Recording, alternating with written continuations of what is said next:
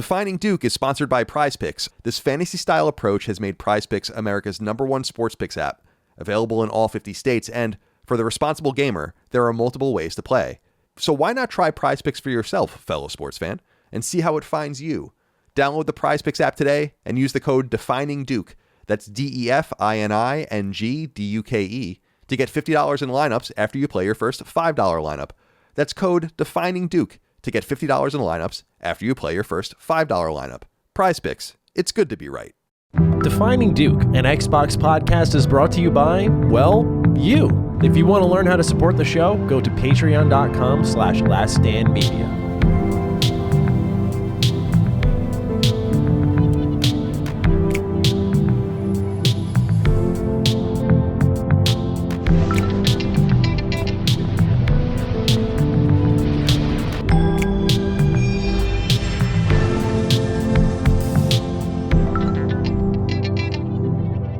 Salutations, everybody. It is Maddie here today, and welcome to episode 272 of Defining Duke, an Xbox podcast. Another week, lots to talk about. Cog might hum a little theme. In fact, let's hear from him now. He's certainly dressed for the occasion. Lord Cognito, how are you doing today, good sir? By popular request. There it is. Just a little preview. There it is. All right. No, but all jokes aside, we'll get into that part. But look, man, this is the busiest stretch since. Usually, I get this busy like around, pre-summer games fest, game convention. Sometimes, we'll have that like February. Sometimes it'll be crazy, bro. This is the most intense content stretch I've ever been in. Like, it's been pre-GDC, GDC, post-GDC, content, and stuff has to get up, and there's events, and again, I'm not complaining. It's just that what's getting me upset is like, you know what gets me upset? When you're so busy, you don't even have time to do anything fun for you. I didn't get a chance to play nothing really for me. I'm getting like antsy now. Like, I'm getting mad. Like, I'm like, damn, another email that's important that I have to do. Damn, another thing. This is a great opportunity. Fuck you.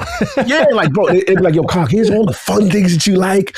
All the stuff is out that you've been waiting for. Can't do it. Can't touch it. Can't play it. Like, God damn. So it just, these are the struggles of a content. I understand. I totally had that feeling over this weekend. I was spending a lot of time working on the game because that's, the main time I get where there's no YouTube stuff. And I had this dream on like a Friday. I was like, dude, it's going to be World Baseball Classic and Pokemon Pokopia all weekend. Like, I just went into this fantasy world.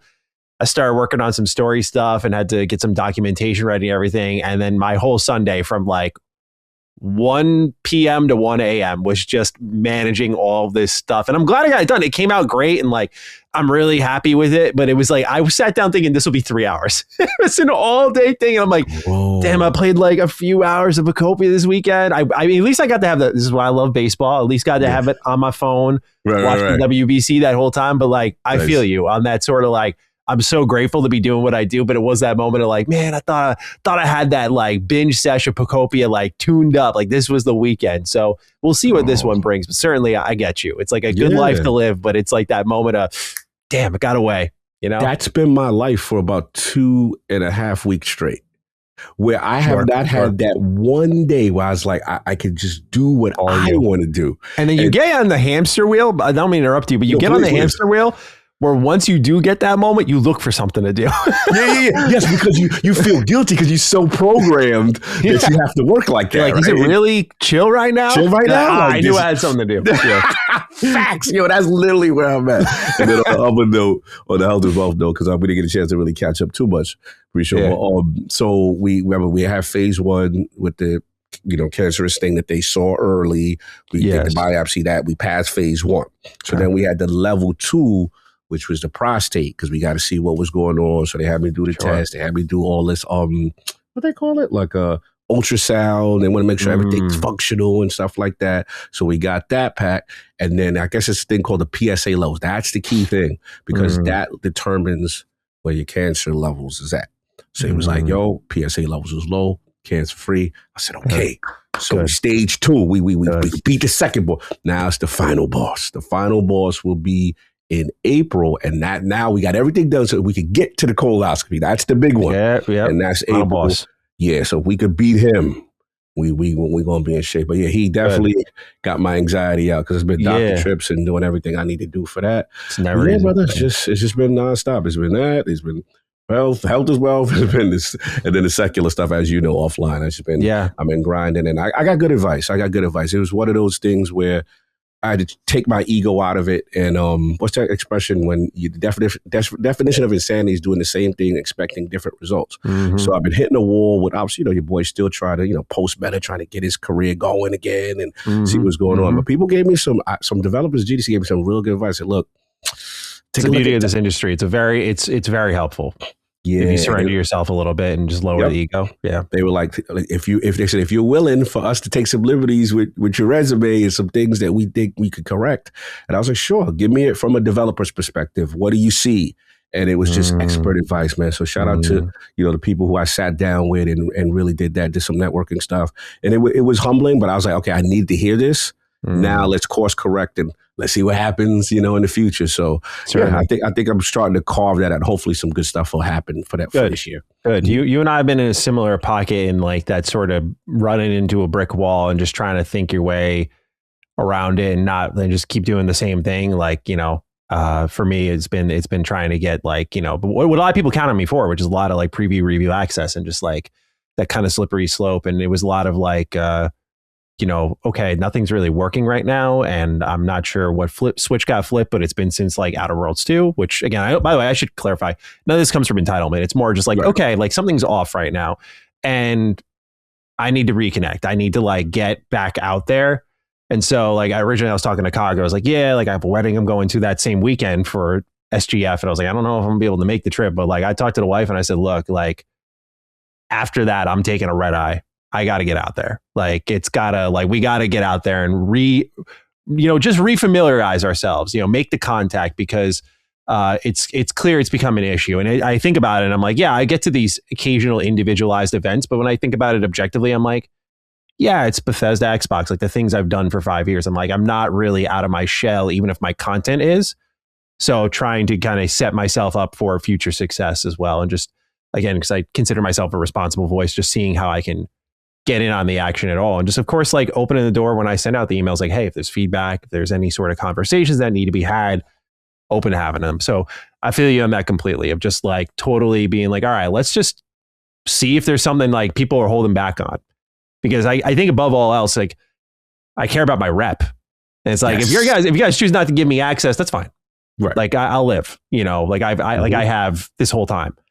But if it's like, well, we would, that's different. Because then I'm like, okay, I value my reputation heavily and I know I have a good one. I want to always take care of that. So it's like, if there is a misunderstanding of who Mr. Matty is, let's clear that up. Bro, we're the same thing on different side of the strip, because that's literally what was going on, on the secular side. It was just like, okay, what's the perception of me? And then I heard it. I was like, oh, okay. So it was like, oh, you're this big TO. You wouldn't have time.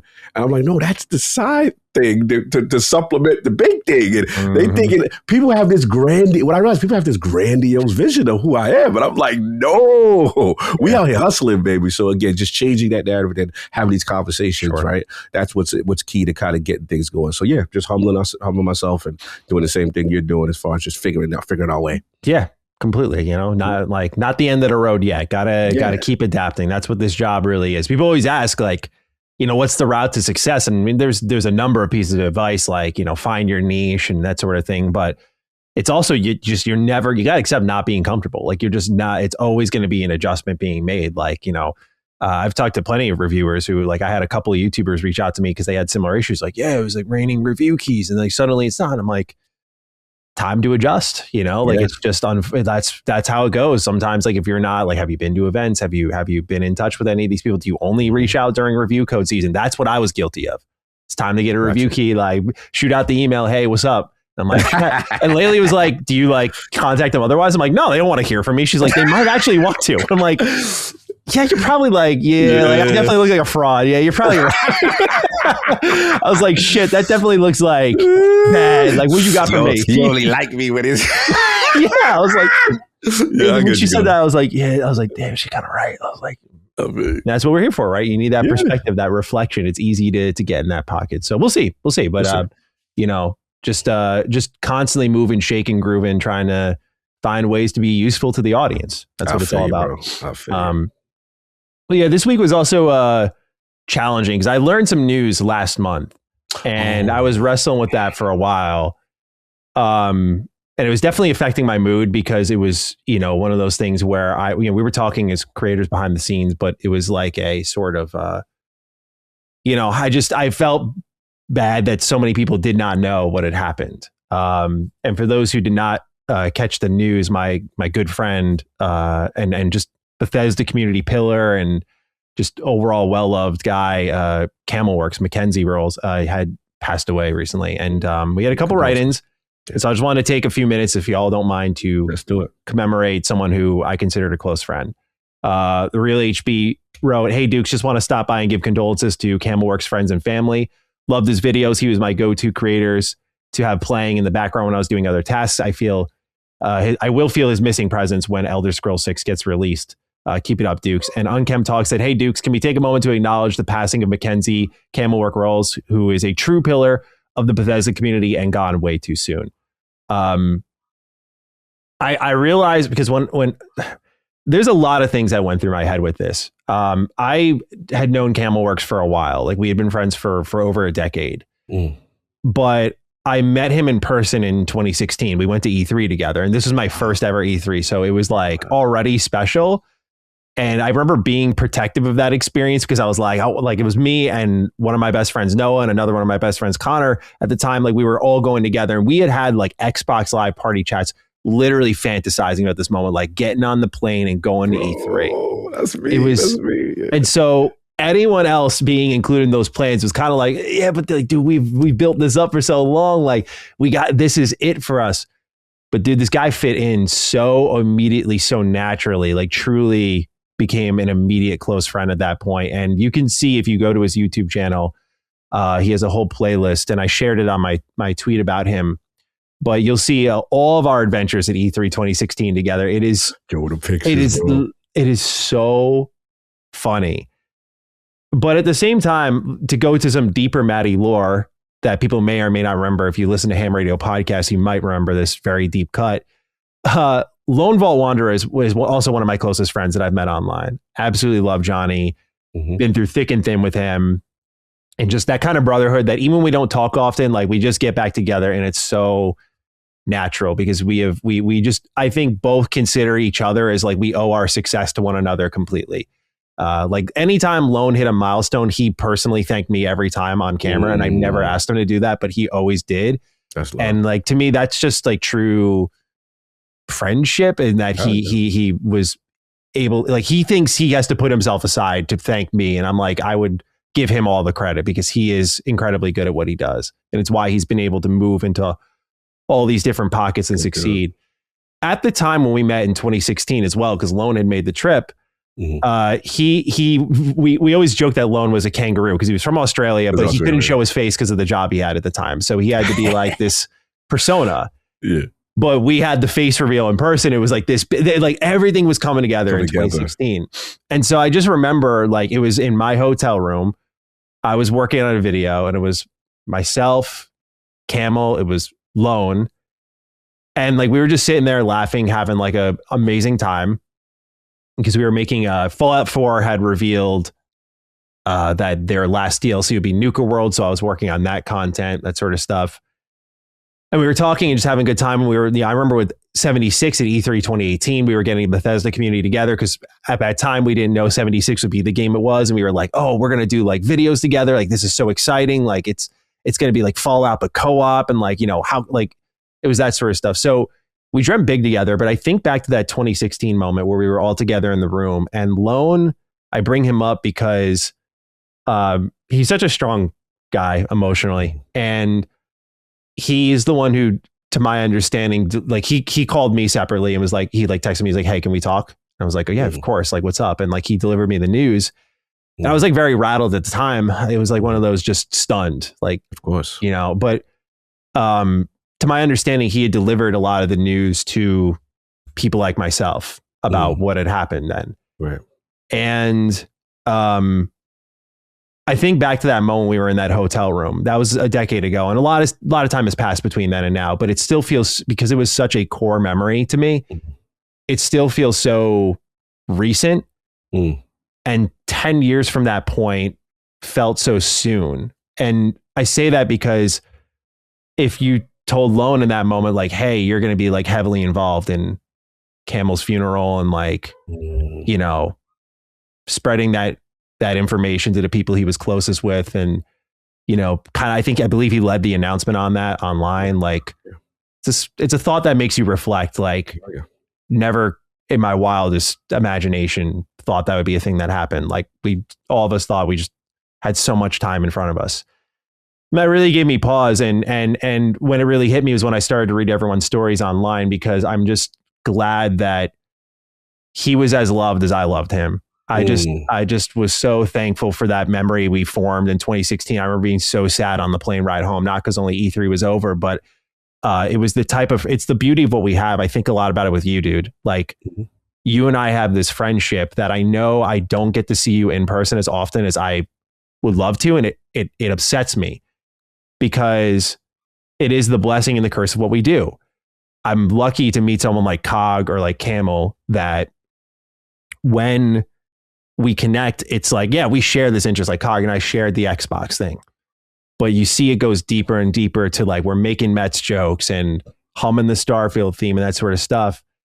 And it's like the blessing of, again, getting to meet someone that special and that close to you and that relatable to you online, but the curse of like, I can't be with them right on the level I desire as often as I could be. Yeah. And it shook me to a level of like, I need to really get out there more. You know, like, I really need to connect with the people I value even more than I already try to. But also it just, again, made me really think back to that key moment in my life and just how impactful Camel was to that and just to the whole community. You know, this is a guy who made movies about Elder Scrolls lore, some of the deepest dives you can imagine, incredible sense of humor.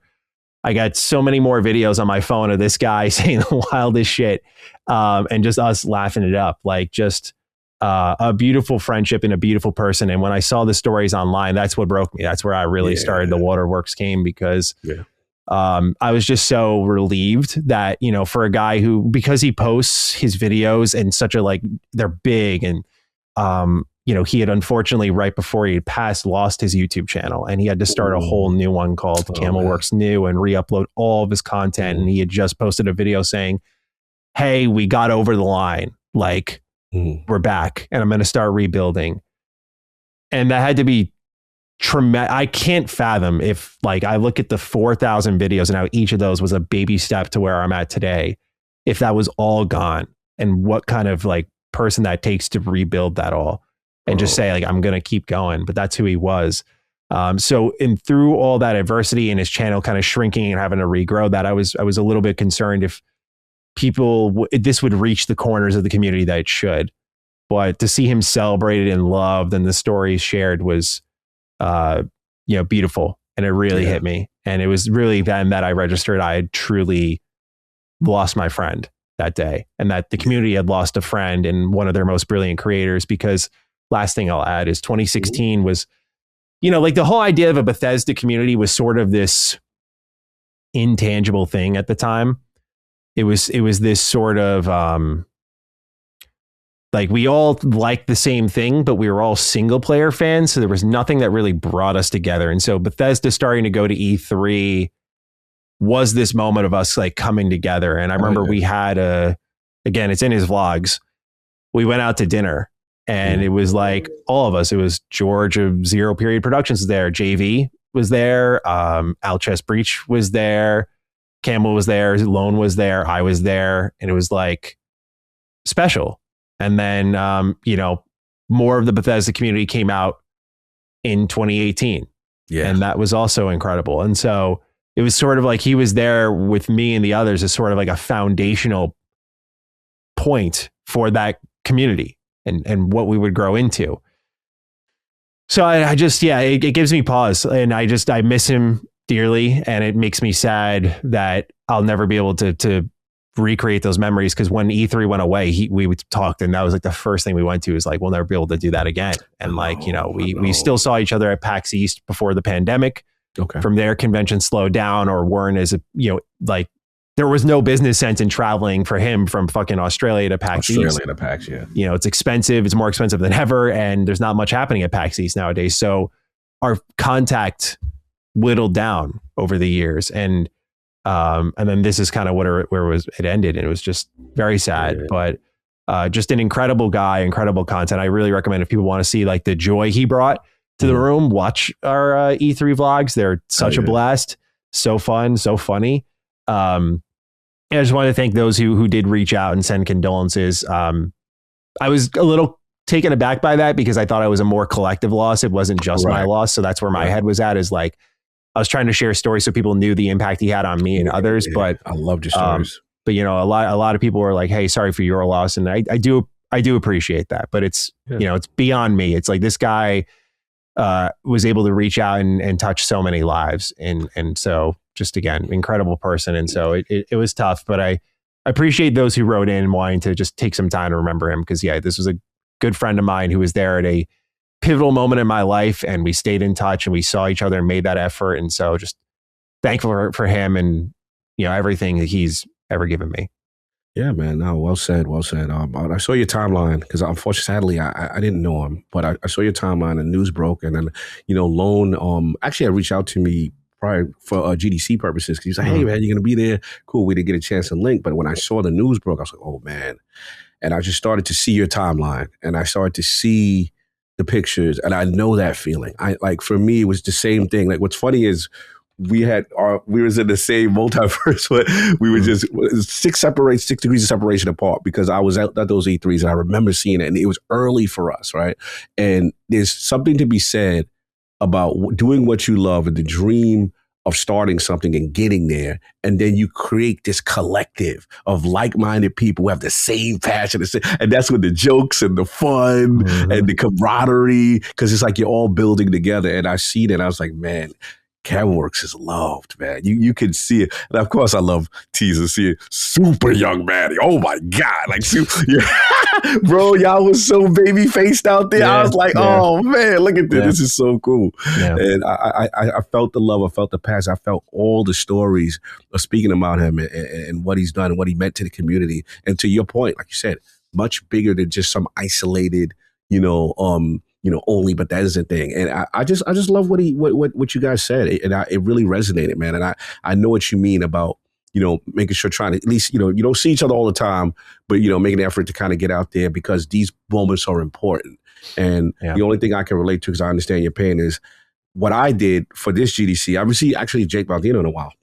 And I told him a story that blew his mind, because I wanted to show him how much I appreciate him, because he didn't realize when I was starting up, he did something for me that was very subtle. And I was just like, I want to give you your flowers, because basically I was like my first PAX or whatever it was. And, I couldn't get any interviews. I couldn't get any, like, no one was talking to me. I was just, it's like 50 subscriber on a podcast. So I told him the joke, like YouTube creator had a thing. I made him laugh. I was like, it was almost the equivalent of like Make-A-Wish for a small YouTuber for a big YouTuber. So they would put, I don't know how, it was like a raffle, bro. YouTube creator hit me. It was like, "Hey, would you like to meet 3 subscribers with 1 million plus subscribers?" I'm like, "Oh yeah." Like, so again, there's no guarantee. So I submitted it. And one of them was Jake Baldino, right? So I was like, and okay. He's the type of person who would 100%, no doubt about it. Through, interviewed him. This was like one of my biggest content creator interviews on the channel. This is way back. And during the course of the interview, he was like, "Bro, you've never done this before?" Like, he's like, you're a pro, like you're a beast. And I was like, "Yo, dang, I meant a lot." And I told her, I was like, that always resonated with me, because you didn't have to do that. Right. And I just want to show you how much I appreciate it. But basically, the moral of the story is always appreciate people when you can. You know what I mean? And cherish these moments, because again, life is short. We never know. And just like me and you, I'm like, "Bro, I see you in a while. Let's, got to get you out there to SGF if we can, if kind of thing," because that's how it is. And with your buddy, Camelworks, I understand that, you know what I'm saying, when things grow apart, stuff like that. But I love how much love everybody poured out towards him and showed how much he meant to everyone. That was super dope. Yeah. And I have no doubt that Bethesda will commemorate him in Elder Scrolls. I have no doubt. They've always been really good with that stuff. And so I saw a lot of people saying like Bethesda should do something in his honor. And I have no doubts they will do it. They've done it for their fans before. Speaking of Nuka World from earlier, they did that for a fan with that game or that DLC. So I feel confident they'll do it for Elder Scrolls 6. So they've always been classy like that. Nice. Anyway, I appreciate the write-ins, guys. So and any well wishes or condolences sent our way. Just again, please feel free to check out some of his stuff. He was a really awesome guy, and I'll dearly miss my friend. But we'll move out of this here, and we'll talk games from here on out. This first write-in is from Luna Mura, who has an interesting question that I did not really ponder at the time we started to learn about the vision for Xbox Helix. But I do want to get into this because I'm curious if you had any ideas on this. Luna Mura writes, "Hey, Double Ds. This is seemingly no doubt the PS5, or there is seemingly no doubt the PS5 will be supported long into the next generation, but can we confidently say the same for the Xbox Series consoles? With word that Project Helix will be incredibly easy to make ports for, do you think devs will quickly abandon the Series consoles? If devs do abandon it, do you think Xbox will try to prolong the lifespan of Xbox Series consoles by giving them a PC hybrid update, if that's even possible? I'd love to hear your thoughts and predictions. Thanks for the great content as always. And please don't listen to the haters. Just know there is a huge majority of normal level-headed people out here that love you guys and appreciate the hard work you do from the quiet, lurking sidelines. Remember, it's usually the most toxic people that are the loudest. I just felt like mentioning this because I've seen how toxic the gaming community can be. I hope you guys don't ever let it bring you down. Keep doing what you guys do, Luna Murrow. We appreciate you and your kind words. Thank you. That's big. For writing that. Yes.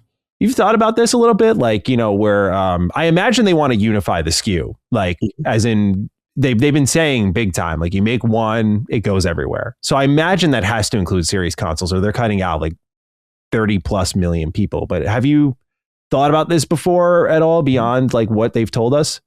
Yeah, I mean, it's a good question from Luna Moore in terms of it's a two-part question the way I look at it. From the software standpoint, I'm not concerned because, like I said, we've got the information that once you make a game for PC and then there's an Xbox mode, it automatically, becomes on the platform. So I'm not concerned about that part. But I think it's a fair question to ask about the hardware of the Series X and S once Project Helix is in the wild. And I guess from my standpoint, it seems that they have completely stopped really pushing Series X and S. Not even my way. It's literally what's happening. Series X and S is not really being pushed much anywhere, So from an abandonment of actually finding the older hardware is my concern versus I don't think there will be anything that will, kill off the thing because it's basically, you got to look at it. It's like this backward and forward compatibility line, right? Everything that you play for the most part should be able to be played on these lower SKUs and lower consoles. Now the question becomes, as you get deeper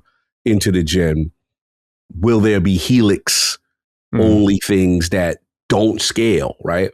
I would be shocked by that, but the way development works these days, but you never know. You know what I'm saying? You never know. You never can put a finger on it. So yeah, I'm not too concerned a bit. Only thing is I need to know when Helix is in stores, will Series X and S's still be readily available? You know what I'm saying? Or do they want to already stopped producing? Yeah, good point. Exactly. That's to me the real question.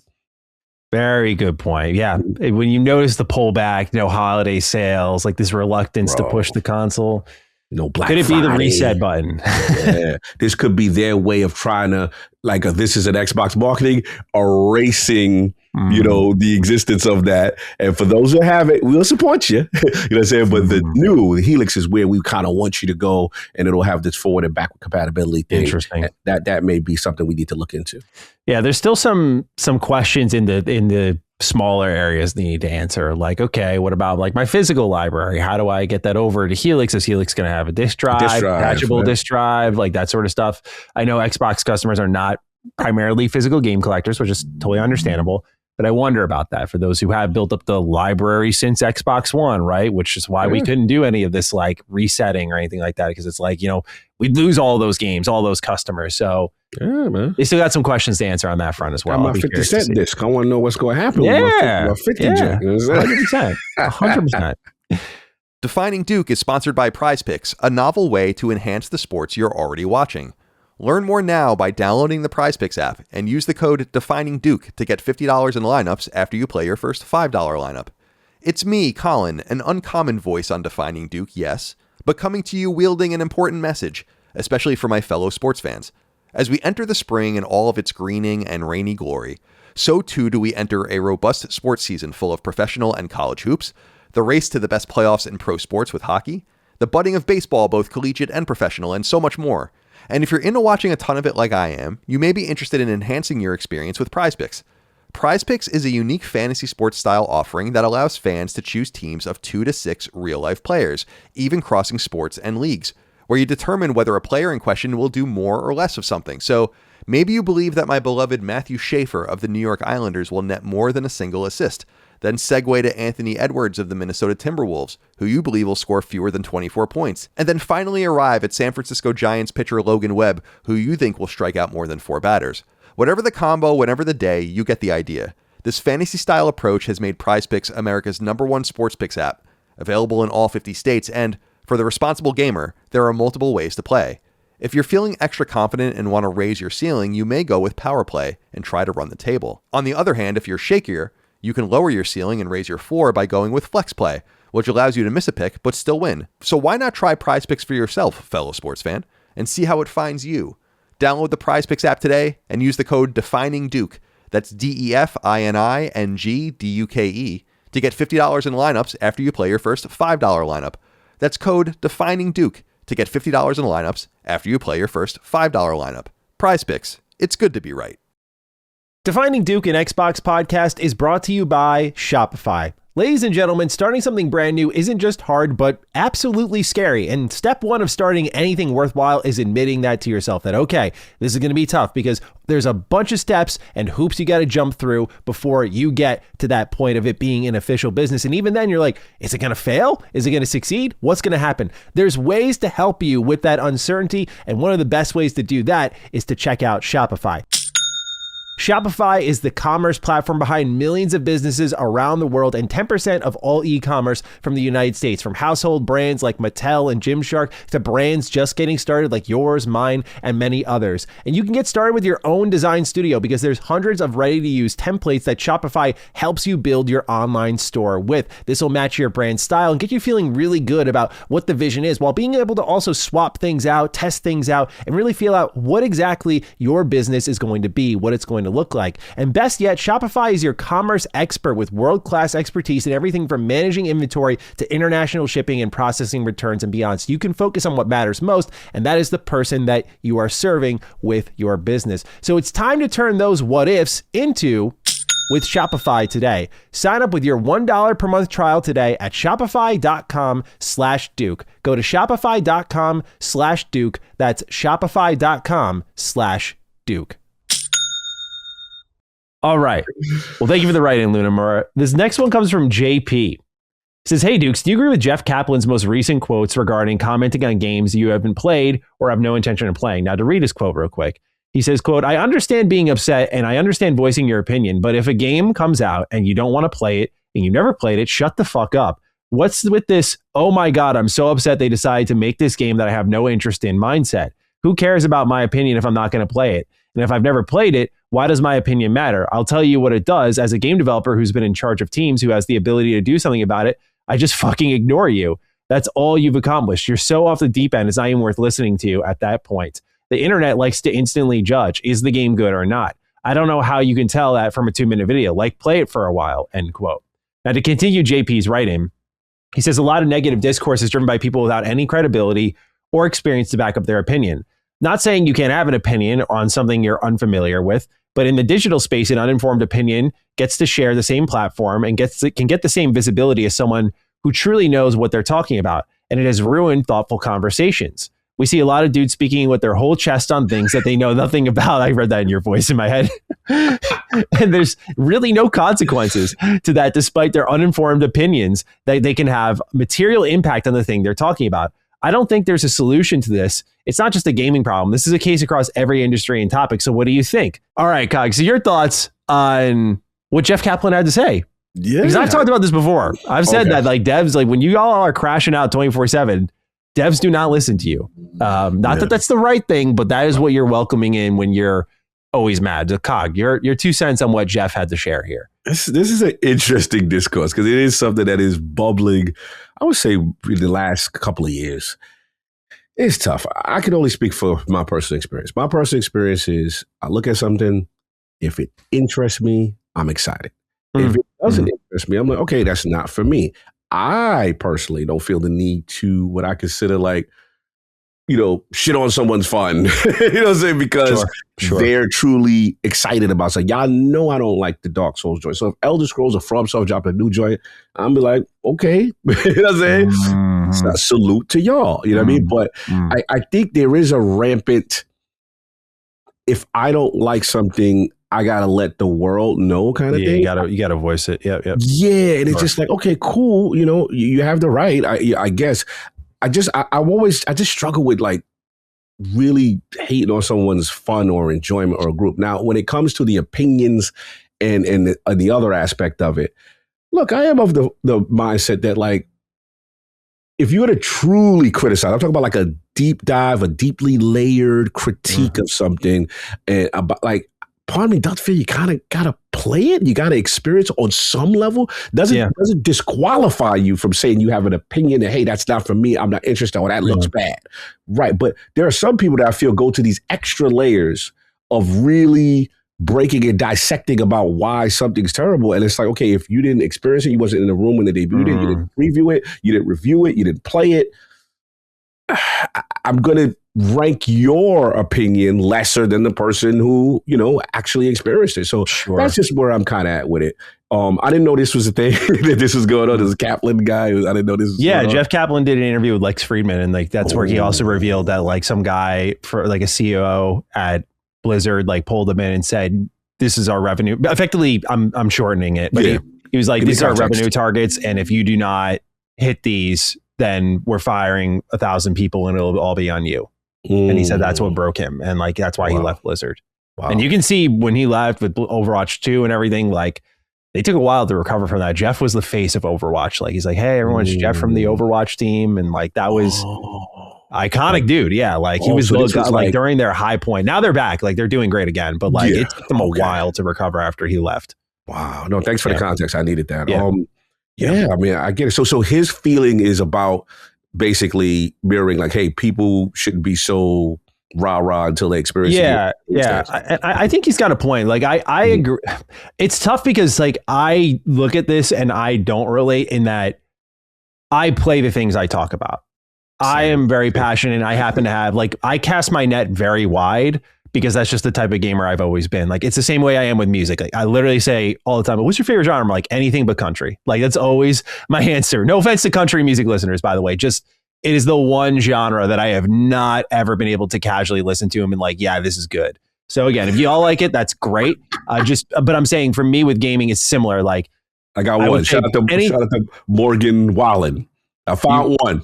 He did a hip hop crossover, Money Bag Yo. I was like, who is that? That joint it's the first time I've listened to these sort of hip hop country crossovers, and even though it's like I can't really, I love hip hop, but I even like that whiskey. You ain't like hear that whiskey? Not really. I just I don't know, like country either. Yeah, but whiskey was the one that I was like, all right, I'm gonna give Morgan Wallen a shot. He did something that I like. No, I'm open to it 99% of the time. Yeah, I want to be there and enjoy this genre like millions of people do. So. I don't say it with a closed off mind, but I bring it up because like to me, gaming's a similar way. Like anything but like heavy puzzle games. Like I'm basically and like, you know, obviously the other ones, like I don't want to play Just Dance, you know, like I'm not looking to do that sort of stuff. But I agree that this is the problem with social media is that the platform, it's the problem, it's a blessing and the curse. It's good that the quote common man end quote has a very powerful voice because it used to be very ignorable. But because now the common man's voice is powerful and they don't care, they're not trying to build a platform, it can do that sort of irreparable harm to something just by spouting off and a bunch of people agreeing with them. I do think though that like I think a good recent example of this is like High Guard, right? I'm sure that's where I haven't listened to the full podcast, but I'm sure this is probably one of the games that was in Jeff's mind when saying like, if you're not going to play, shut the fuck up, right? But I do think that there has been a trend lately with games, not always, but there has been a trend that's developed over the last, I'd say, year and a half, 2 years, where looks haven't been deceiving. And that is a sad fact. I don't say that like justifying people for being mean or being angry, but there has been a sad fact of when these games look like this, are presented like this within this genre, with these types of mechanics. It's not like a rah, you suck. It's like, oh my God, again. And like it ends the same way 90% of the time. So I understand that there are pockets where it's like, you know, I think about what Crimson Desert. I hope this comment doesn't age poorly because as we're recording this, Crimson Desert reviews are coming out in an hour. So I'll know later in this show. We're going to know. Yeah, we're going to know. But Crimson Desert seems like a game people are looking for a problem with. Like it was like console gameplay, like what's going on with that? And I think it's fair. I was asking questions. I like went straight to their head of PR on Twitter. I was just like, he was like, yeah, PS5 Pro. And I'm like, yeah, but like base consoles, like, right. You know, when those are coming out, like respectfully, just, you know, when, you know, base PS5 and Series X are coming out for our brethren there. No answer. So like, but like, I think they've earned benefit of the doubt because they have been so transparent in this situation where I'm not dooming them like I would Bethesda hiding a technical concern from me because they have had a bad track record with those. So I feel like some people who do react without playing are still using situations and facts and information that support the reaction. Are there always going to be bad faith actors and actresses? Of course. But I think if you ask me, I had a real problem with this in like 2024 when there was like a lot of political tension, early 2025. I don't even see these grifters on my timeline anymore. Maybe it's because I'm off social media a little bit, but like I don't see them on my timeline anymore. And I think it's so painfully obvious when someone is trying to grift now because they just defy logic and reality, as we'll talk about later. Yes. And so I feel like it's so obvious that it's easy to just pick out the people who you don't listen to. Right. But I've said this before that, like, for example, when I talked about DLSS in my video, like I was ready to do I call it the WB games, Maddie, like where turn on, sailor mouth, what the fuck are we doing here? Because for them, they had all the tools. They were like, here's Batman, not just Batman, here's all these DC heroes, here's Harry Potter. The world is yours. Go make multi-million-dollar hits. And they somehow like did everything people didn't want them to do and failed so tremendously. Right. So that was the approach I could have taken. And in that moment, I'm like, you're hopeless. So I will take that approach. I try to be calculated with it. And I've always incentivized any of my audiences I've ever had to take a similar approach. With DLSS, I was equally, if not more angry, but I was like, a well-reasoned, quiet anger here is a lot more effective because everyone is yelling right now. Right. Everyone is screaming right now. So I want to make sure if an exec, whether it be from Bethesda, Capcom, NVIDIA, strolls on by, they hear a well-reasoned concern from someone who is very much not in on DLSS 5 at all and thinks that what they showed was insulting and that they can understand why from someone who's not like deep throating their microphone trying to scream into it, you know? Like, so I tell people that selective anger is something you should embrace because when it's utilized, it is incredibly effective. You know, it's not just about people like me and like your brand. Of course, there's part of that. Like, I don't want to be known as the angry guy or the negative guy. But it's important that as an audience, when you flip that switch and you are angry, that is felt. And it's like, well, we fucked up instead of what Jeff just described here, which is everyone's always mad all the time. I'm cutting the curtains on them. And that's why we see these mistakes getting repeated because people are always angry. So they're like, they're going to get mad anyway. That's what they say. That's I don't want to sit in one of these rooms to know that's what always comes down to is, yeah, but they'll get pissed anyway. And it's on them for maybe shoulder shrugging the audience and going, whatever. But that's what it comes down to. No, this is good discussion. I love this because what you're saying is very important. I think for me, it's two-part because one, it's the nuance. To me, it's like, okay, we know people are going to get upset. There's going to be things that people are going to be strongly against, and we will get into that later. You know what I'm saying? And it's the way you give the feedback, because if you give the feedback in a measured, respectful way, you're more likely to get the answers you truly desire. Sometimes you don't, but sometimes you do because of the way it's presented. When you come out with the angry mob, people are going to look at you like a petulant child, and you're just throwing your toys at someone because you're mad. And, it's the way I always tell people, it's not what you say, it's how you say it. You know what I'm saying? Because these are individuals too. Now, on a slightly unrelated note, but I wanted to bring this in. My issue is actually different. My issue now is I am seeing the literal cheering of people losing their jobs or wanting someone, wanting a company destroyed because they either did a practice you didn't like, or, they had a game that you didn't like. And here's my thing. I get it. A lot of these suits at the top make stupid decisions that ruin the brand or do something that is very unforgivable on a high level. I'm not excusing that. What I'm saying is, what people have to put into context is that usually it's one person at the top or these individuals at the top who make these decisions that all the rest of the development team has to do, right? All the rest of the development team may not be on board with said decision. Right? They're just trying to do their job. So all I tell people is like, hey, let's chill with I want company X destroyed. I hope their joint flop. And that I'm not into. Yeah, you know what I'm saying? I am not into that, because at the end of the day, these are human beings just trying to make a living. You know what I'm saying? And a lot of them sometimes do not agree when the stories come out. So I know this is a little unrelated, but I just wanted to throw that in the back end. But no, I hear what you said. All I said is like, give the feedback, go through the proper channels, and I will see this. Well, I'll say this, which is going to be a common theme today, is that I do always have faith that people are going to let you know when you're messed up. You know what I'm saying? And we gonna get into that. The dystopian part of what you're leaning into is that I feel like now we're at the point where people are saying how badly things are messed up here. Mm-hmm. And that's not to invalidate the opinion of those who disagree with that. Right. But that we're at this dystopian point where they just don't care. They're like, we're just gonna, like, it's not, okay, we reel it back in. Let's not. It's, we have to keep marching forward. How can we do it and make them less angry?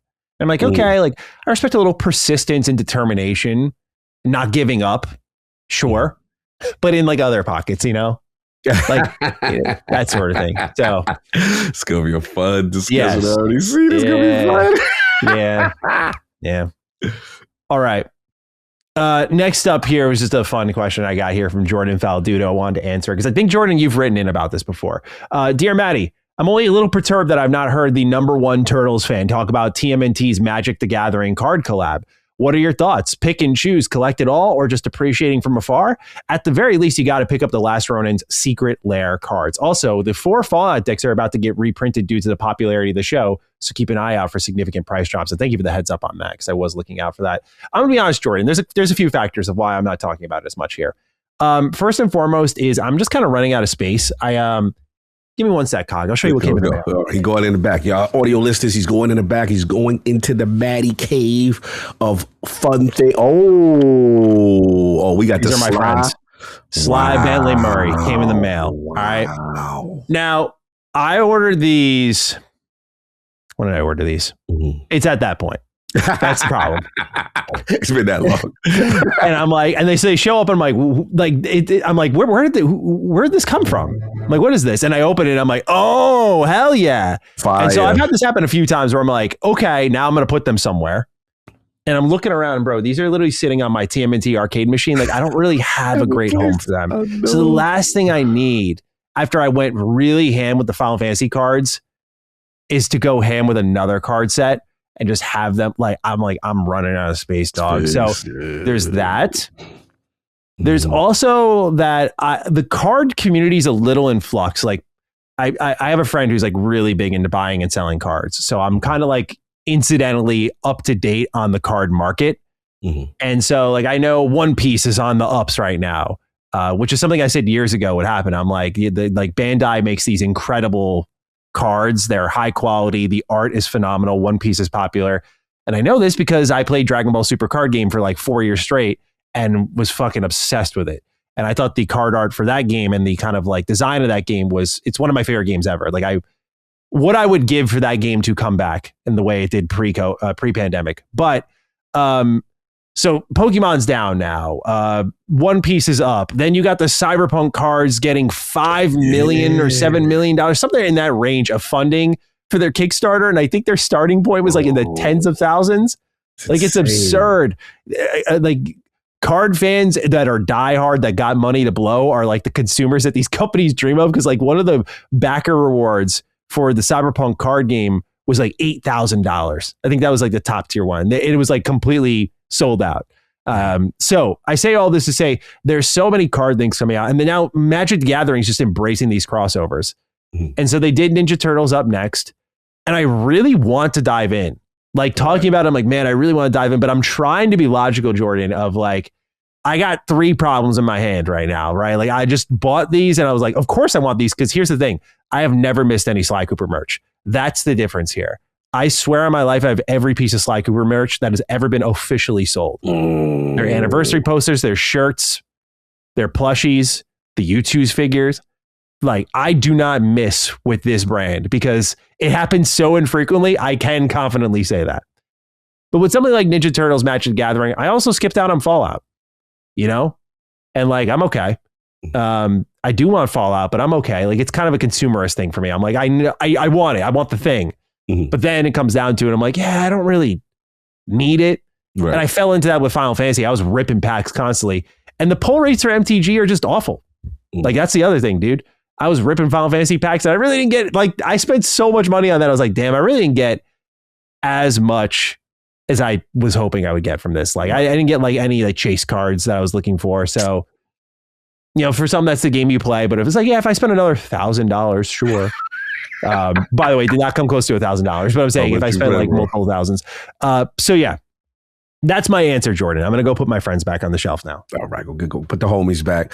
Got to find a home for, man. Look, I get it. My only addition to it is I understand it. As a person who's got a mini, man, I get it. It's like, where do you put this stuff? It starts to get so crazy, man. Yeah, dude. I love it. Yeah, you can kind of see way in the background here. If I tilt my camera, you can see on top of the shelf here. Yes. Like, I'm just piling up collector's editions up there. It's great. It looks great. Like I did a good job with it. But now my creativity, I can't play Tetris with my collectibles now. Like we're getting to the point where it's just there's not enough space in this little office. So I looked around. I was doing this 2 days ago. I was looking around. I was like, do I get rid of anything? And I'm looking. I'm like, I love everything in here. Same. Everything in here, I adore. I have, like, look right here. What we got? Our Fallout fans. This is right here on special book, and it's got like everything, and it's got my name on the back. Like I got this reviewer back in 2015. Let's go. One of my favorite pieces of merch. I got Shredder's Revenge Collector's Edition. I got some Fallout figures. Got more Fallout figures. Got the Master Editions for KOTOR stuff. Like I'm very well taken care of here. I'm very happy with my collection, but dude, I'm also like tapped out. So to me, cards where you can just, there could be spilling out of every corner of your room. I can't. I want to, Jordan, but I can't. I feel you, bro. Thank you for writing in, Jordan. Hopefully you understand. Let's get going into the news here. Let's start with a fun rumor here. This one comes from Nate the Hate, who's been on top of just many a rumor in the industry and has been pretty accurate. We learned last week through GDC that Xbox is looking into new ways to play your favorite classics. And we speculate on what that may be. And if Nate the Hate is to be believed, it seems like we were on point. He said, quote, "This has been their goal for over a year. I think I made a comment about it before, but Microsoft Backcompat team has wanted to bring and make your OG and Xbox 360 digital library playable on PC," end quote. Exterminator writes in saying, "Hey Dukes, so it appears Microsoft is going to bring Xbox 360 and some of your Xbox game emulation to PC now. I think this is great for someone with a mid-range PC and a PS5 Pro. But for Xbox fans, surely this is confirmation of Colin's off-ramp theory. Like, why would they do this unless they intend to ultimately transition everyone to PC in the not-too-distant future and stop making hardware completely, but ensure people's legacy libraries on Xbox are preserved? From where I'm sitting, it looks like that's exactly what they're doing." So, Cog, when you see this rumor, is it amounting to what you expect in your head? And do you agree with Exterminator's take that this might be the off-ramp in motion? Interesting.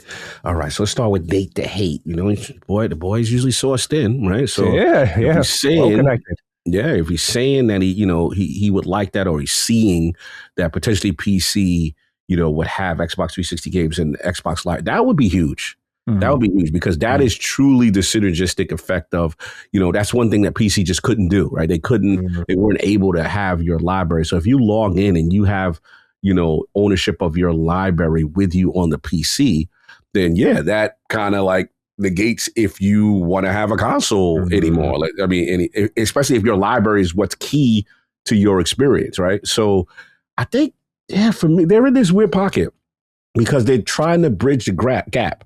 Because what they're doing with Helix is this literally a hybrid thing. I can't say it's not a console, and I can't say it's not just a PC because literally, it's new. Exactly. It's just something different. Like you literally, I've never seen a PC be able to do that. But if the reverse engineering works, where you're on a PC and now you're doing again, and maybe that's the Helix name because Helix is like DNA, the intertwining. Right. Yeah. So maybe that's what the whole end game is. And it's just like, okay, if you're PC, you're Xbox. If you're because they got guys like Mr. Matty Plays, who's like, yo, bro, I'm on PC. Xbox. Exactly. Now, if you give Matty his entire library, everything that came with him, and this is what he wanted to be anyway, then maybe you're onto something. And now you're giving me a powerful, let's just say, mid-top. There we go. You let him play Lost Odyssey. You let him play the KOTORs. You let him play the legend. Like, bro, on hit, like that would be big, And again, this is a very Lost Odyssey was so fire. That was so fire. that this is a very ambitious thing, but it feels like that's what they're doing, and this is a way that they reinvent themselves. So I'm for it, in the sense of this way, I still get to experience things the way I want to. I want to be on console. To me, this is work. Respect for all my PC games, Master Race guys. I get you. But I want to, when I leave this, I'm like, okay, this I can play. Yeah. You just give me one of those. That's all I ask for, Helix. Just give me one of those, and which is what they're doing, right? But for the people who already left, or the people who were like, hey, I don't want to get a console. I like my PC. I like my Steam library. I like. Here's the ramp for you, right? So it seems like that's what they're doing, but we're gonna find out more and more as this year goes on. My hope is that it's native, downloadable, that sort of thing. Because you can stream some of these things already through like xCloud onto your PC or whatever. Oh yeah, we need native, baby. Oh yeah, we need native. Like it's there, download, install, it's yours, like that sort of thing. So I agree.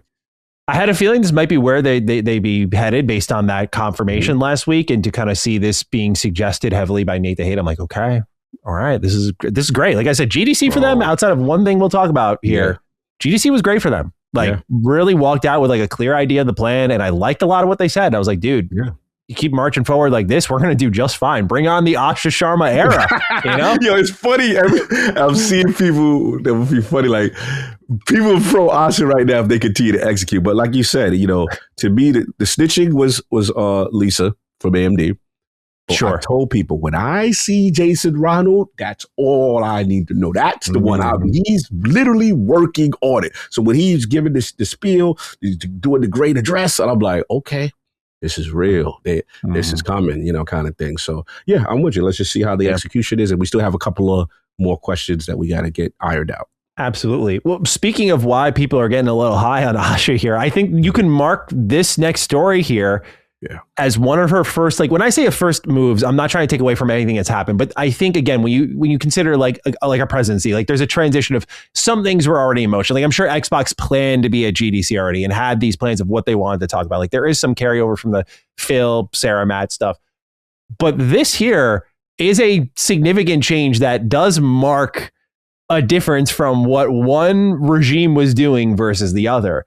And that seems to be the retiring of the This is an Xbox campaign, Cog. This is an article here from Game Developer. I'm just going to read the first couple of paragraphs here. They say, remember, this is an Xbox. Microsoft made those 4 words the cornerstone of a marketing campaign it believed would hammer home one key point, which is Xbox is a platform, not a console. Now, however, just weeks after the company appointed a new leader and former AI exec Asha Sharma and bid farewell to outgoing overseers Phil Spencer and Sarah Bond, it appears the company has quietly retired the campaign. When searching for the blog post that kicked off the marketing beat earlier today, I noticed that it has been removed from Xbox Wire. In fact, the only post currently available on This is an Xbox results on the Xbox Wire in September of 2025, where it's an update featuring news about the Xbox Ally. The link for the original announcement remains, but when you click on it, you are instead greeted by a 404 error message and a yawning blank screen saying, quote, "We cannot find the page that you are looking for," end quote, reads the small text at the top of the left corner of the page, which is interesting. The post, which stated that this is an Xbox, would usher in a new era where people can play their favorite games, discover new adventures, and connect with friends wherever they play today, remains accessible via archive today. So, Cog, let's connect some dots here. We did see the post by Tom Warren of The Verge laying a lot of the blame at Sarah Bond for the "this is an Xbox" campaign, and whomever's fault it is, whatever, again, because we always said like it's Phil too. But we look at that and now we see this campaign's being retired. So Asha said the plan's the plan until it's not the plan. Does it look like "this is an Xbox" is on a way out? I think I'll just jump right ahead and say a great call. I don't think you want your marketing campaign to be butt of jokes. Got to be like a rallying cry in a good way, not like a rallying cry in a let's make fun of them way.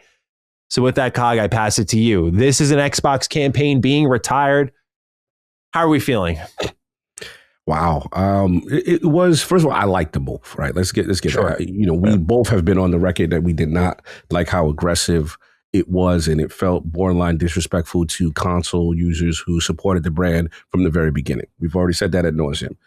This is significant in the sense that when you work at PR, you work at marketing, when you erase a former campaign, that is significant. That means you want to scrub this from the memory banks. You want to act as if this does not exist, which tells me now that you are pivoting and that you look at that as a mistake.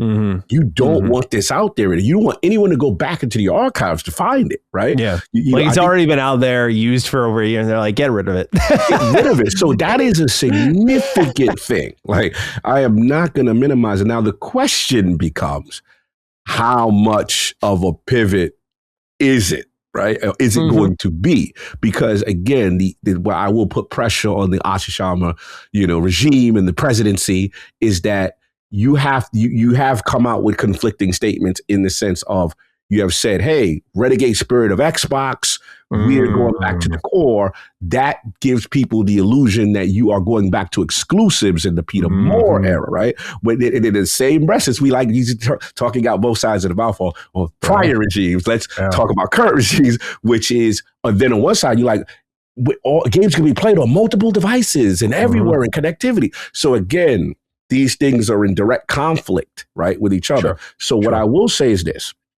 on a positive note, this is an Xbox being removed is a huge deal because, again, one of the biggest surprises I did at GDC was the smallest of tweets. Just like, oh, wow, look at this marketing from Xbox. Right? I saw that. I saw the numbers on that, bro. I think one of my friends said it to me. I was like, "This is damn Cog's doing numbers." Like, all right, this is good. It was just you with the side eye. Just the eye, like, oh wow, it's like interesting. New marketing thing, right? I turned my phone off. I went to interview. Shout out to my man Iron Ruck. We finished the interview with Blight Survivor. I came out. I'm like, what is up with my phone? Why do I have like a zillion everybody quote tweet me, Warren, Dustin Legare. I'm like, what is happening? And it showed me, one, people hated that old campaign. Two, people love the Xbox console and the focus on that being on the console. I was like, wow, this is an interesting data point. I did not expect this. I think the problem lies in the messaging. I don't know if the sentiment at Xbox is going to change of like, as we can tell, devices everywhere, playing everywhere, that sort of thing. We've always said we don't really buy in yet to the idea of them doing exclusives again. So we think like the whole, mindset might even be a strong term, but you get what I'm trying to say of like, this is an Xbox, as in like Xbox is everywhere. But maybe not using it as a rallying cry to diminish the base that views the Xbox as the Xbox is a really bad idea.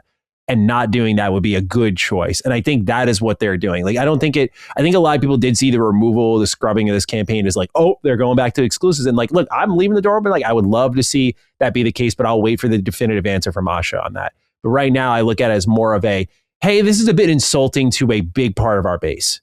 Maybe we should word this a little more gently, like Xbox is waiting for you wherever you go, rather than like, this is an Xbox now, not what you think it is. Like, you're wrong about it. The underlying messaging for this campaign was terrible because it was I see PR do it a lot in gaming. I don't know what it is, but there's a lot of like comfortability in just telling, even if the customer is dead wrong, the shitty part about the entertainment business is you cannot tell them that.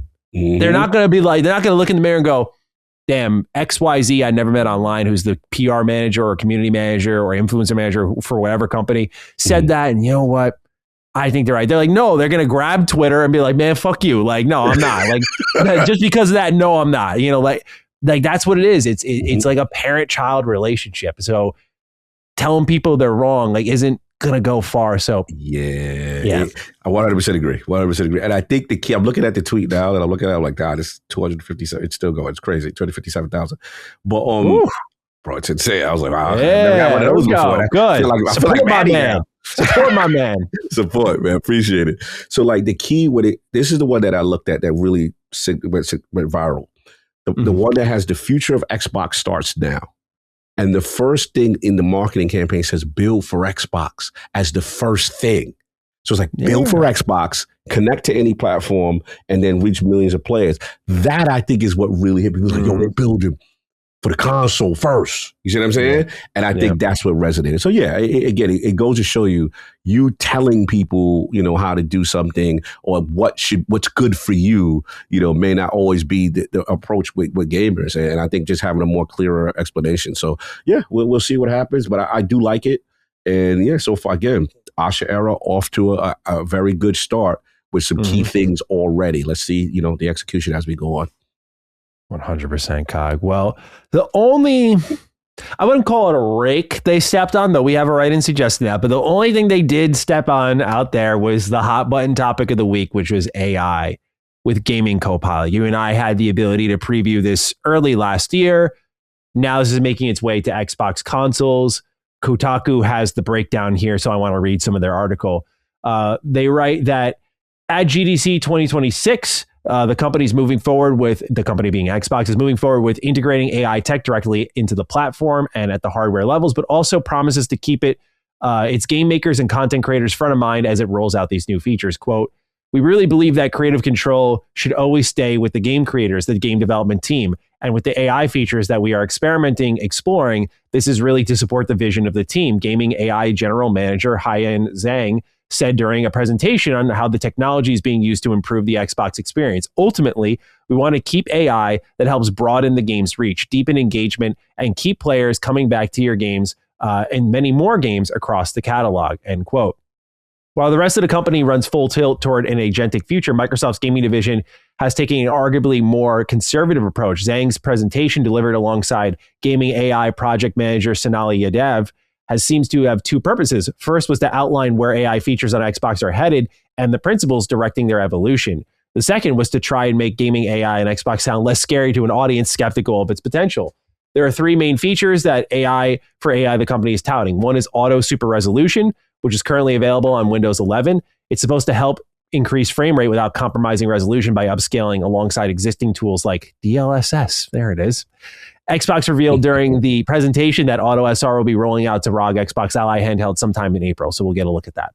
The second is AI clipped highlight reels. The feature auto records gameplay that it might think you want to share with people to show later, like defeating a hard boss or an exceptional kill streak in an online multiplayer game. That feature just came to Xbox Ally handhelds earlier this month for Xbox Insider. So again, I want to pause for a moment here, as Cog and I have said multiple times. We just want to remind people, if you like, there will be no surprises with this next generation console if you pay attention to the Xbox Ally. That is 100%. The testing ground for literally everything. Everything. It's small enough where they can get away, get some research in, get some data, some feedback in, and hopefully it leads to a very polished, great Xbox experience here. Finally, there's Gaming Copilot, which is essentially game help run by an LLM. Microsoft shared a few examples of how this feature works in a brief video. In one clip, a man's voice is telling the player how to optimally calibrate their Ford Escort in Forza Horizon. In another, it's telling a player how to get started in Sea of Thieves. A third example includes explaining where to earn a specific drop needed to complete a quest in Diablo 4. Gaming Copilot is where Zhang and Yadav spend most of their time. Data from early testing revealed a couple interesting tidbits. While the feature could be used to help players find games they might want to play from the store or Game Pass, that was only 25% of its usage. More popular was Game Assistant at 30% of usage. Most surprising was that 19% of the usage was just people talking to Copilot for the hell of it. Currently only on PC and mobile, Gaming Copilot is rolling out the Series X and S consoles later this year, which is why it's making the headlines. The potential to developers is obvious. Better game discovery means linking potential players to stuff they'll actually enjoy. Better game help means they'll get past friction points and get to the fun more quickly, making it less likely that they'll bail. And when Gaming Copilot was revealed last year, there was the obvious question of like, where is Microsoft getting this data? It doesn't just magically appear. And so Zhang and Yadav said that they were sensitive to that. In fact, Yadav spent the last chunk of her time during the presentation talking about how important content creators are to the gaming ecosystem and the need to reward them for their contributions. So is Microsoft going to start paying all the people whose content its Gaming Copilot is potentially ripping off? The company certainly gestured at that possibility. Yadav said that Xbox is exploring ways to license gaming content from creators that's used by Gaming Copilot to improve the experience of players on the platform. But we don't have any specifics yet on how that would work, what amount of money would be changing hands, whether that would really affect things in the long term. So Gaming Copilot's being reintroduced to Xbox. We have it right in here from Raisin, and then Cog will kick it to you. Raisin says, we'll give them a week and Xbox will find a rake to step on. Gaming Copilot has been announced as coming to Xbox later this year because that's exactly what I need. I need AI to tell me how to play my games. Did Xbox not see the backlash coming? I know this is probably in the works before the regime change, but now that Asha T1000 runs Xbox, he'd probably think that they'd have the foresight to at least see how people would react. What about y'all? What are the Duke's thoughts? What will the next steps for Xbox be? We will not chase short-term efficiency or flood our ecosystem with soulless AI slop kind of day. Cog, your take on Gaming Copilot making its way to Xbox consoles sometime this year. Right. So for the record, we knew this was coming. The Dukes, we covered this. We covered Gaming Copilot and we had our thoughts. And at the time, there's certain things I'm just never going to use this for. But, for example, when I get into what I've been playing, there are times when I'm like, I'm so close to, 100%ing something. And I'm like, man, I need to know where that is. Now, where it currently sits, as if you look at the dashboard now, and you know how like some of the achievements will say secret, right? And then you go to it, you highlight it to reveal what it is that the game wants. And then it'll say, you can also use this site true achievements to then go take you, and then someone else will have like a blog or whatever. So I'm going to be under the impression that Copilot will take this place, and Copilot will, scrub and get the information or link you to the video and the content creator. Now, here's where the question becomes. One, and I think me and you've talked about this in the past, is that my main issue with things like this, even though I do utilize them, is that I want credit given to the thing that is scrubbed. Because at the end of the day, all you're doing is aggregating information, and that person who made a website telling you how to do it doesn't get a click. The person who made the video showing you the thing, shout out to my man Maka91 Games, because I do use your videos, bro. You saved me on 2 achievements today. This week that I needed, boy. And he does very thorough guides when it comes to 100% completion stuff. He needs to get a video track. When you look at your analytics and it says other sources, I would like Copilot to do that. How about we actually give the people who did the hard work versus you scrubbing, taking, and then getting the credit. Now, look, people are going to use this. There are going to be some form uses of like, hey, I don't know what the settings are or whatever. There's going to be some functional use. I'm not going to sit there and disrespect it, but this is what we talked about when it came to the Asha statement, right? I told people that when you make bold statements like we will not have AI slop and, we will not have these kind of things, when we do know how, Satya feels at the top level, even though I shouldn't say that. He has since changed his statements. Let me correct myself about this, right? And now he's all in gaming. Okay, fine. But these are the things that in 4K, we're going to have the receipts. You said no AI slop. Now, you may say, hey, this was in place already, Cog, like there's nothing they can do. Fine. But that's still what you said. So when people now see the implementation, they go, here we go. I'm not as crazy, like super mad because I knew this was coming.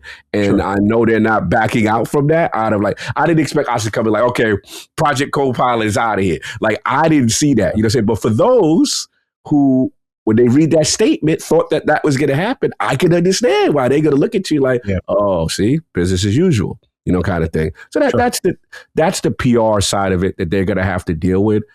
I personally am not like crazy angry at this thing, you know what I'm saying? Because it's really not something I use, but I know people will utilize this. There will be people who will find efficient use cases for that, and they're going to track the data. And if it continues to happen, like last point I'll say is this, like one of my, I got a new laptop now, bro, there's a Copilot button on my HP HyperX. I was like, oh, wow. I've never seen it. Kind of like the Cash App button on the Switch. Remember how the Switch got the Cash App? Yeah. Bro, I got a new laptop, shout out to HP HyperX.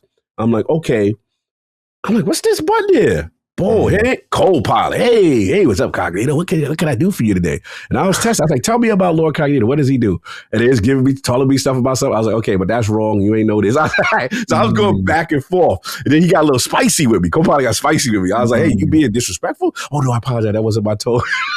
Have you ever seen a video? It was a viral video of like, they had like two AI prompts like talking to one another, and they just kept like apologizing to one another. Like, I'm sorry, let's try that again. Like, let's try that again. Back and forth. So nice. I was like, how many kids does Lord Cognito have? And he's like, as of now, it was so funny because I was definitely nudging the AI and the Copilot. It was fun. But yo, bro, I was shocked. I was like, yo, this is here. These are all laptops that have nothing to do with Microsoft. This is an initiative they're going forward. But I'm done rambling. What do you think about all this stuff? To Raisin's point about slop, I don't call this slop. You know, like to me, slop is like what we'll talk about with DLSS. Like I use slop usually sarcastically, hence the name Matty Slop. But like I also like if I do use it in a way of like actually describing something as slop, like it's usually a visual thing. For this, like a tool, like I've never really been against the idea of like the game discovery portion of AI. I'm like, sure, dude, you want to like drive people's recommendations through stuff they're engaging with. Like we already have that sort of curated recommendation section based on what you're playing. So if AI wants to lean into that a little bit further and help you find another great game, I'm not going to fight against that. Like discoverability is great. Like Xbox needs to find new ways to get people to discover games because I think Steam is a great platform that has wonderful organic discoverability, but it's also because it's got great layouts on a PC. It's very clickable. It's very easy. Like there's a lot of factors that go into that, but I think game discoverability is great. I'm with everyone else though on sort of the concerns that they share about scraping game help. There are some games that have it as like a cheat, like Minecraft had it as a cheat where like you'd ask them like, hey, can you tell me how to build this, this, and that? And if you have the cheats on, it'll tell you how to build anything. But they do have limits to it where it's like, hey, we're not going to tell you all of that though. So it is one of those things that can be developer controlled, like what's the cap you want to put on that? I feel the whole attempt at reducing friction in gaming I think it's a really weird trend. Like this idea of, as I've talked about before, making everything for everyone. It's just, I don't think smart because then you just hit no one. But also when you're trying to make everything for everyone, like games are, any entertainment is like a targeted experience.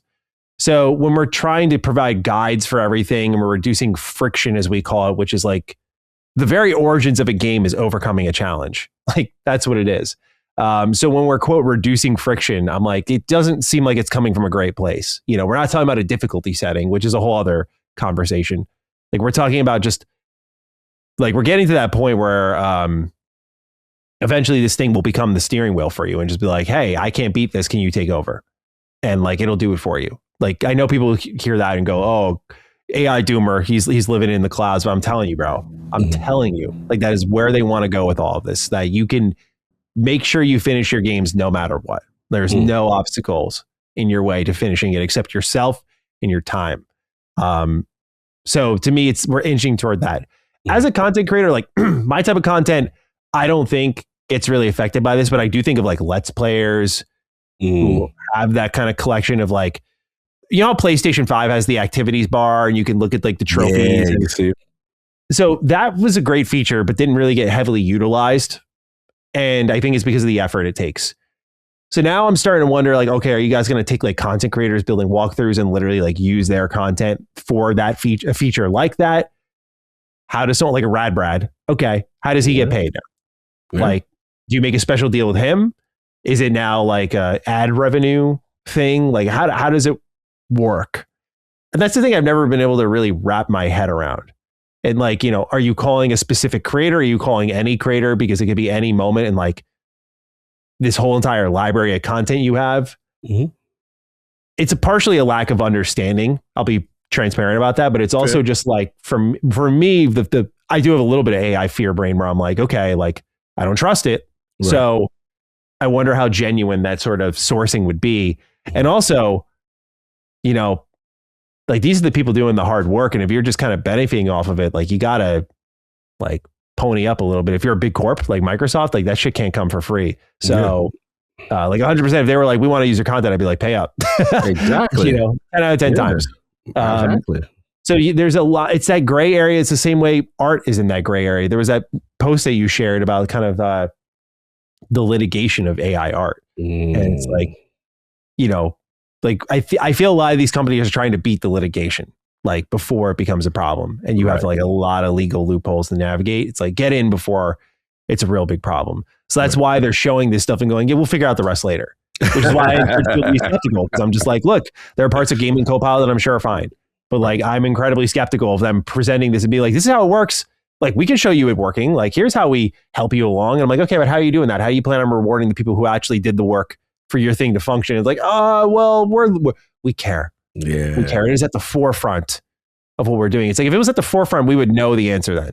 Right. Yeah. You know, we need a tangible, executable plan that you plan to do to give credit to said creators. You know, and the thing is, it would be much more convincing if they showed up with that game plan, something actionable. But all these AI initiatives come in with this half-hearted, like we got it on lock at the same time. Like it's a mix. Like they're very half-hearted. Like we're probably gonna get yelled at for this, but also like this feeling of like we got this so on lockdown. There's no way this blows up in our face. It's like we go back and forth between these two. So it's like they came in half-hearted. Like yeah, they're at the forefront, but like lockdown as in we're gonna keep marching forward with this. Because remember when we talked about this last year?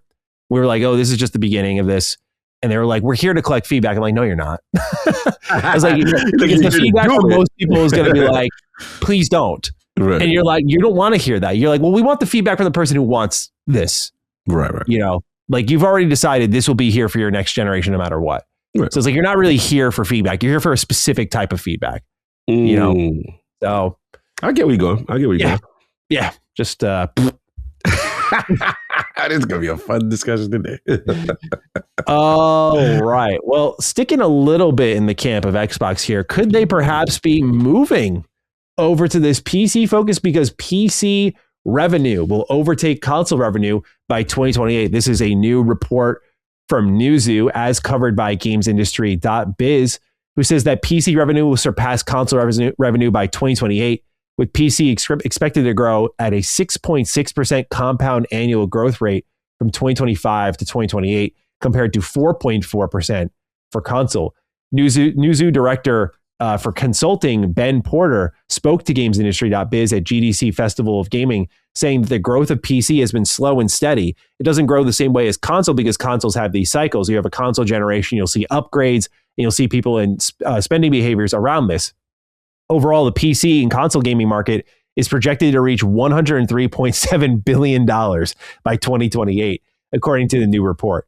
Newzoo said that the combined revenue for these gaming segments grew 7% year over year in 2025 to $88.3 billion and forecasted to reach $94.3 billion in 2026. By the way, I love how we're seeing this growth overall for gaming and this absurd level of revenue. And there's companies like, oh my God, we're just not making enough money.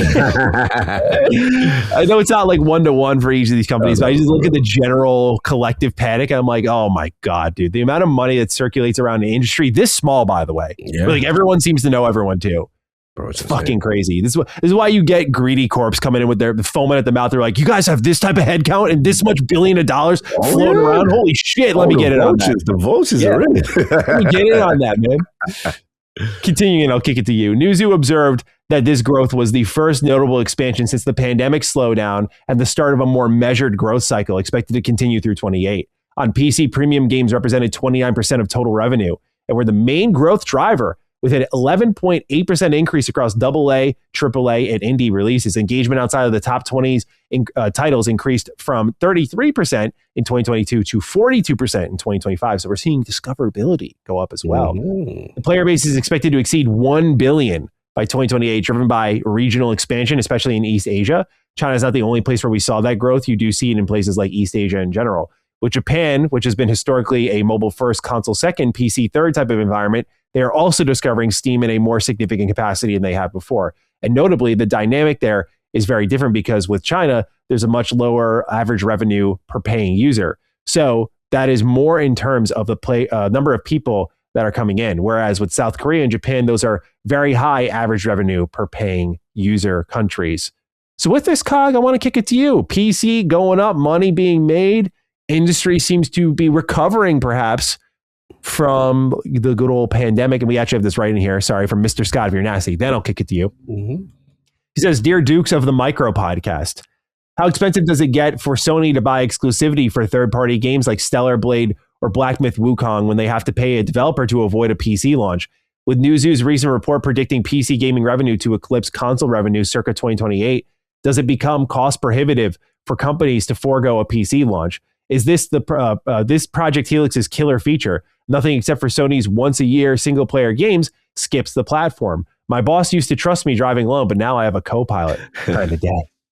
Thank you, Mr. Scott, if you're nasty, for writing in. As always, we appreciate you. Cog, PC revenue potentially going up. We're seeing the trends supporting that. How do we feel? Eyebrow raising as a console guy. But yeah, this is something that we can't ignore. We can't ignore this. We can't ignore the steady growth of PC. We can't ignore the fact that in the AI boom climate with the RAM prices and things going up, where consoles have now become expensive to the point where they're like mini PCs. You know, even when I got, was it the PS5 Pro, when that jump up went to what, 700 or whatever it was, you know, as a reflection of the AI boom, it really threatens console. And to me, the way people are reacting, the way the major platform holders are reacting is very interesting. When you see Xbox is embracing Helix and going into this kind of trying to go into this unified thing where Xbox is PC and vice versa. And that may be the future play. Again, we always talk about Xbox's clairvoyance sometimes. Maybe they're really on point with where it's going to go, but sometimes maybe too aggressive. But that may be the key for them to survive if these trends continue, because PC is coming. First of all, we got to be real. We are now looking at Steam DB charts for the success of a game. We'll go right to be like, yo, what's the user count on Steam? What's going on? Mm-hmm. You know what I'm saying? And we have to be real about, you know, PC as an initial development platform before they go to consoles. We'll see some of the biggest games that maybe have started on PC and then get ported to console and get life. Or we'll see games that are co-developed on PC and console at the same time. Then the game comes out and we look, I think we'll get into Resident Evil, a couple other games, right? Where you look at the PC numbers and you go, whoa. Mm-hmm. This is more than the console. This game is actually more dominant on PC. We're starting to see that more and more. We can't ignore these facts. So this is something that could happen. And also we have to look at how Sony's behaving now. Sony themselves have said, hey, about those Steam ports. Sony's looking at them like the ops. Mm-hmm. Like, yo, I don't know if y'all getting them even a year later. Let's chill on that for right now. No Soros for you, no Wolverine for you. We gonna chill on that for single player. Now we do need you for that multi-live service. Because live service demands engagement. And we're looking at the Helldivers and we're looking at all these. We like that money. So we ain't gonna cut you off completely. But right now, you're a little too close to home. I don't like you let somebody in your house, now they're eating all your food. Now you know what I'm saying? Like you let someone in, and that's the vibe now. Xbox's whole thing, like we're all family, bro. You and I, Windows, we could rock. We'll figure it out. Steve, you come on in. All right, cool. We'll figure it out. But Sony is like, I don't know about these dudes. These dudes could be, you know, really a threat. You know, Trojan horse that could kind of kill us in the long run. And Nintendo was like, no. We do not play. Like Nintendo has not been playing with them. Nintendo viewed them as the ops. They refuse. You try to put some emulation up in there with Nintendo and see what happens. So yeah, this is a wild timeline. And again, I know my console bros. The console, I get it. They coming. You know what I'm saying? Steam. We talked about what Steam Frame was, and just a mere announcement of it. Now we know they got their difficulties. We see the price of the AI stuff. This is a serious threat, man. Like I've tried to tell people, like you got to pay attention. Everybody talks about the war and the console war, and I get it. I get that. We know who has definitively won that. That's what I was speaking. I'm looking at 10 years down the road. Like, we a little bit in danger. And these dudes here, because if you think about how much money you spend for generation to generation, there's some people that say, hey, you know what? I spend that little $1,200, that $1,300. I get me a nice PC, a high-end card that's already built in. I'm good and I could do everything, kind of thing. You're seeing them in town. And then also people frustrated with the performance on consoles sometimes, like, look, we talk about, the Crimson Desert stuff. People were like, yo, what's up with that performance, right? And then when they see even this generation, people were like, anything that was sub 60, we still dealing with this, bro? I'm over here. You know what I mean? Shout out to Jimmy. Like, I would talk to Jimmy. He's like, hey, I'm dealing with, I'm over here with, you know what I'm saying? Like, he hit me or whatever. He's like, bro, where's that? Where I see that Resident Evil. You playing everything on these trips. Where that Requiem at on the thing. I'm like, I know. I was hoping that it'd be playing anywhere. Because what it is I'm doing a Final Fantasy. Remember how Final Fantasy eventually came to Xbox? Yeah. I see every Resident Evil prior going into play anywhere. So I'm like, okay, if I just hold out a little bit, I got a feeling it's going to happen maybe with a DLC. And then they go, because Capcom want their front end money. I ain't mad at them. They know they got a banger. They know it. So that's the only, so that's the only thing. But that was my long rant to say, Mr. Scott, if you're nasty, I agree. This could be Helix's killer feature, and it could be Sony saying, slow down, Steam. I see you. We not playing them type games no more. We gonna they got to bolster their storefront, basically. Yeah, Steam's a coming. Yeah. It's amazing to see the master race thing become a very true thing. I just think about like in 2012 and stuff. Like it was just like this weird sort of. I mean, obviously even before that, but I'm saying in my experience, like even then when it's like I got a gaming PC and people were like, "What?"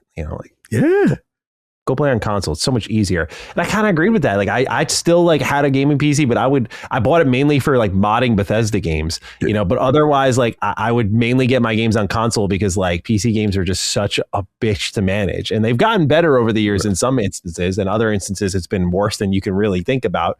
But it's just tremendous to see how much it's grown to the point where like all these like we're like, oh, how are they reacting to Nintendo or something like that? It's like here's just Steam who's just continued to exist and do its thing and just marching on along, bro. And the loyalty with disposable income, like, bro, they're so loyal. They're like, we'll wait for you to bring your games over, or we won't even touch another launcher. Like discoverability, I'm telling you, because on Steam you can find an amazing looking game like that, and I'm talking not just like, oh, your old stuff. I'm talking about new stuff that's coming out, like just the access to like top sellers, what's trending, new releases, bro. Like. Just finding that sort of stuff and be like, damn, I never heard of this. This looks great. Bro, I gotta cut you because I gotta give myself a little. I had found a game, and shout out to my man Iron Rook, who was at GDC, LSM fam. Y'all know him, right? Yeah. And like, bro, we playing at GDC. He's like, Cog, I think you need to take a look at this game on PC. It's called Blight Survival. I never heard of it. Medieval. Bro. A zombie action horror. I said, God damn, that look good. So I'm like, all right, let me go over there. We got an appointment. Let's go check it out. I had no idea this game is still not coming. They just developed. They didn't even have a publisher yet, right? 1.5 million Steam wishlist people. The Steam community, the PC community is I threw this video up on the pod.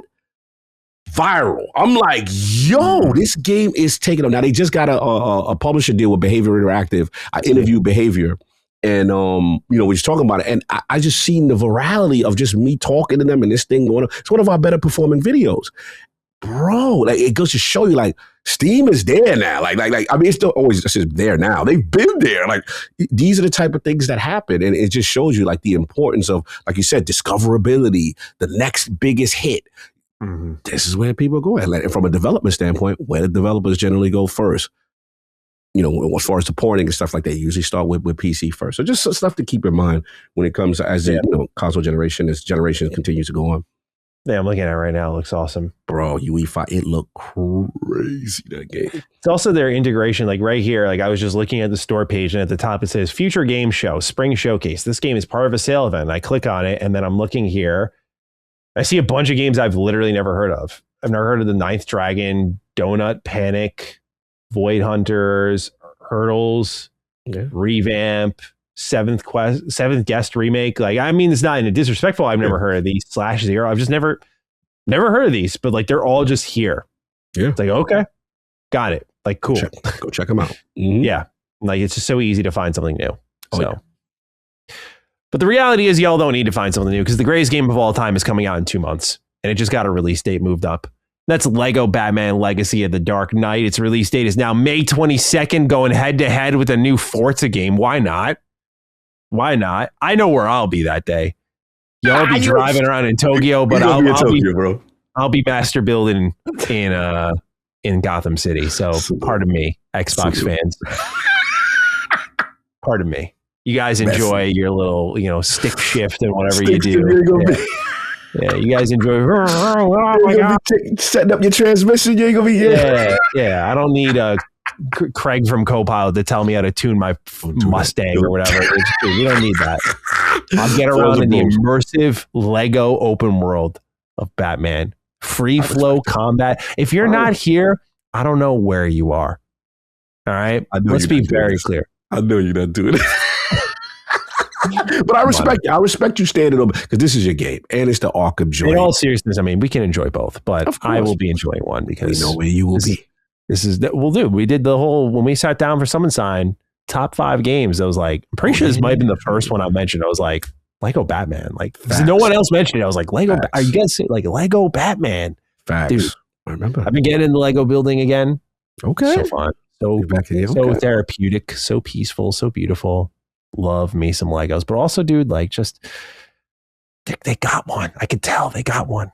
This is not like Skywalker Saga where it's trying to do too much. It's like, okay, 8 characters, all play differently, free flow combat, open world.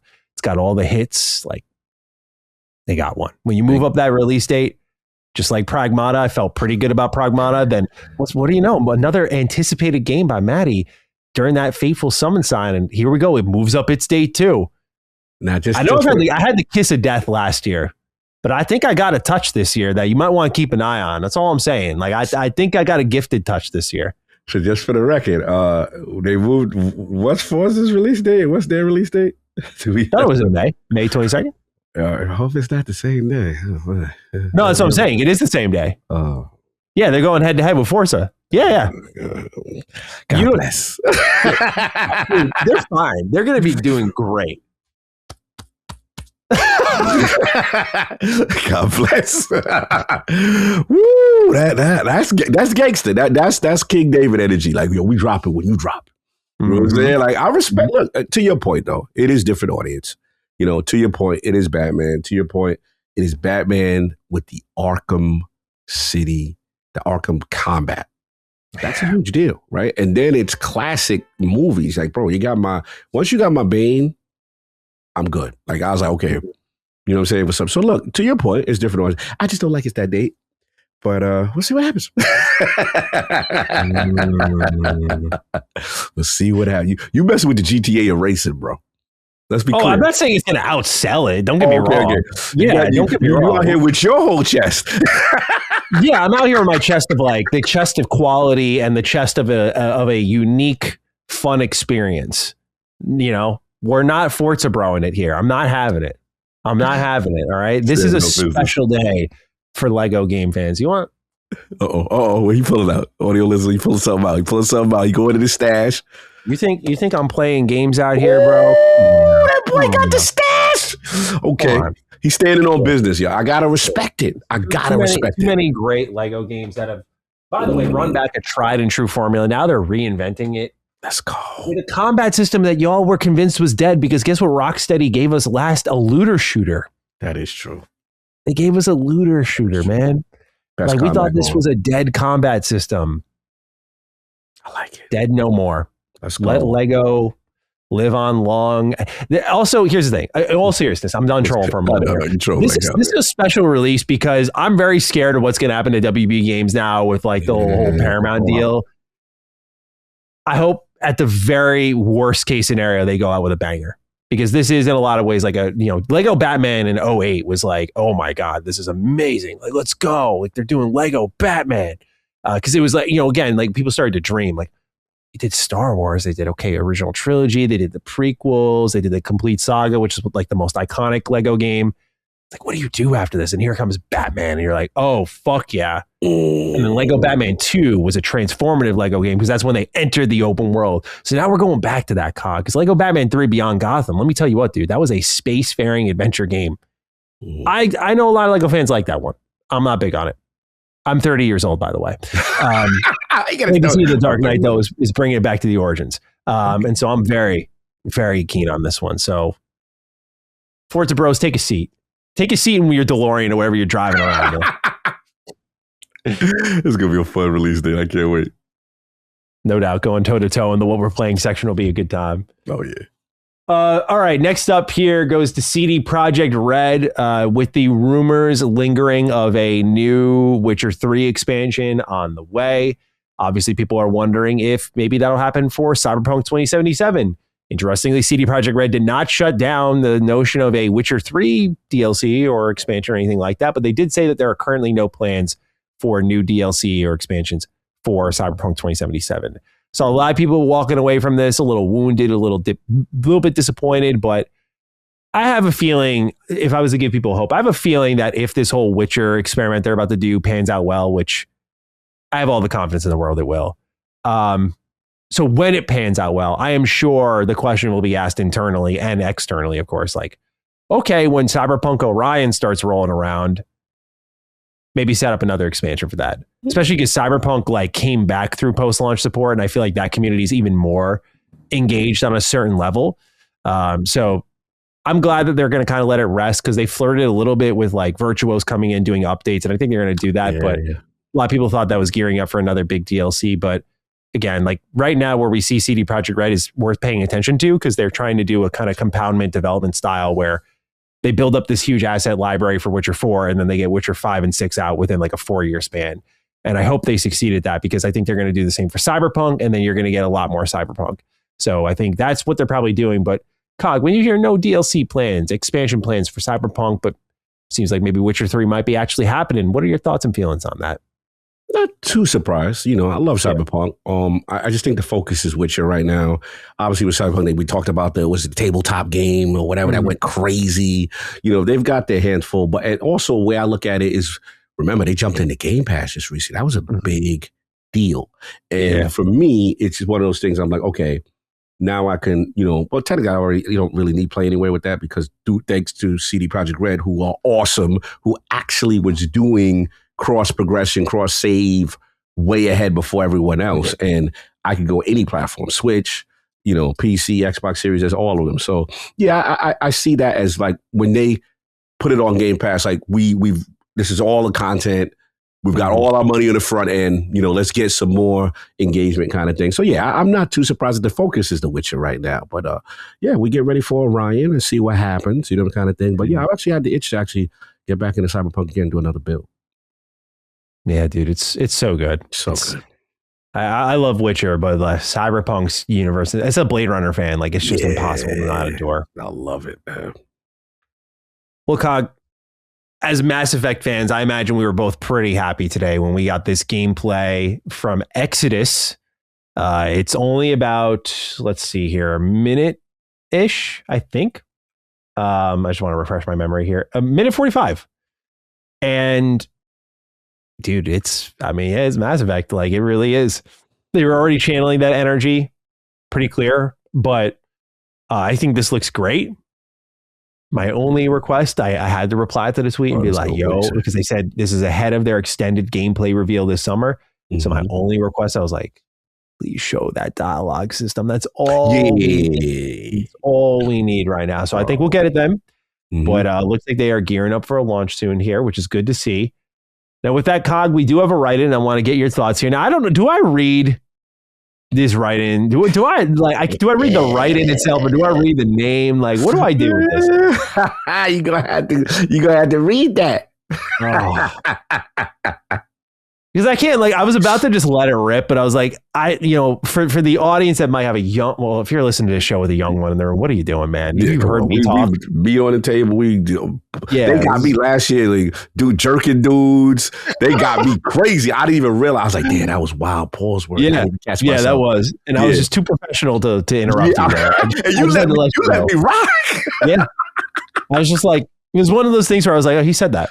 But it was so casual to you that I was like, maybe I'm immature. Maybe I'm the wrong one if I pause him right here. Like, that was where I was left with you when you said jerking dudes out here. I was like, okay. GDC. I was in GDC energy. That was but God can just let that rip. And I haven't checked the comments yet, but I was like, did anyone say, like, yo, pause? Bro. Like, bro, the pauses was crazy.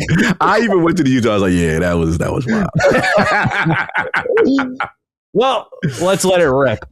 We have a write in here from why call it a blowjob when it's clearly a suck job? Thank you. We appreciate your support. Hey, Dukes, sliding in under the wire with this one, but we need Maddie and Cog's opinion on the Exodus gameplay shown this week. Is this everything you're hoping for? Have a Crimson Desert at 720p, 30 FPS kind of day. Yeah, little man's struggling. I don't know if you saw the console specs. Yeah, console. That's the little man specs right now. Series S is doing worse than performance mode on the Xbox Ally, the base one. Yeah, so it's tough out here for the Series S. In the streets, you know what I'm saying? I told everyone, I was like, don't buy this on your Series S, man. This is props to them for being open about it. Yes. But Cog, with our friendly write-in here, how are we feeling about what we see with Exodus? Bro, that looks spectacular. I mean, again, it's literally the spiritual successor on every level, down to the energy bars and the shielding, the cover style mechanics where you get behind the thing. But what I like what they're trying to do too is that, again, that grappling, bro, fire. And to me, this is an extension of one of the few good things that Andromeda did well, as far as like the level design and, you know what I'm saying, traversal and movement. And it just seems like a better version of that. So they've hit on all the cylinders, and I'm with you. The last thing to reveal, they got to get ahead of it, because I agree that's the final thing, which is that good old dialogue wheel or whatever conversational system that they intend to use, because we need to see that choice and consequence. But they're hitting it off. Like that's probably my most anticipated game, but unfortunately it's not coming out this year. So I remember when they said it's not coming out, I was like, you know what I'm saying? Yeah. This is what I need, man. So shout out to those guys over there. I'm really, really pulling for them. 100%. With that, Cog, let's take a look at some sales here. Resident Evil Requiem doing its thing. 6 million sales here. The overview from Capcom is saying that this is like the fastest selling Resident Evil. It's doing extremely well here. And so with that, Cog, we also learned that PlayStation was the lead platform, according to Circana. Ooh, Circana data came out? Oh, send me the link. Yeah, Circana, Maps Catella was saying on Blue Sky that the PlayStation was the lead one. I'll grab the exact quote here. Sorry, I did not have this ready. It was right here. Said PS5 was the lead platform for Requiem in the US during February. Full results coming out Friday. Okay. PS5 was below 50% of the game's US full game dollar sales in the month, but it was the lead platform by a meaningful margin over PC. Interesting. Okay, we ain't there yet. Yeah, so pretty good. Pretty good. Yeah, 6 hours ago. Yeah. I'm just seeing it right now. Yeah, so 6 million. Cog, how are we feeling about this? Have you hopped in on Requiem? Yeah. I started, but the thing is, I couldn't continue when I was out there for so long. Yeah. I was literally at GDC for almost a full week. Yeah. So bad internet. It just, and then again, I didn't have the Steam version. Jimmy gave me all the smoke, bro. He was like, why aren't you not playing this on your app? Like, what is going on? I was like, but I bought the joint. I don't want to buy it again. And I'm hoping, you know what I'm saying, that they go make that right. But yeah, man, I actually regretted it, because actually, surprisingly, horror games are like perfect on a flight, especially like if you're, like if you're sometimes it's hard to play games when you're half tired. And it's like, horror game, boy. Some of my best moments is playing like Still Wakes the Deep on a plane. And I'm like, you up. So I did want to play Resident Evil. I had to feed the fever for it. But yeah, this is good. This is early. Now, granted, we got to see Europe. We got to see the whole thing. But, it definitely feels like PS5 and definitely console was strong on this one. So they're not dead yet. You know, we shall see. We shall see as more the full sales breakdown. I actually want to see what's the splits on the series consoles. I'm very curious. Now, I did check maybe last week. They were in the top 4 or 3 of like top paid games. But again, I need to see what the real data is on that. So yeah, good start though. Fantastic start for Resident Evil. Capcom and Nahida. We know what it is. Yeah, of course. Now, this is a little bit interesting.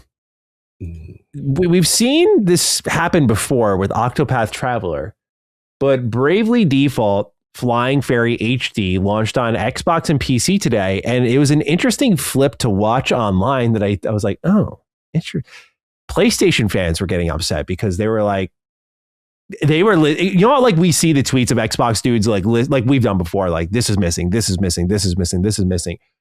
So a lot of people were like, Square, what's up with your multi-plat strategy? This is missing, this is missing, this is missing, this is missing. I'm like, interesting. Like PlayStation and Square, like they go back, and I was like interested to see that. But this is another game that's skipping PlayStation, which I found a bit surprising because like Bravely Default, much like I would say with Octopath Traveler, gains by exposure. And in the case of Octopath, while it was great to see it come to Xbox as soon as possible, it was just, again, surprising because I felt more of the PlayStation audience would be gravitating to Octopath. But nonetheless, Cog, Bravely Default Flying Fairy HD has shadow dropped onto Xbox and PC. So I'm not sure why Square is handling things this way. It must be something internally where they're able to get these Xbox ports up a little bit quicker, or is there a deal in place? I don't know. But nonetheless, little JRPG surprise for Xbox fans this past week. How are we feeling? A little bit of a shoe on the other foot now. Very strange. I'm gonna keep saying I didn't know how to respond either. I was like, PlayStation doesn't have this issue. Like, this doesn't, because let's be real, it doesn't make sense in the sense that PlayStation is a lead console platform. So why would they not have that ready, right? I don't understand it, but I'm gonna keep the same energy that I've always kept. Say the same thing with Black Myth Wukong, and I got tomatoes thrown at me, but I don't care. It is interesting that the relationship with Square and Xbox has completely, 180'd, right? And now they are, besties and, bro, every time I wake up, there's a new, you look at like the Xbox store, there's a new older Final Fantasy dropping into Game Pass or the service. It's a recently added game. So the relationship to fix everything, every time I see, Namaguchi-san, whenever Final Fantasy news, it's always Xbox and Switch and all this other stuff. Clearly, in my opinion, we have to admit, just from the optic standpoint, that the new regime is very Xbox friendly. Now, the other thing is they've also been optimizing for ROG Ally and PC. They've been doing all these extra steps. So I wonder if they're in, I'm going to call it Helix mode. You know what I'm saying? Yeah. You've got the dev kits, you ready to go it's early. Called Xbox mode. You know what I'm saying? Jason Ronald's outside. They tell him all you got to do is build for PC, and then you get bills for us. I wonder if that relationship is now bearing this kind of fruit, and if they are getting help with ports, right? We have to assume. That was my main thing with the WooCard stuff. Like, I'm still dying on us. I don't care how many tomatoes y'all throw on me. Like, that relationship, we can't say that it doesn't play a factor to help get your game as a new developer, what was Game Science, to, hey, we're struggling. It's a very technical game. You're the lead platform. Can you... Hey, these things happen. I was at GDC. These are deals and relationships. Let's just say relationships. It seems to be a word that seems to be a little bit more palatable, that is aggressive for some people. These are relationships are formed. So that's what I'm saying. We have to admit on both sides, the relationship between Square and Xbox has been way more cozier over the last 6 to 8 months. Right. And I think maybe that's a beneficial, because we do agree it makes no sense that Bravely Default is not on PlayStation as a lead console platform holder with a bigger user base. It is a bit weird. I will admit that. 100%. This game I wanted to bring to everyone's attention because it kind of showed up out of nowhere. And then when it got a release date, it was way sooner than I expected. But Marvel Maximum Collection has now decided to release the same day as another Legacy collection in Mega Man Star Force Legacy Collection. So you've got 2 retro collections coming out on the same day. That'll be a fun day for Retro Rebound. But have you seen this game, Cog? Marvel Maximum Collection at all? Like, this looks amazing. And again, it's coming out later this month. For those who don't know, this comes with X-Men the arcade game, Captain America and the Avengers, Spider-Man and Venom, Maximum Carnage, Spider-Man Venom, Separation Anxiety, and then Silver Surfer is on here, as well as Arcade's Revenge, which is a Game Boy Game Gear game. And I just thought this was an exciting collection. For me as a huge Spider-Man fan, it's really, I'm buying this for Maximum Carnage and Separation Anxiety. Especially, dude, the names of these games, dude. They just like like, can you imagine if nowadays they dropped a new game that was like Spider-Man, Separation Anxiety? Like, that goes so fucking hard, dude. And this is like, I just love this. So, Cog, I just wanted to throw this release date your way and see if you're going to be strolling into some side-scrolling action in the Marvel universe, especially with your beloved Silver Surfer in the package here. He's finding his spot. You know, he's a playable character. He's got his little game here. You know, how we feeling? Feeling the love. I'm feeling the love. And that is by far, they better drop it with some difficulty settings, because that was the hardest game in the history of NES. That Silver Surfer NES game was brutal. So I need some modern features on this port. But this is huge. And obviously the Spider-Man games. I remember X-Men Arcade, legendary. Captain American Avengers, what? Like, these are classics, man. So I didn't know. Thank you for telling me that this moved up. I will be there day one. Cannot wait. Let me check. And this is what's it, the Limited Run Boys? Who is this? Konami? Who it is? Yeah, the Limited Run is publishing this. Yeah, I'll be there. Let's go. 100%. This next one is we're going into the world of PlayStation real quickly, because they've been doing some interesting little update. Like, this has been a very techie week. Like, tech everywhere. Switch, we'll talk about an upgrade. PSSR, we're about to talk about. Portal got an upgrade. We see Xbox doing the auto FSR thing, like, and then of course DLSS takes all of the headlines. But it's been a very techie week here, and I wanted to kind of point out here something that I'm slowly becoming open to being wrong about. I was a naysayer on the PS5 Pro. I was like, this price is ridiculous, and it doesn't seem like it's justifying itself immediately out of the box. But as more games have been built with PS5 Pro in mind, and PSSR 2.0 has been rolling around, we are starting to see the comparison videos, and they are noteworthy, like a pretty significant jump here. And they have confirmed for the PS5 Pro that there will be PSSR upgrades for Cyberpunk, Final Fantasy VII Rebirth, and even Hellblade 2. Wow, which is interesting, because like Hellblade 2 already, like, if there's one thing you could compliment about the game, it looks amazing. They're also supporting titles like Monster Hunter Wilds, Assassin's Creed Shadows, and Silent Hill 2, the remake. And I encourage people, if you were like me and you kind of looked at like PS5 Pro and you're like, you look at that price and you're like, I encourage you to actually look at this, because it is what DLSS was originally known for. It is an AI upscaler. So it gives it better, more stable visuals. And you'll see like a noticeable gameplay difference when you're running around. Like, these are things that you saw and would blank out, but you'll see for yourself here how much better the image looks in some pockets here. And this is what I had hoped for with AI. This is a great use case, as always, as it has been. I was going to talk. I was like, AI, are we good?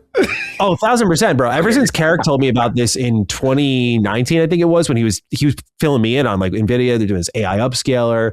It'll make your games look better, or like resolution wise, run better. I was like, dude, fuck yeah. Like, that sounds awesome. And that's like why a lot of these games, I'm saving a bar for later, but the codependency on these AI upscalers has worked for and against us a little bit. And I worry about that a little bit with DLSS 5 and how that can impact the game's visuals too. But nonetheless, I just wanted to bring this to people's attention and get your thoughts, Cog, because other games on this list here for now in the near future, Silent Hill F, Dragon Age the Veilguard, Control, Alan Wake 2, Neo 3's on this list, Rise of the Ronin is here, Dragon's Dogma 2 is here, Crimson Desert is here, so that's a brand new release, which, by the way, reviews just came out. 77 on Metacritic. Ooh, a little lower for this is the most hyped 7 out of 10 game. Okay. Yeah, pretty. It's not bad. I'm not a hater of 7 out of 10. Some of my favorite games are 7 out of 10s, but definitely I think with the hype it got, I'm sure people were like, it's not a mid-8 at least. Right, it is, yeah. But hey, I don't know. I mean, people have had codes for like how long? What, 2 weeks?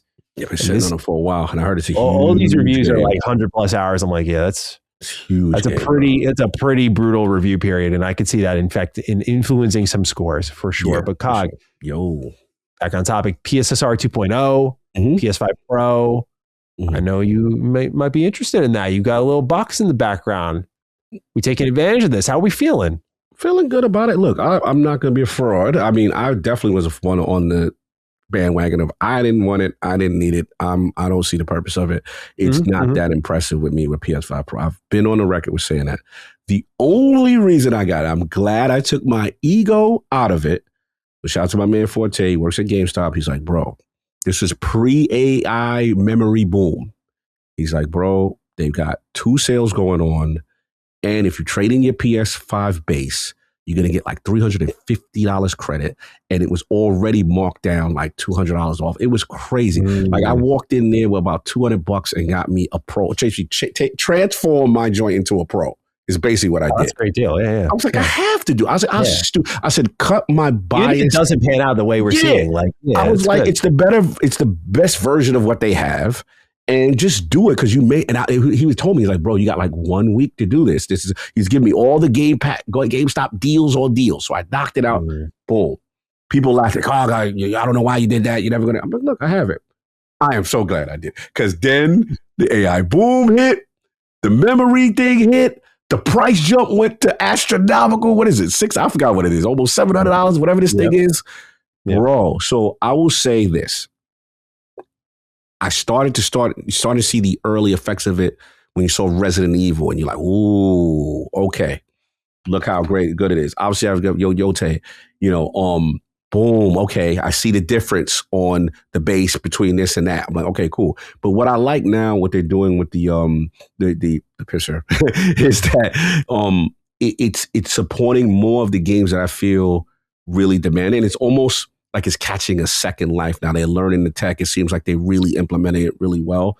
The games that I want to see Dragon Dogma 2. That's actually a very intensive game. I want to see how to, obviously Crimson Desert, we'll see what to do. Assassin's Creed Shadows is actually one of the more beautiful games from a technical standpoint on the Pro. And now to utilize that would be interesting because I think I was able to do it with the, what you call it? I think what the Ubisoft has, that Ubisoft Plus thing where if you have it, you can whatever. So I was able to take advantage of that. And I think the other game that obviously all these games, Cyberpunk is always a good litmus test for fidelity, I feel. So these are great choices. I like what they're doing here. Salute to them for continuing to, upgrade it and get benefits and push the tech as far as they can push it. Because I'll be honest, in the beginning, I wasn't a believer. And it's cool to see that at least they are actually, trying to maximize and get the most fidelity out of the top game. So I think this is a good thing. Right on. God, next thing up in the world of PlayStation here is PS Portal, which I have been a huge fucking stan of, dude. I'm not gonna lie. Like I have been since day one. I'm like, yeah, I know it's not for everyone, but I spent $200 on it. And this has been some of the best $200 I've spent with the use I get out of this thing for its remote play. And then they added the cloud streaming update, which kind of is where I started to talk a little bit more about it. Because it fit my situation with remote play and kind of its capabilities. And it's why I used my Logitech G Cloud. I was a huge proponent of that. But PS Portal has gotten these upgrades in these last few months that have completely flipped this device where it is so much more valuable now. They've really hung with it. And again, the addition to cloud streaming where you could just access your library. Again, I use that now more than remote play because remote play I had some issues with, whereas cloud streaming like that just went and it was quick and easy and it functioned better, ran better. And Micah and I have talked about this before where like cloud streaming on Xbox has been solid, but there's been like this drop off where it's not as consistent as it used to be. I get like a lot of drops in resolution and like it has to like a video buffering, like it has to like recover. And then sometimes I have to disconnect and reconnect. Like I've had those issues before. So I'm really keen to see how with this PlayStation Portal update, things shake out because they've added a few things here. First is a 1080p high quality mode. They said players can now select the 1080p high quality mode, and this will allow you to enjoy at a higher bit rate, which I thought was great. They have a refined cloud streaming experience. They said we've improved the product detail page. So when you select stream on the product detail pages of game bundles, a new UI will show up. game invite. If you're streaming a supported title and receive game invites, you can now see a on-screen notification. There's enhanced trophy notifications. So trophy notifications now clearly display the trophy name and the associated image when unlocked. Originally, it was kind of like this default thing. Platinum Trophy will also feature their special animation, bringing greater visibility and celebration to your achievements. You see Xbox right here, like that. It's because they got the format. These little things bring joy to me. I'm like, oh yeah, cool. Like this matters to that granular of a level. Mm-hmm. An improved search screen. They said the search interface has been refined for a smoother experience, and they've also tried to do a smoother onboarding experience. And I think this is so that, again, when you buy this thing out of the box, it's a lot easier to use. But I just want to, again, I know I'm shilling out right now for these PlayStation updates. I know. I'm committing sacrilege here, but I want to say I've been consistent with the PS Portal for a while now. You've been PS5 Pro I was wrong about, but the Portal has been great, and I just want to let people know that this continues to be one of the best investments I've made. And if you're like me, and like sometimes you don't want a game you work from home. It's great for work from home people. Like you don't want a game in the same room all the time, or you want a game from bed. Like you want to play those console games on the go. Until we can have a device that lets you natively do that, similar to your Steam Deck before your console stuff, until we get there, Portal is a great option. Nice and affordable. So Cog, with this, your thoughts on the PS Portal? Are we in? Look, these advancements are great. And I don't want to poo-poo it, because this device really surprised me.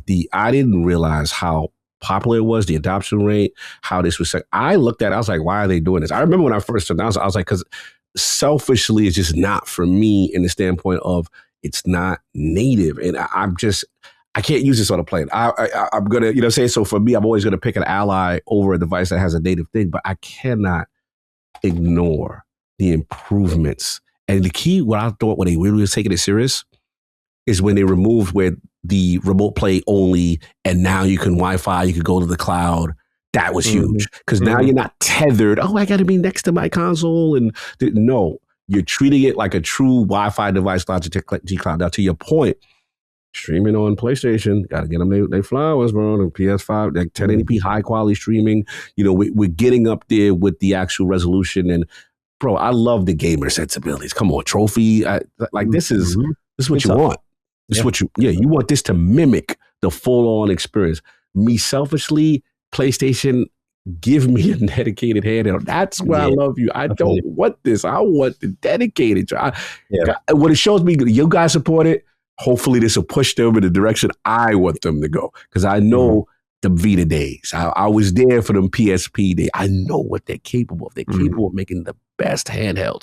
I just want them to get back to data. But salute to them on the success of Portal. I was wrong. I thought nobody was going to want this. Who is this for? And it looked like 2 PlayStation controllers slapped on the screen. I was not for it, but I have to give credit. They're killing it with this, and people want it and love this device. Nice. Let's talk one more upgrade before we get into what we're playing, Cog. This is another fun one here for the Switch 2. Got a major firmware update, and the headline for this one is what's called the handheld boost option. This has been added in the version 22.0.0. And what you're allowed to do is boost Switch 1 games when you're playing in a handheld to have performance akin to playing with the console docked. And so I like this because of 2 things. One is obviously the win in it all, but 2, Nintendo likes to resell a lot. And especially as they kind of gate off their back compat in a way that they used to not do it. I was worried about look, man, this company, think about the starting lineup for the Switch. And it was incredible, right? You had like Breath of the Wild, you had Mario Odyssey, like you had these games. Let's throw ARMS into the mix. Fuck it, why not? Yeah, Astral Chain, of course. Like you had a good mix of big and small. But in all that was the best-selling game for their system, and that was a Wii U port. And I can't imagine that when you look at that as a company, I'm not saying they want to go and sell out and do everything ports, but there is something there that probably was like, that is the most money they've probably ever made on a game, where they their costs were probably this low, and the amount of money they made over the years to the point of reactivating post-launch support for it, putting a whole tier in their damn online service for it. Like it was that big. So no doubt this was like a dramatic shakeup for their financial situation. So I was totally expecting them to not do something like this, to sell you the upgrades like they had already before. Like I was totally expecting that. So for them to kind of just give a natural, doesn't fix everything. Like there's some games that should run in 60. but can run a little bit better now or look a little bit better now in handheld. Like that extra little resolution in a handheld mode can go a long way. So this is a pretty big win. And I wanted to shout this out as well. Like, again, it's a very techie week. Like, everyone's just doing these interesting things to get visuals up. So, Cog, your thoughts on the Switch 2 getting this bit of a shocking upgrade here? Shout out to Punching Up Gang. I know y'all better be talking about this one, man. This excites me. This excites me because, as a Switch 2 owner, the thing that actually I really loved when I purchased it was I tested all my old Switch 1 games, and they looked impressive, bro. I played Astral Chain. I played Marvel Ultimate Alliance 3. I played, MLB The Show.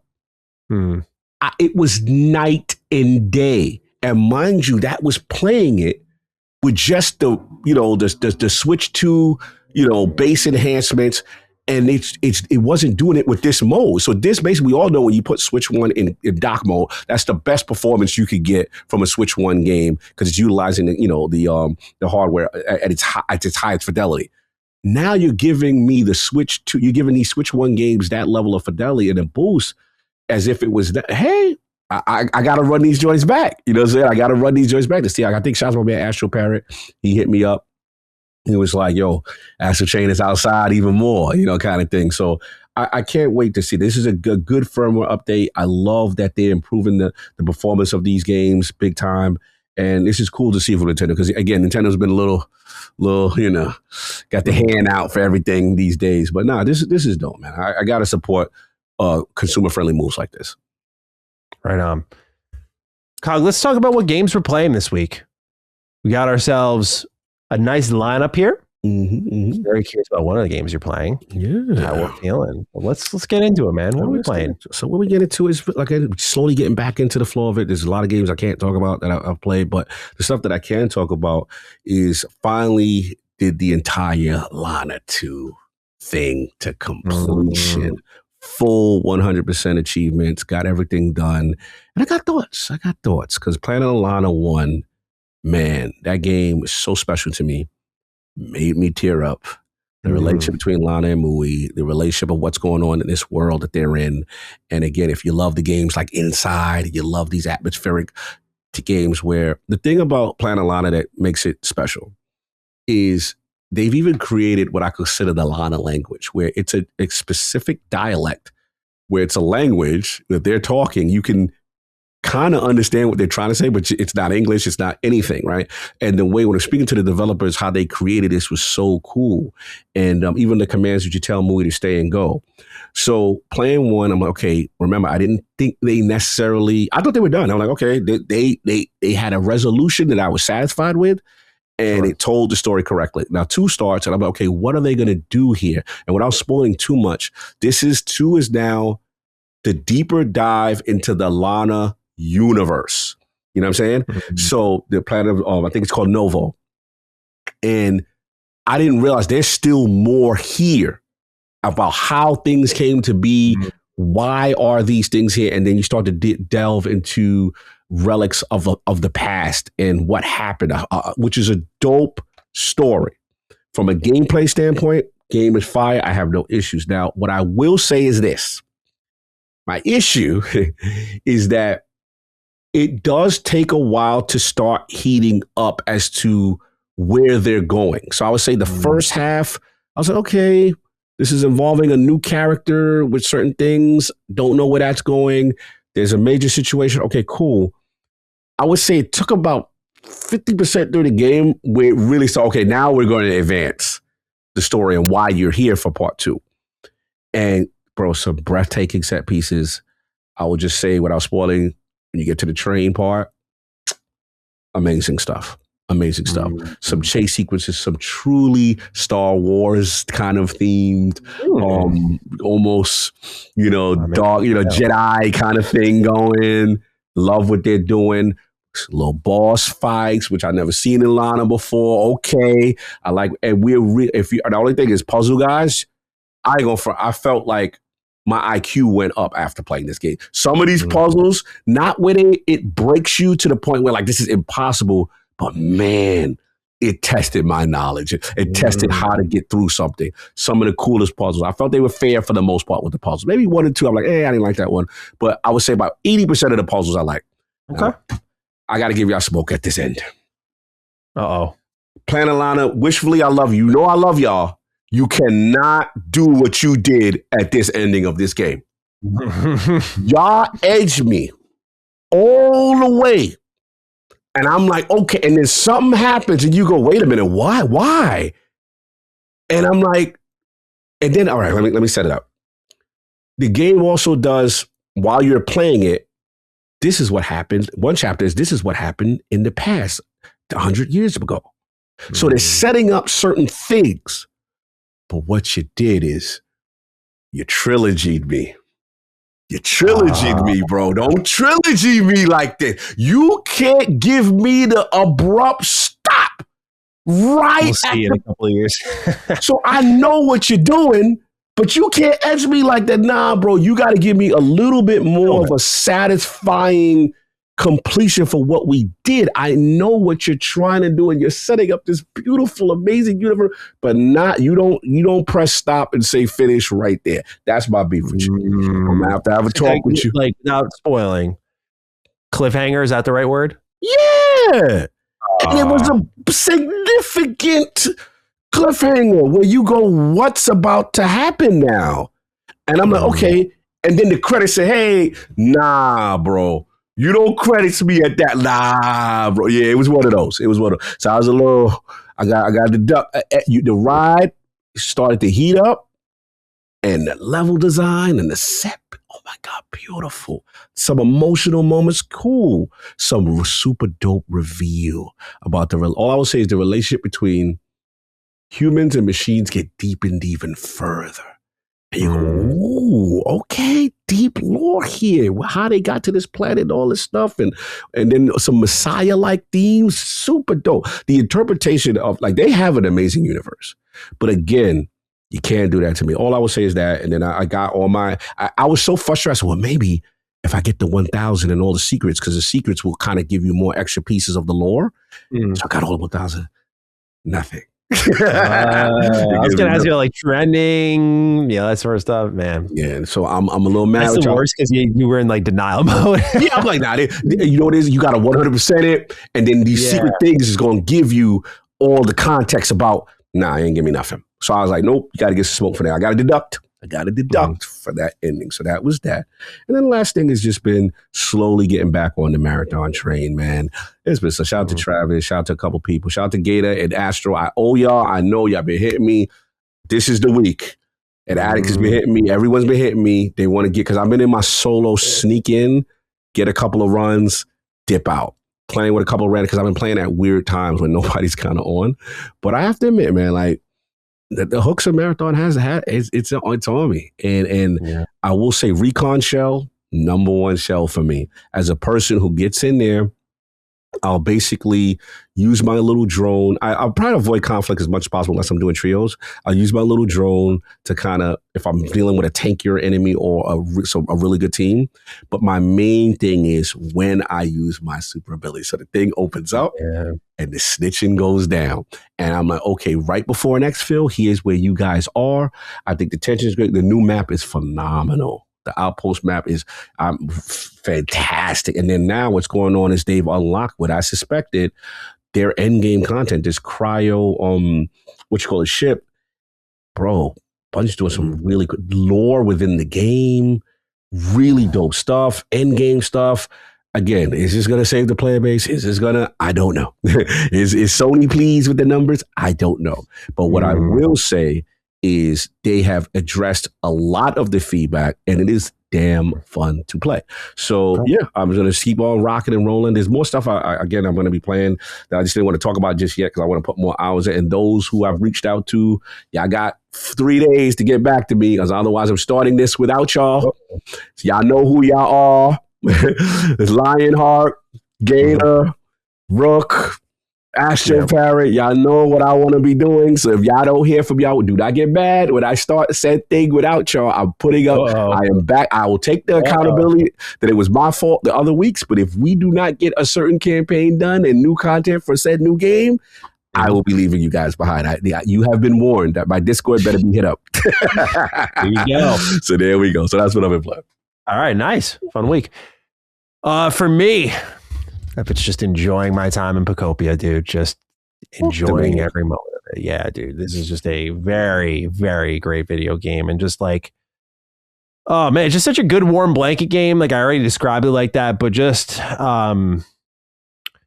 what I've been doing is so you have like these different pockets of the world, and they all kind of have their own missions and objectives and requests that you have to complete to kind of get the place back online, basically. And I have been just going to all these different corners of the world and kind of getting them online enough, because I've done this with Dragon Quest Builders too, where I spend too much time tinkering on one thing and I'm like, man, this is taking some time. And then the game gives you a tool like at the 30th or 40th hour of the game, and they're like, here's this thing that'll make that job a million times easier. So I've been like hard committed to making my settlements like what I want them to be. Like they very much still look post-apocalyptic. Like I have not gone, I've watered my grass and like, you know, got some electricity on, that sort of stuff. But like what this is a game with a very kind of compelling underlying narrative. For those who are like me and grew up with Pokemon Mystery Dungeon, you'll remember that was a game that was a big question about like what happened with the humans. And there's like a lot of commentary on sort of natural disasters and the environment. And they basically continue the ideas of that original Mystery Dungeon here, where there's a theory growing. I haven't beat the game yet, but there's this theory growing that like this was the prequel that set up the Mystery Dungeon games, Pocopia. And playing it from that angle, I mean, I cannot emphasize how special Pokemon Mystery Dungeon was to me growing up, because it was like my first DS game. And I remember just like playing it and loving the music and loving the personality quiz that you'd take to kind of customize what Pokemon you'd be. It was like just a very cozy experience. And I'd go through these dungeons and you go back to your town and you'd meet with all the Pokemon. They all had their own personality. There were no humans, and it inherently like made the story more interesting. It made everything around it more interesting. And so that feeling, and then the feeling I got after playing Dragon Quest Builders 2 have been feelings that have kind of escaped me since those moments. But Pocopia kind of brings it all together. It's like this perfect hybrid of Dragon Quest Builders and like Minecraft a little bit and Mystery Dungeon. So it's just got all these things to it. And so I've just been like every day, like I will sink into this game. It has been slaughtering my sleep. Like I just blazing. Like, but it's not even that. It's like I'll play for like 5 hours at night, and then I'll be like, I'm greedy with it, bro. Like I'll grab my Switch and take it to bed. I'm like, I'm gonna play for. I lie to myself every night with this game. Like I'm gonna do like another hour and go to sleep, dude. I'll be in bed like layly sound asleep next to me. I'll play another 3 hours. I'm like, bro, this shit is so good. It got him. Addicting isn't the right word. Like I think a lot of people would use that, and that's fair, by the way. Like I'm not judging what you would describe your experience as, because I think it's an easy descriptor. But addicting is like, I feel like addicting is good for games that like a gacha style game. Like it literally is designed to be addictive. This to me is like it's a very fulfilling game, and it perfectly masters the pacing that these cozy games sort of live on, of like, you're just on the edge of completing like 5 different things, and you got a bunch of irons in the fire. So an example I'll portray for people is this game runs on a real world clock, like Animal Crossing. I forgot to throw that into my references of what this game's like. Yeah. So like when I've actually only played this game at nighttime, so I never seen what Pocopia looks like during the daytime, ever. I've only seen this game at nighttime. And so like when I'm running around, all the Pokemon are asleep, and I'll wake them up. They're like, oh, what? Sorry. Like, they're like, damn, have you seen what time it is? Like they react like that, where I'm like, oh, this is so like real. Like, you know, as it gets deeper in the night, more of them are asleep. Like it's awesome. But I'm trying to remember where I was going with all this. I'm like, took myself completely off track. All the things you were doing, the addiction aspect of it. Oh yeah, thank you. Yeah. So like what I'll do is like I'll go to a Pokemon center that I have to rebuild, or a house I start to build, because I want to give these Pokemon a place to live. Because dude, it'll be like pouring rain and they're just like asleep on the grass outside. Hey, I'm like, yo, you got Pokemons out there like that. I cannot have like this is not going to be New York City out here, man. Like I'm not doing that. I'm not New York City, you guys. So I got to build them a place to live. That takes time. So I get all the materials together. I go to the chest, pull everything out. I get all the Pokemon together. And then like when you start the building process, it's not like an instant thing. If you build them like a little hut, it'll be done in like 15 minutes. But if I build them a nice size house, the game will be like, it's done tomorrow. So one of the problems that games like Animal Crossing had, at least the newest one, that kind of pushed me away is you'll do a thing, you'll do enough things, and then the game will basically be like, you're done. Like, you can go do whatever else you want now. Like, you've played for long enough. And I'm like, I don't like that feeling. Like, I want to keep going. I want to keep playing here. So what they've done is none of the story progress is barred by these time gates where it's like, oh, you need to wait for a day for this stuff. As you're rebuilding these biomes, you're increasing the environment level. But you can do that a number of ways. You can do it in big ways, like rebuilding the Pokemon Center, which takes time. And that kind of does tie a little bit into the main story. Or you can go around, do little requests for these Pokemon, like, hey, I want to know what's up in that watchtower. Hey, can you bring me this item? Hey, can you make me this? I want like a toy in my little habitat. Can you give me something to do? Like that. And they're all like kind of narratively driven in this interesting way that doesn't feel just like, here, go find something to do, kid. It's great. And so it's got this balance of like, again, you're on the edge where you know, like, okay, tomorrow I'm going to check on these houses. So I already have my time scheduled in my head of when I'm going to play this game again, because I know tomorrow something's going to be done. And then today I'm going to do some main story stuff. I spent last night, like just getting a party set up for my Pokemon. Like they wanted to have a good time. And so I put down like buntings and balloons and party platters, and I made food for the party, and I got tables there. I made food counters there. I invited everyone there. I found Pokemon that were like, they all have their own types. Like some will burn stuff. So I can have like some of them working on my furnace, and I'll have them making iron ingots for me. But then I'll get like Ludicolo, who's all about the hype. So I'll bring him to the party and he'll create the hype. And I got Rotom, who plays the music, and you can find collectible CDs that have all the old Pokemon soundtracks. Oh, that's fine. So yeah, it's cool. It's like this kind of nostalgic game at the same time as like feeling very new. And this is to me like what I liked Pokemon for. Like I'm like, this is what I'm here for. Number one, the spin-offs have always been sick. But also like they've always had this coziness and this ability to focus in a way that the mainline games just can't. And I've always fallen out of love with, I always want to love the mainline games, but I can't. But this game is like, it makes you feel right. You're like, dude, fuck yeah. Like I knew I wasn't crazy for loving this stuff because I know it can be great. So yeah, dude, it's awesome. And I remember having, I think it was Uncharted Wolf. Shout out to Uncharted Wolf. Like he was writing in my chat. He's like, hey, I'm not really like into cozy games, but like, should I take a flyer on this one? And I'm like, I think if you're looking for a cozy game, like this Dragon Quest Builders 2 team just gets it on a level that... Oh, it's the same team. It's Dragon Quest. Yeah, it's not Game Freak. That game is... Oh, I thought this was Game Freak. Okay. No. I heard great things about that Dragon's Builders. Amazing. Dude, that's one of my favorite... That's my favorite cozy game. Like, I love DQB2. Like, it is so good. And when I knew this was by the same team, that's what, like I said on the show last week, I was like, I know this is going to be fucking great. It's just about how great. Quick question. So this is an existing IP that came back, or this is a new joint? Oh, this is new. Oh yeah. Oh, we like to support. We got to celebrate that. I respect that. Yeah, I thought this was the rehash because you know how I go. Oh, there they go rehashes. Y'all nostalgia. So this is the new joint spinoff. Yeah. Fine. Yeah. Okay. I respect it. It clearly borrows its ideas. It's funny because like Pokemon will sue everyone under the sun for trying to iterate on their ideas, but then they're like, yo, that Animal Crossing UI is kind of nice. Like, you mind if we just take that 1-to-1? Like, it's unbelievably similar. Not similar. It's exact, like to a T.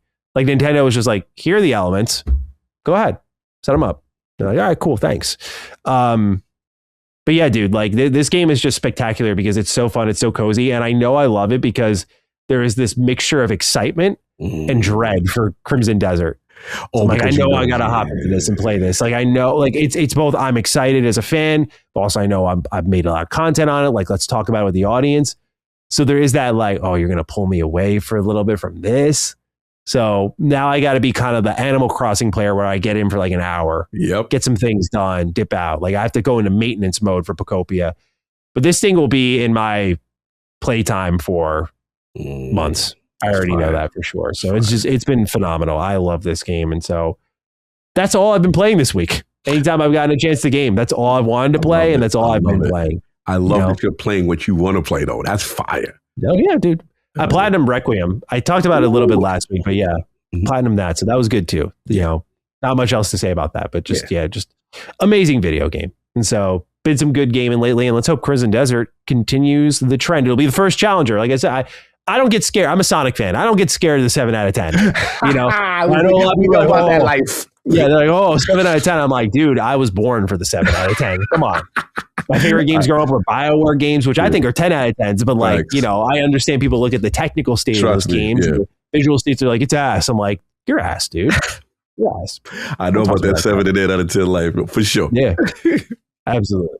All right, Cog, it's time for our big news of the show. DLSS 5.0 has been revealed. We're going to go through the story on NVIDIA's official website, some supporting information, then NVIDIA's response to the backlash that this feature saw. They wrote on their official blog post that DLSS 5 is introducing real-time neural rendering model that infuses pixels with photoreal lighting and materials. Bringing the divide between rendering and reality, DLSS 5 will empower game developers to deliver a new level of photoreal computer graphics previously only achieved in Hollywood visual effects. He says, quote, 25 years after NVIDIA invented the programmable shader, we are reinventing computer graphics once again, said Jensen Huang, founder and CEO of NVIDIA, who will be a big center point of this conversation. DLSS 5 is the GPT moment for graphics, blending handcrafted rendering with generative AI to deliver a dramatic leap in visual realism while preserving the control artists need for creative expression, end quote. Supporting this was a number of videos across games like Resident Evil Requiem, Starfield, as well as EA Sports FC.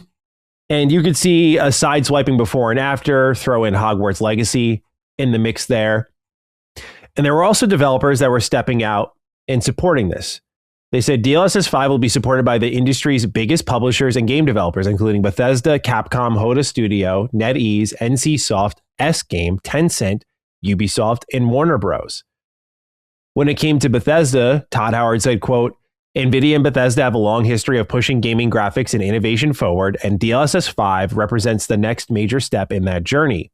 With DLSS 5, the artistic style and detail shine through without being held back by the traditional limits of real-time rendering.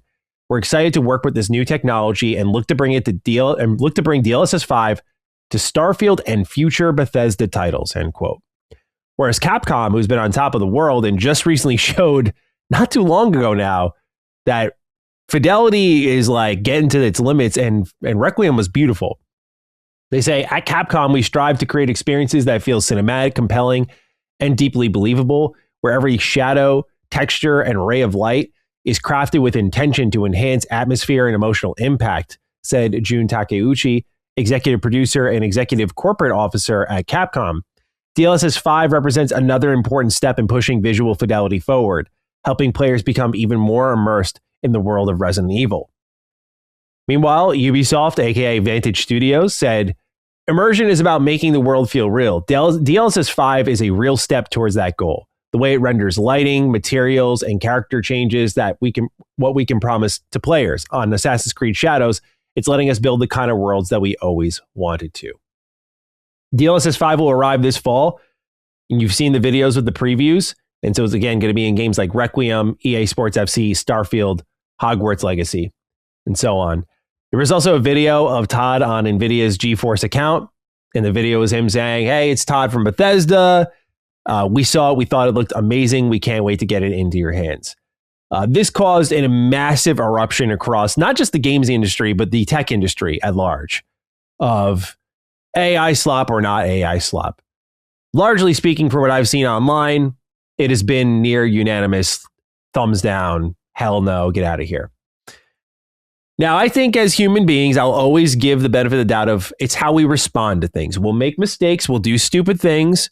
I've done stupid things. Cog has done stupid things. We will continue to do stupid things. That's what's going to happen. It's about how you respond to the moment something bad happens. Well, here's NVIDIA's CEO. At a press event at the GPU Technology Conference, he took a question from Tom's Hardware, and he said, quote, well, first of all, they're completely wrong. DLSS 5 fuses controllability of the geometry and textures and everything about the game with generative AI. It's not post-processing. It's not post-processing at the frame level. It's generative control at the geometry level. And so that is his response, is that you are wrong about what you were seeing for yourself, and that just in the nuts and bolts of it, that this is not what you think it is. Now, we had a lot of write-ins about this one. Easily the topic that had the most write-ins for our show. So we'll start off with sucking duck for quack. Says, yo, a lot of suck in this show, guys. What's going on? Yeah, a lot of people doing things for sucking. Yeah. Like, why are we theorizing and pontificating on this? Like, stop the sucking, man. Stop the sucking. Says, howdy, Dukes. We all need to hear your takes on NVIDIA's DLSS 5 tech. Looks like an AI porn ad, but that should be expected by now, considering how much NVIDIA is into generative AI. With things continuing to trend this way, despite constant pushback, my only question is this: when does the planet killer asteroid come? We appreciate your write-in here, Cog. We'll jump into the action one, though. Roku says, good day, Dukes from Down Under. Regarding DLSS 5, rather than talking about how bad it looks, I want to talk about the bigger picture of AI. I find it quite fascinating that the reaction to the tech has been a near universal negative pushback.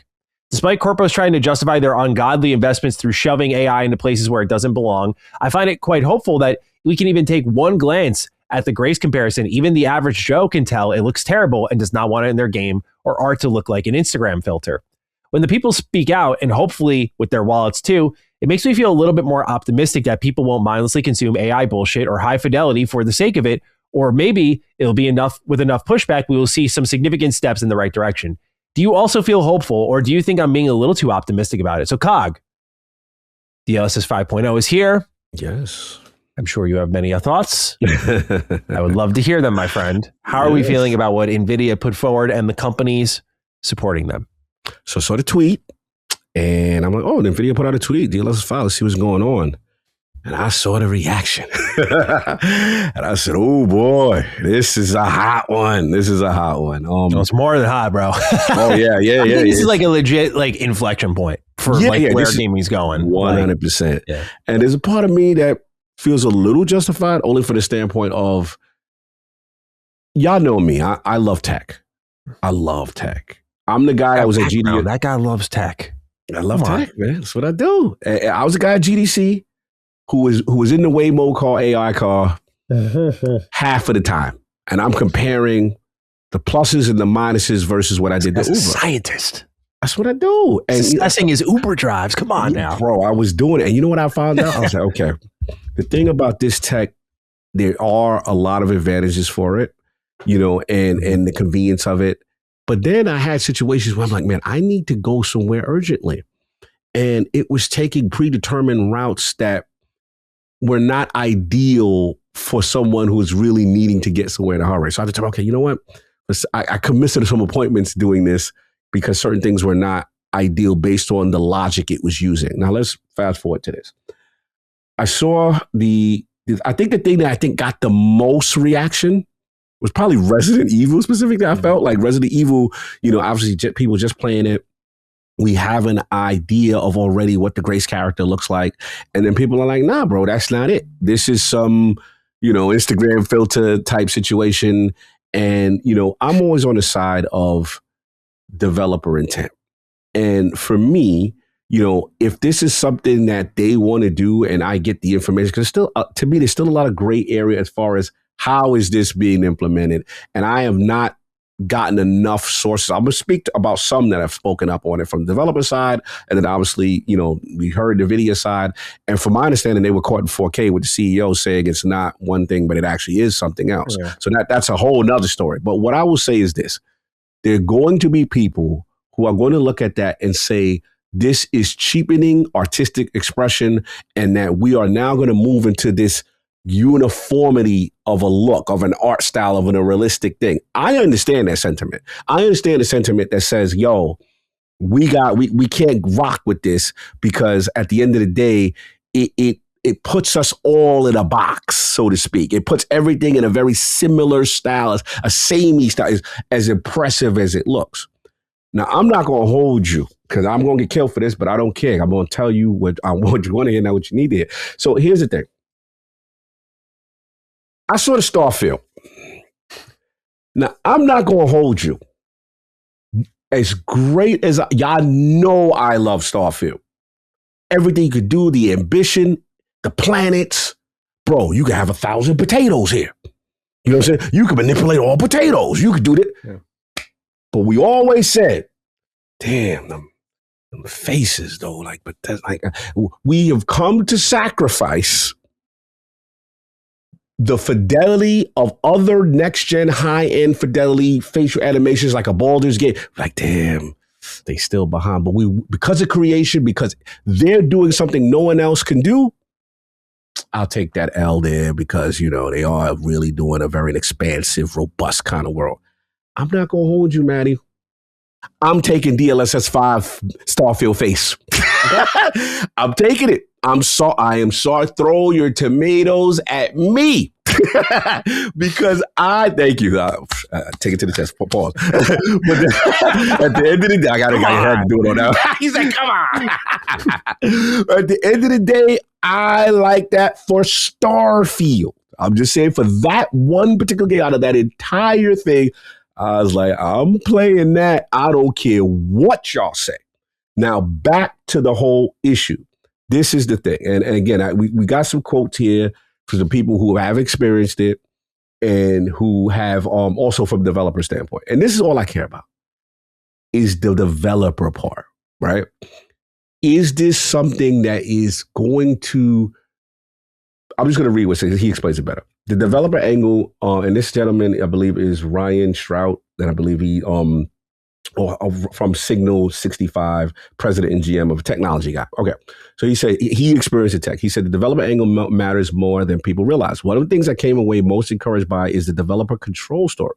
This is critical. If DLSS 5 were a black box that slapped a one-size-fit-all enhancement over every game, the artistic intent concerns would be completely valid. But that's not what this is. During the demo, the DLSS research talked about the level of granularity available. Developers don't just get an on and off switch. They get intensity controls that could be dialed anywhere, not just full strength. They get spatial masking, blah, blah, blah. Okay. Then he goes on to say, okay, all this runs through the existing SDK, which means studios already using DLSS and Reflex have a familiar pipeline to work with. The developer support list tells you something. Bethesda, Capcom, Ubisoft, Tencent, Warner Brothers Games, and others have already signed on. But what struck me more than the names was that the NVIDIA team shared about the reaction inside those studios. When developers previewed the technology, their technical artists were apparently co-advocating for it internally because it gets them closer to what they actually intended their characters' environments to look like when they're designing them in their authoring tools. They get their assets, drop their real-time game engine, finite performance budget, companies happen, and then DLSS 5 lets them claw back some of what they lost in translation. If this is to be true, that signals to me that is artist intent, liking the technology, utilizing co-ad. If this is to be true, I do not know. I'm just reading what this gentleman said. I'm assuming he did what he said he did, and this is what he saw from developers. That's my main thing. If it's developer intent. Now, here's the flip side, and this is the part that I understand the anti-AI bros. I get it. The flip side is the cosign big business thuggery? You're going to use it. This is happening. We don't care what's going on because it's coming from the top. Do we poll 100 developers, thousands of developers and say to a man, this tech, how are we feeling? Do you like it? Does this limit you? And then where I defend you guys, the anti-AI guys, slop bros, is I'm about jobs, right? I'm about, the artistic expression, being able to do what you want to do instead of being thrown in a box and say, hey, we don't need you. We got this. And this is going to eliminate that level of employment and creative artistic expression. That I'm with it. That's my fear, my trepidation, I would say. I'm not in fear mode. I'm in concern. I'm in, let me see what you guys do. I need more information.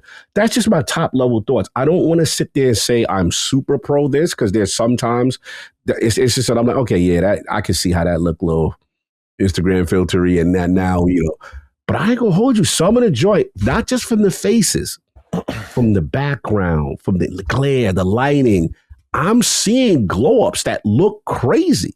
Now, it does say something that God Howard was outside with this. I just Go ahead. It was like, I admire him greatly. So it was truly disappointing. Like, it was truly like a genuine, like, I know people have hung quotes over this dude's head his whole career, but I think that is the worst moment I've seen him. Interesting. Like I said in my video, I was like, this is no, I want to give it back to you. I'm just saying, when I saw that, I'm like, of course, it could have been any other person being the poster child. It has to be the one team I've covered for half my life that has been on this downhill slope. And now at the face of like this inflection point, there he is at the center of it all. I'm like, and this guy just had a money quote a couple of weeks ago. He's like, AI is a tool. We don't want to replace artists. He said, just as good of a quote as you could get. And then he does this shit. And I'm like, all right, why you gotta make my job hard, bro? Like, just stay in your lane and like get out of here. Come on. Anyway, I'm gonna let you go because I want to change artists. I want you to give me the bars. Clearly, I get a sense of how you feel about it, but I want in detail. And I guess my question, I'm gonna have some questions for you during the thing because I truly want to understand every aspect of why. Because I'm the techie. I'm a little bit more open-minded in things, but I want to know why. Because if this is to be true, that the developers are on board and it's not some filter, it's deeper than that, and it's not messing with the actual creation of it. What do you say that? But so let's just start with you because I got to get the boss. Well, like I said at the earlier part of our show, like I'm not angry in the traditional sense of like, I'm ready to pop off. To me, it's like very dystopian what we're watching unfold. Like that's where my head is at. Like I know there's people who are like, spare me the drama. It's fine. I take it as some people just don't care enough. Like that's really where I'm at. To me, it's like an inflection point of art itself. And I'm no artist. And that is the whole point of this is so many people are deeply yearning for art to be economized and efficient in a way that is, I don't think feasible because art stems from at its very root, a sense of personal expression. Of joy, of anger, of whatever it may be, and what you speak into the world with that. And it may not have anything to do with what you're actually seeing. It might be, I don't know, a flower, even though you're like angry at something, but maybe it's a burning flower. I don't fucking know. But it's a personal bit of expression and how you communicate your emotions and your feelings, and you put that into a way to get other people to think. That is why we have art. And I see a lot of people lining up and saying things along the lines of like, well, make it cheaply, easier, quicker. And I'm like, that's not the fucking point. And you're the exact type of sucker that these companies are hunting down and praying that you'll buy into the whole, it's optional. Guess what was also optional? DLSS before this, right? It's an AI upscaler. Not necessary until games started running like shit without it, an FSR. Or certain upscalers were getting bags, like teaming up with AMD over NVIDIA. Suddenly then it became less optional and more codependency and, as Cog would say, tweaking and twerking. Or another point of defense is, what about the little man, the indies, the double A's? I'm like, please look at the most popular games of the industry from those respective genres and point to me where they're chasing photorealism. I see Schedule 1. I see like a golf friend slop game. I see Mugenics. I don't see any of the, I see Stardew Valley. I don't see any world where the people that they've convinced themselves would be using this, the little man, are actually going to use this because they fundamentally get art and they are there for, obviously to make a living of it, but what brought them to the dance is the passion of it.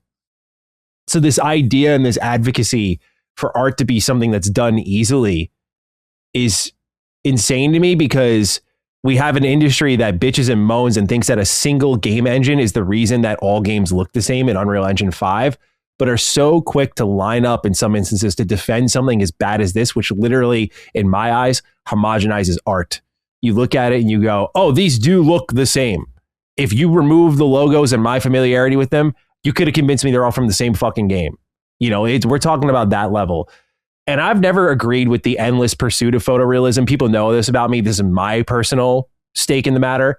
And that I have always fundamentally believed the endless chase for photorealism eventually became a fool's errand, probably by the end of the PS4 generation. But I could see we had some ways to go with PS5 and Series X. I can admit that much with like getting the fidelity with the frame rate, because we saw the trade-off earlier on. Like, here's Gotham Knights, and it's 30 frames. Here's Plague Tale Requiem, it's 40 frames. We're like, well, like we were hitting 60. Like, what are we doing here? So I get it. There's still a little bit of work to be done to achieve that right level of resolution and frame rate where you're not on the most powerful hardware. So I get all of that. But the diminishing returns have become laughable to me because we're starting to see NVIDIA go forward like, here's ray traced hair, or putting up this video and thinking that this is progress worth sharing when it literally violates an artistic direction. I don't look at everything from Hogwarts Legacy was the worst. I was like, holy shit, dude. They turned that boy into a fucking 50-year-old man. Like, yo, the memes is outside with these crazy. Hogwarts Legacy was the worst, but I thought I know people are going to hear this from me. And part of the reason why I just want to give up and not talk about it is because people are going to hear this from me and be like, oh, he's AI bad everything. And it's like, no, dude, no. Like, that's not where I'm at. I'm all for putting another tool on a developer's tool belt that they can or can't use. But we are at a point now where these companies are taking we're reframing the whole conversation. We have a video that comes out of Todd saying, we think it looks amazing. We can't wait for you to try it out. Then Digital Foundry has this blow up in their face. Bethesda Game Studios gets into replies and goes, we appreciate your enthusiasm. This is an early look, but it's coming out this fall. And I'm like, now we're doing the backtracking and everything like that. Like, I understand and respect people who are advocating for better tech in our industry, and I'm right there with you. But this shit actively neuters the hobby you care so much about. It does. It is a skill. It is a craft. It is a science. Okay? You don't just draw a picture and it's in the game like I think a lot of people perceive it to be. It goes down to your software, your modular process, lighting, effects, and all the science within each of those processes. Lighting itself, which is a lot of what this is based around, is a process.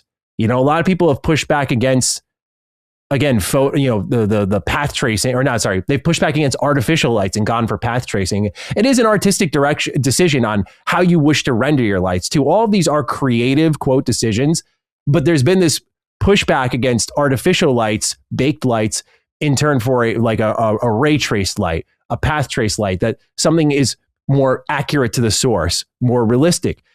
But then what you lose in some of that, if you're not embracing the other side of lighting of like artificial lights and baking them in, is like kind of the way you create emotion for a scene, like giving a room a certain glow, creating a different hue for it, coupling that with a cutscene and a character reaction and creating a feeling. That's art. That's where that tech comes together and makes a moment. And so when I see people missing the point because they're so caught up in this idea of like, we're going to get things quicker now. I'm like, number one, we've seen all this tech come in and games have taken longer. So it's not like you're going to suddenly get things quicker. I don't think you're going to get things cheaper, but what you're going to run into is exactly what started to happen with DLSS and people and FSR and people leaning on this for performance or for resolution. Like, I experienced it heavily. I had to have a specific build that I was sharing with people for Oblivion Remaster to get it running well and looking right. Like, that was a hack. Like, here's what worked for me, because I forgot which one it was, but one of the upscalers was like broken and made your game run worse, whereas the other worked perfectly fine and made it run great. So we're at that point. And again, if people think that that's like a tweak, it's like, dude, come on. I'm sure there will be examples down the line. I've been kidding myself that DLSS 5 can do something for the right team in the right hands and they'll adjust it properly. I have no doubt that I'm sure that's somewhere we can get there. But that's besides the point, right? Like, at a certain point, this whole pursuit of, quote, optionality, like, it's an option, bro. Who cares? Just let it be. I don't know when we got to this point as a society where when there is a collective, fuck this, dude. This shit's bad. I don't get where we got to the point where, but the big company saying it's optional. And I'm like, and we're going to believe that, and we're just going to let that rock. And like, even though we have 5 active examples in front of us of it all looking worse, and not just changing, quote, the lighting, but how characters actually look in a way that generalizes the art direction and makes them all look from the same product.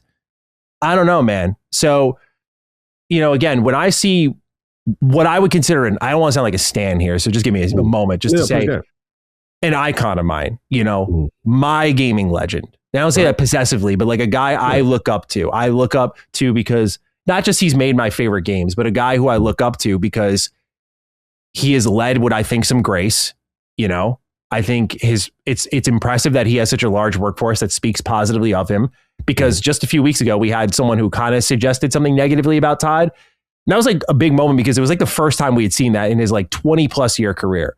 Like the guy is respected and he does a great job, and he's always been said not to be above the process. So when I see him out here being the poster child for that type of shit, it was extremely disappointing. Extremely. Like, I'm not one of those people who's like, oh, Todd, 16 times the detail. Right. Bethesda games at 16 times the actual detail still aren't impressive looking. And that's why I never cared about that quote. But when I see him out here saying, we thought it looked amazing, I'm like, did you even see this? Or were you just like, deal signed, let me get out there. Got you. That's what I need to fulfill. Got you. And it makes me wonder for them, they're like, our future games. I'm like, okay, games I really care about. Fallout 3 Remaster comes to mind. Elder Scrolls 6 comes to mind. They're upgrading Creation Engine. How much of that is going to be a facelift, which they desperately need when you look at games like Kingdom Come Deliverance 2? And how much of that is going to be achieved now by something like this, which looks like to the fan, I'm not saying it actually is, but it looks like to the fan like an easy workaround from doing the hard work of making your game look visually current, which Starfield already looks dated, you know?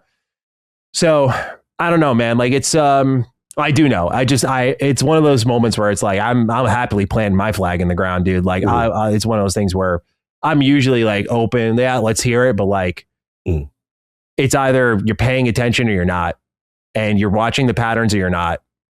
And I'm sorry if that makes me a dick to you, or it's like, fuck this guy or whatever it may be. But it really is one of those moments where when I see legends I do respect, like Rafael Colantonio, like I'll read his tweet because he responded to me. Oh, what'd he say? And he said, the risk if we embrace it is at some point the production process will turn into making blocky assets with basic animations and prompt to make it look cool and ship it. We'll lose our taste and our ability to make art entirely over generations. Every game will end up identical. Now, this is someone who is not a doomer, a realist, and someone who typically, like, he's been outspoken before, but not on the doomer level. Right. But he's always said his piece. Like, he reminds me a little bit, maybe not as spicy, but a little bit of Vavra. Like, he's always said his piece. Yeah, right, we're not talking about a new age dev who's like technical designer at this company that just got established a decade ago. We're talking about like a gaming legend, Rafael Colantonio, who's been around for decades and has seen it from some of the most iconic games and some of the most artistically driven games like Prey. When I hear him say something like this, I'm like, oh boy, you know, this is a legend who's out here like, this could go downhill real quick. Sure, it'll make things efficient, but if you want to consume the same looking shit all the time, be my guest. I think the same people who are welcoming this in, who fought against Unreal Engine 5, are the same people who they're going to get exactly what they want. They're like, oh, these games look the same. It's like, you want to find out for real? Go for it. Like, that's where we're headed. So it's a mixture of the personal disagreement of like, I'm not big on photorealism pursuit. That's fine. But even at accepting it as what it is, which is like, I think it's time wasted. It's an expensive way to make your game not stand out.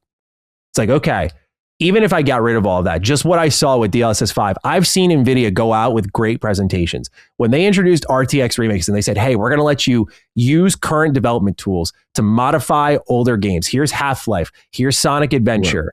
Right. List goes on. Morrowind was the game they introduced it with. It looked amazing. I know they know when they've got something and they think they have something. They have presented way better in the past, way more convincingly, and have gone through it fine. I don't know if there was a blowback initially for DLSS, but I was totally for it when I heard about it. RTX Remix, same deal. I was like, this looks great. I could see this being useful.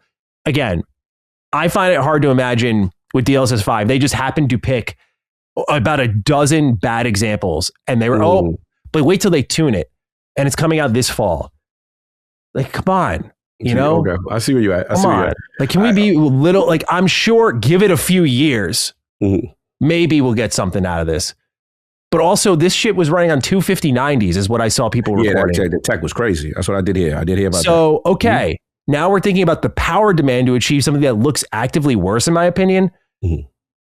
That's why, like, again, how could I not have a very definitive stance on this? I'm like, I feel everything from the value proposition to the results has looked terrible. And then in the middle is the personal taste, for sure. Right, for sure. So I'm not an AI doomer, despite people thinking I am, you know, but am I highly skeptical of its implementation? Sure, because I talked about this as Copilot, where I said, like, yeah, they're like, we have this great plan. It's like, okay, cool. How are you going to take care of like the legal part and the getting people paid part and the stuff that really matters to make this work? Oh, well, it's at the forefront of what we're like. It's like, okay, actionable plan.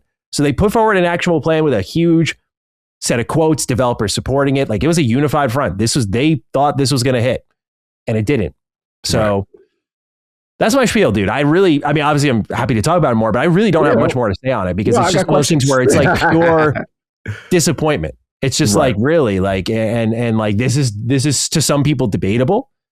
So I don't know. Again, people are welcome to disagree, but go ahead. I do have questions for you because you feel strongly.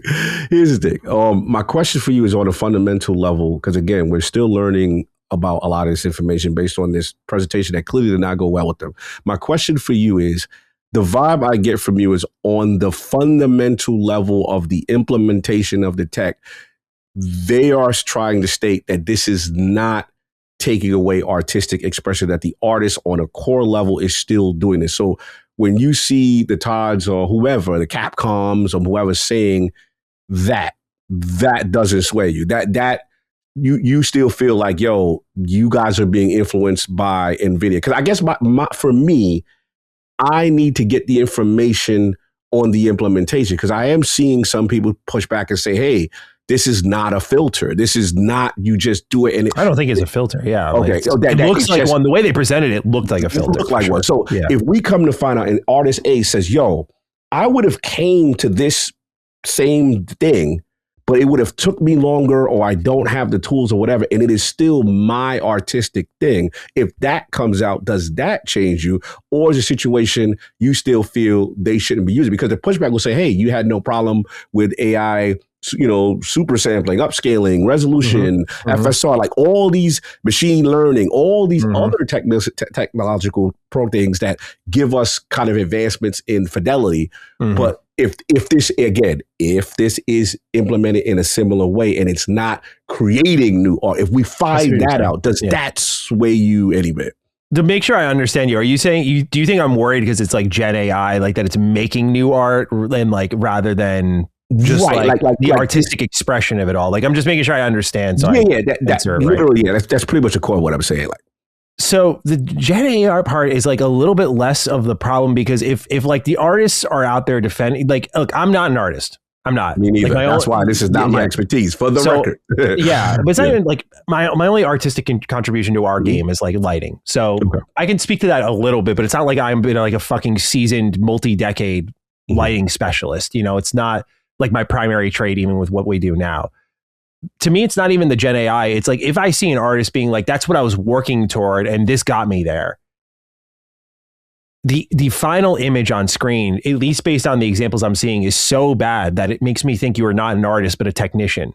And I think that is what has been reflected in a lot of the work lately. Is I talked about this in my video on sort of like what we've seen a little bit in our industry in certain examples is, like, for example, optimization is still a thing that's considered in game development, but it is not as, I think, highly emphasized because you have this raw power. So you don't have to treat it with as much carefulness as maybe when you were making GTA for the PS2, right? You had to think to get that beast of a game, even when the graphics were incredible, that scale of a game with that many cutscenes, that much audio, onto this little DVD disc, onto this basically DVD player.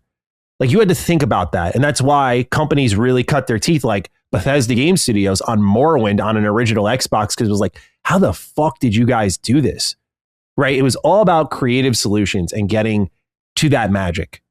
When technology got more powerful, you can see there are developers who still use that creative level of solving problems to get to the magic, right? Like, I think, even though I haven't, like, I look at it as a very recent example that's all in our heads.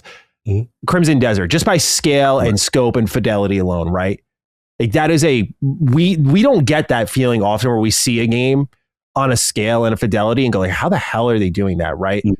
Yeah. So that was like proprietary engine. Willpower said, like, right from the get-go, like, we were driven by this vision, right? So it was like a level of black magic. We're like, how the hell did they pull that off, right? That feeling's gone away for a while because, again, with the raw power of the baseline consoles, you don't have to consider that stuff. And so when people start dragging Unreal Engine 5, which has its slew of issues, but it's a lack of optimization. That's why you're getting, both on audio and visual fronts, you're getting a lot of file bloat and you're getting horribly running games.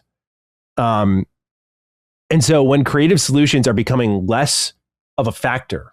Like the thing that we really need to, I think, make art special. And it feels like it's no longer required because we're trying to speed run everything. And we're trying to use the raw power of hardware.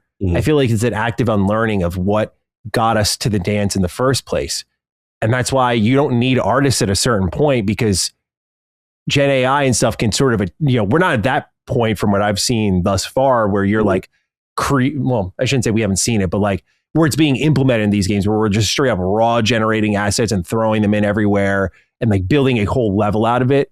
We've seen bits and pieces like placeholder textures in Expedition 33 or concept art in Divinity. We've seen the conversation go that way on a number of levels. But we have yet to like really see it on a massive implementation, but we're getting there. So to me, it's not really the Gen AI part. It's like, if that was your final image on screen, you went, that's what I was working for that whole time. Right. That's what we have. And that's what you wanted to achieve.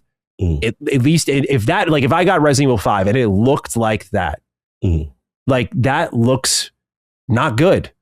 If that was the artist's intent though, let's say the artist's intent. Because it looks, it doesn't, like they literally, I remember the Aloy meme of like, I made her look better. Right, and it was like the fucking chronic masturbators online where like every game character's got to be super fucking hot. Right. So they were like, I made Aloy into like an anime chick, and everyone was like, what the fuck is this, dude? They're like, let the gamers make the art, or let the gamers make the games. I'm like, no. And like, that's when you get someone like Grace Ashcroft, who is like an antisocial, shut away FBI investigator. She's not supposed to be coming out supermodel. No, I'm glammed up. I'm with you there, but I guess the only pushback I have for you is if Resident Evil 5, which I agree, I'm with y'all on the Resident Evil 5 one, right? Because I feel based on the character design, I think that I get the feeling that the original look was what the intent is, right? So fine, I'm not pushing back. I guess for me, if let's use another game, and the artist's intent was like, yo, I want her to be, this character to be photorealistic and glammed up, and that's the intent, and then they put this in there and then just adds on. Like from a foundational level, it wasn't like press the button, go do it. It was, I made this, here's my base point, and then now you add this thing and this is how it could be. Still, you would have an issue because you are like, I don't want you guys utilizing that. I'm trying to get to the core of the issue. I feel like I'm there, but I just need to make sure. Yeah. So you're saying if like someone at Bethesda is a character artist and they saw DLSS 5 and what it did to whoever the fuck we saw in those videos, and they were like, that's what I wanted that whole time. Right. That guy. Do I respect that? Do I respect that was, if that's their intent, sure. It just doesn't look good. It looks creepy. So it's an uncanny valley. Like, I get why we have this desire to pursue photorealism. It's always been kind of this North Star for gaming. And, I think without it, there's going to be a lot of people like, what the fuck do we do now? Like, I get it, but I don't look at, when you think of how they rig the models in a game like Starfield and how they animate around these particular faces and them eyes, like in the eye, like it looks better with the worst character because they are already inhuman. I'm serious. Man, I got put you. They look better with the eyes, the in the face. Did you not see with the Oblivion remaster where they blinked and like the eyeball was cutting through the eyelid? I did see that. That shit. That's what I'm saying. Like, it's this uncanny valley thing where because of the way the character model is animated based on what the original Starfield face looked like, it looks more gamey and more at home to the game's artistic direction than this photorealistic character stapled into a non-photorealistic universe who isn't animated like a real person. Okay. Because like he looks real or she looks real-ish, but you don't have the animations to support that. Right. So it's this creepy look of like someone trying to make a human, which is why I'm like, it looks worse because visually, interesting. Again, to me at least, if the animation Starfield joint look worse, I gotta fight you. We gotta put this out by ourselves. You feel the Starfield? I made a whole video on this. I 100%. I didn't get a chance. That's what I'm saying. We catch it up. Were you like the? Oh wow, this is okay. Yeah. Okay, I'm taking the DLSS 5 face on. I had to fight you on that one. That joint look horrible for the old one worse to do, but you like the old one because you feel that's more gamey. Wow. Yeah, like it fits the artistic direction. Like I'm not trying to be a stick in the mud. I'm sure some people roll their eyes, but like to me again, like when I think of when I say direction, it's different from the maybe style would be the right word. Like the styling of the whole game. Starfield is not filled with, in my opinion, photorealistic anything. So when you put a photorealistic character in that environment and they don't have the animation system to look like a photorealistic person, it looks creepy compared to the rest of the environment. And my pushback was, what if developer intent was that, but because they got 1,000 potatoes, 6,000 planets, 70 million things, they say, yo, we got to have sacrifices somewhere. Right? Oh, face department, I'm sorry, I hate to perform you, but we're going to have to push back on your resources for what you was trying to do because we doing all this stuff going on here. And then I guess my pushback is just like, if this allows you to get there, again, provided that was developer intent. Remember, I'm all about the artistry and them. That's what they wanted. If that's not what they wanted, and then it's just press the homogenize everything look realistic button, I'm with you. 100%. I'm with you there. But if he said, if the dudes with Tim Lamb and Todd Howard say, yo, this is what Starfield was looking, but damn Todd, damn Tim Lamb, you keep making 1,000 planets, you keep adding more solar systems, where the graphical resource budget go. Again, I'm simplifying. I'm not an artist. I'm not that. Anyone who's a developer listen to this, you can laugh at me. I'm just speaking in the simplest terms to help me understand. That's my only thing. If that tech helped them get there, that they planned on getting there anyway, and if they would have got there anyway, we don't get all the things that make Starfield amazing, I'm with DLSS 5 face. I'm sorry. That's just where I'm at. I just need more information. That's where we fundamentally disagree on Starfield then, because to me, Starfield needed to be a smaller game, and this maybe wouldn't have been a problem. Starfield, eyes were bigger than its stomach. And I mean, we'll talk about the new update and how I think it actually helps a lot of the game's issues for sure. But like, you know, we're talking like launch Starfield. Like it definitely was a situation where I'm getting nitpicky now, but it's like, you know, you guys probably made some decisions you shouldn't have. And if that was going to hurt your animation system, if that was going to hurt how your characters look, which was already the worst part of your games. Like Bethesda is always, like, for example, when they were making Skyrim, like their developers have talked openly about how they knew there were drawbacks that had to be made and it wasn't going to be like perfect every time, but that to achieve that vision, they get there. So they've never, this is the reason why like their animations and their character, like they never had to look incredible or photorealistic, you know, like that's all I'm saying. Like they can look better visually, but I'm saying they never had to behave this way. And go ahead. Please, go ahead. No, I'm interrupting.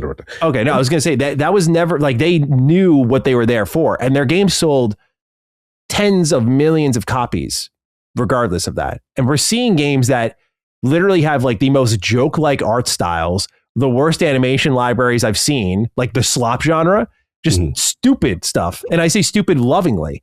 Like stupid as in like, it's just dumb fun. Characters looking dumb, doing dumb things, playing into it. And they're soaring.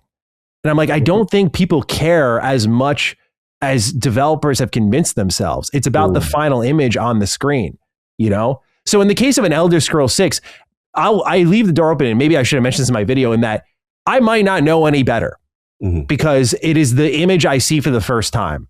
Versus Starfield, I got to see what I knew and know and enjoy, and then how it is transformed.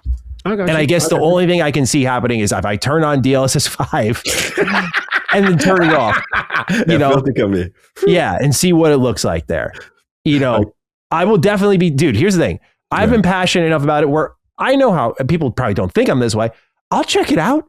Yeah, for sure. I'll try it out this fall. Yeah. I talked loud about it. Fuck yeah, I'll try it. It'll be our thumbnail for this show. It'll be our title.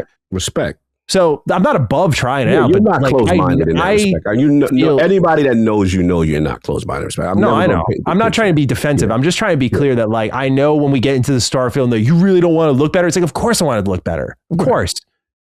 But not this does not look better to me. That's just a personal try. I think that's like, the only. If you were talking about the grab bag of what's there, Starfield did look the best, but Starfield still looked horrible. Like that's what I said. Like Locke said to me, I said hilariously, Starfield's the biggest benefactor here, but it still looks bad. You know. I feel you. That's subjective. That part we can't argue subjectivity. But I guess this is what I see, and I think it's two things going on here that I think is going to determine a lot, and two things both go in our favor, in our perspective favor. The favor of, we always talked about when AI hits, it's going to be that moment, right? And the people are going to speak. And I will say, in your defense, this is that moment. Because I've always had confidence, regardless of how it go, the player is going to determine. The people are going to say, nah, that's not it. And right now, everything is in your favor. People are speaking loudly. No, that's not it. Whether it means their implementation of it, the examples they use, whatever they did, it did not resonate, right? My only thing is, on a game level, where I feel I'm justified, is that I remember when Starfield launched, and I'm going to keep using Starfield because it's the only tangible example I can use right now. You know how many people, I ain't going to call them out, who was like, Bethesda still in the 80s and the 90s with these graphics. But I see the reviews. Bro, they have not advanced. This is so archaic. Like, look how terrible this is. And look at modern standards and what I've seen them get dragged for this same thing, right? So it's just interesting to me because here's what I feel. The casual, right? And now I know us old heads, we ain't gonna like this. They are gonna say, that looked good. Without the education, without the process, and without the idea that, hey, maybe too many things look exactly the same like this, which is fair. But I do feel that, bro, I came up from an era, people are graphic whores over gameplay. It's the first thing you see, it matters. They like, I don't care what's going on. Even Crimson Desert with the reason why I got some flack is people like, it looks too good to be true. It looks so amazing, right? So it's getting, I saw a data point with the pre-orders of Crimson Desert. Again, they're MMO-based studio.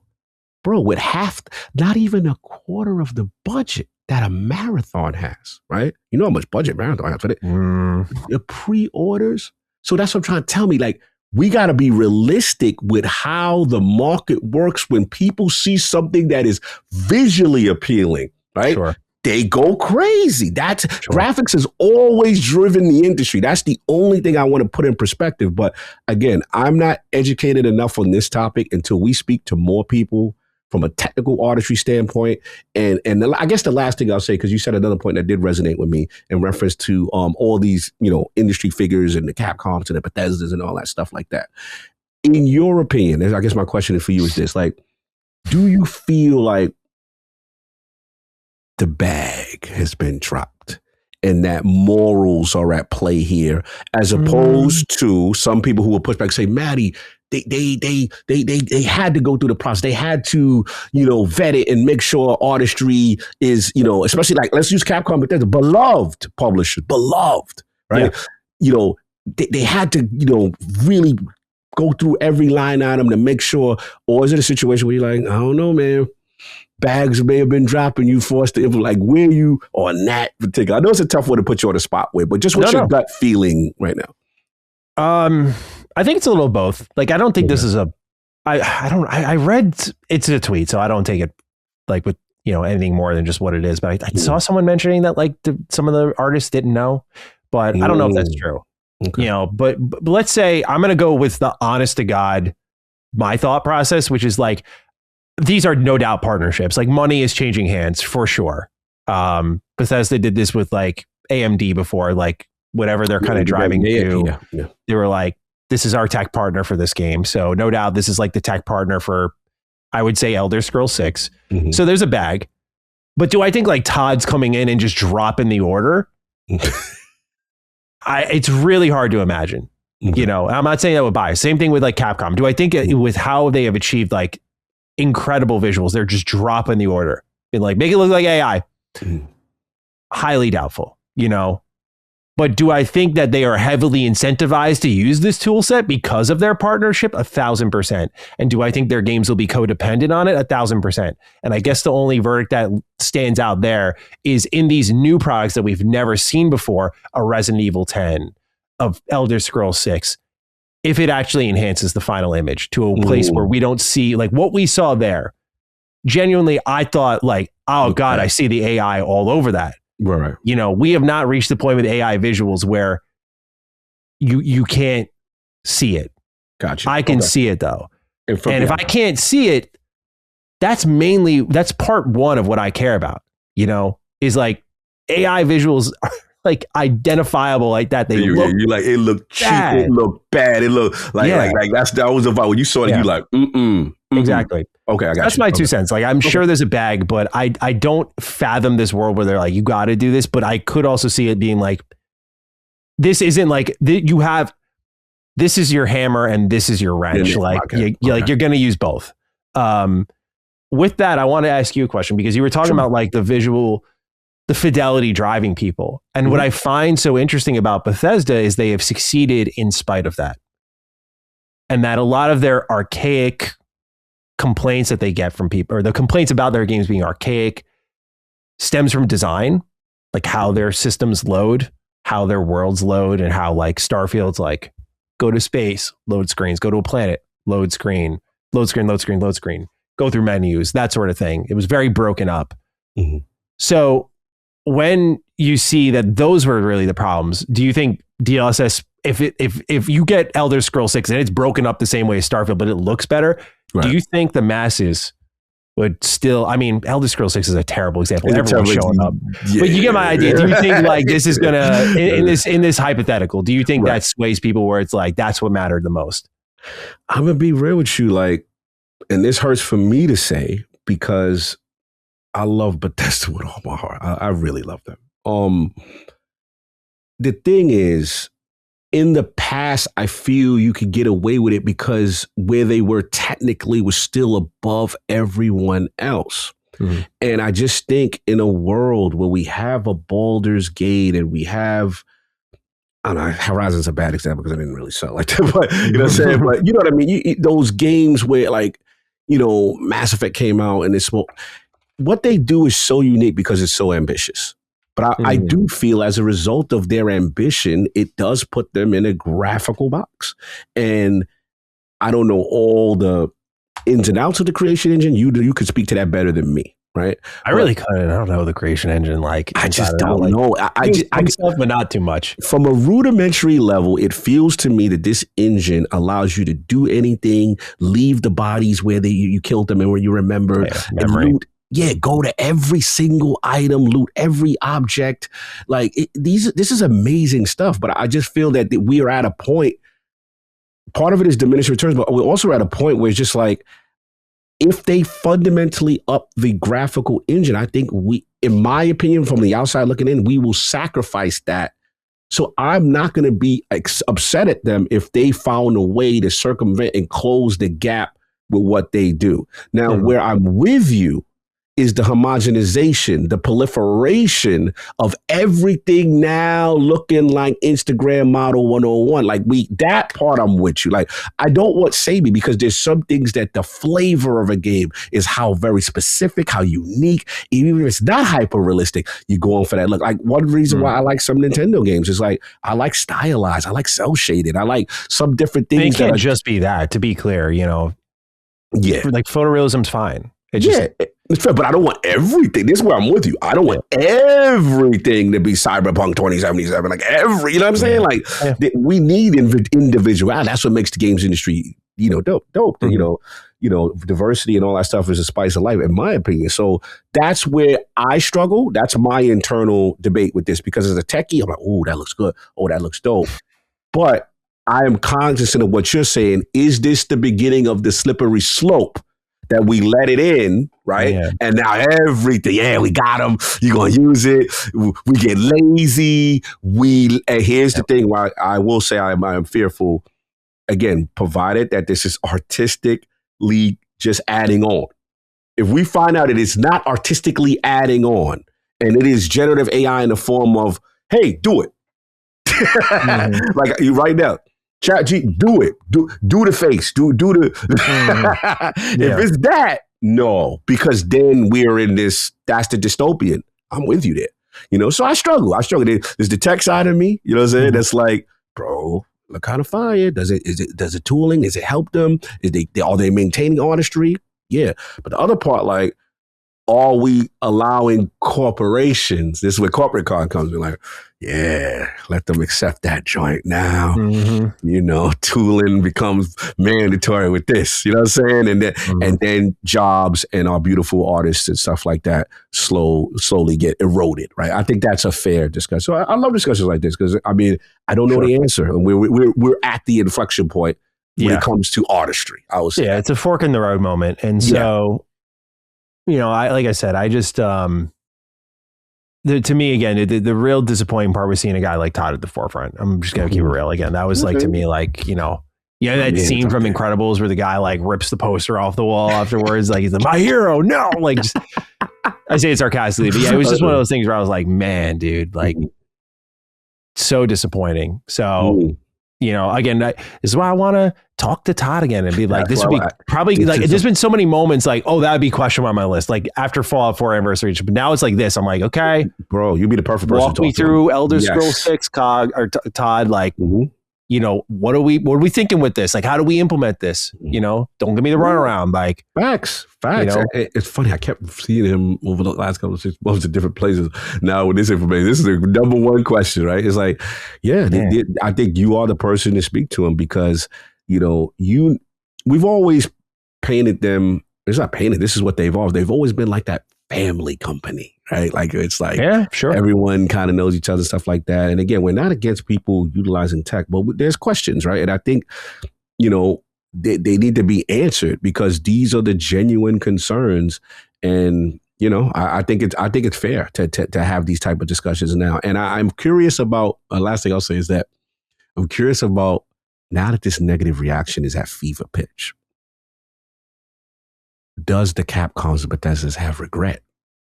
Right? Because look, one thing about the gamers and outspoken people and developers and the media, everyone it's like a 95%. I feel like this ain't it.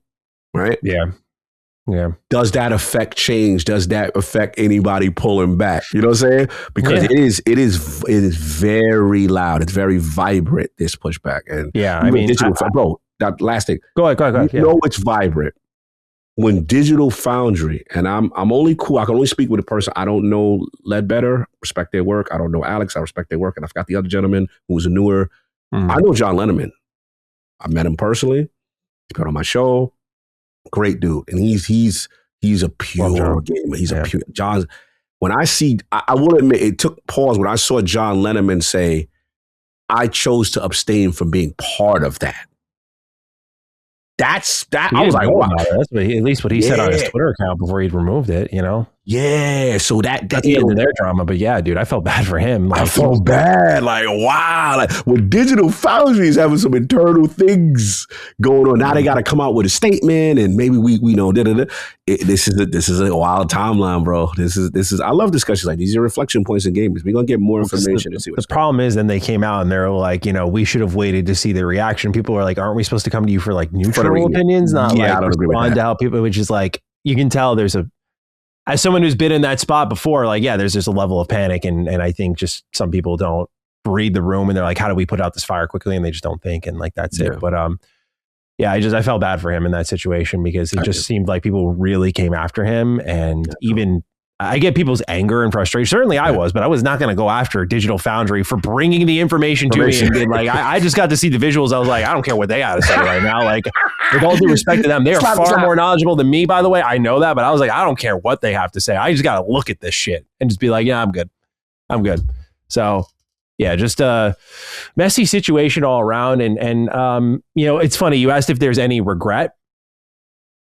Both the main lead companies behind this, like Capcom, Bethesda.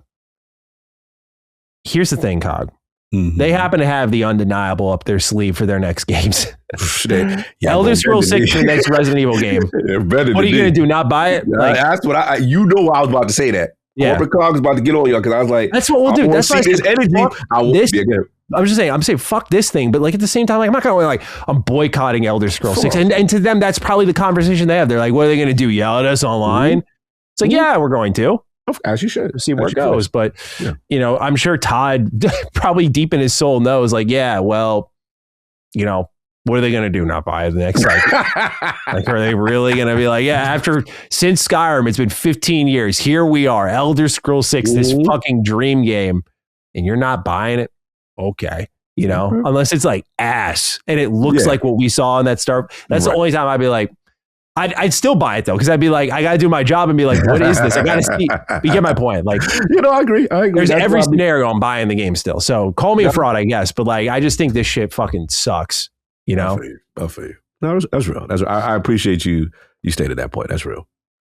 Cog. Yo. Let's talk video games more. Let's do it. Starfield. Free Lanes update, Terran Armada story DLC, and a PS5 version. All of this arrives on April 7th. When it comes to Starfield Free Lanes, it is a free update, the game's biggest update yet. Terran Armada is $10. Starfield on all platforms is now $50, or if you want all of the DLC packaged in, it's $70. This is why Starfield Shattered Space sucking ass really stings, because if it was great, I'd be out here being like, yo, $70 a steal. Man, that's great. I spent like $100 to get to that point. You're getting it for $70. What a deal for the new adopters. Get the standard version. Anyway, Cog, we have this first write-in here. I want to just make sure, check in how you're feeling, and then we'll get into the actual write-in afterwards. Carson French says, hey, Dukes, this write-in specifically for Cog. Sorry, Maddie. No problem at all. This is Cog with the reveal of the new Starfield update. I'm just curious if there's a little song you'd like to hum. Keep up the great works, Dukes. So, Cog, was this hum-worthy? Oh,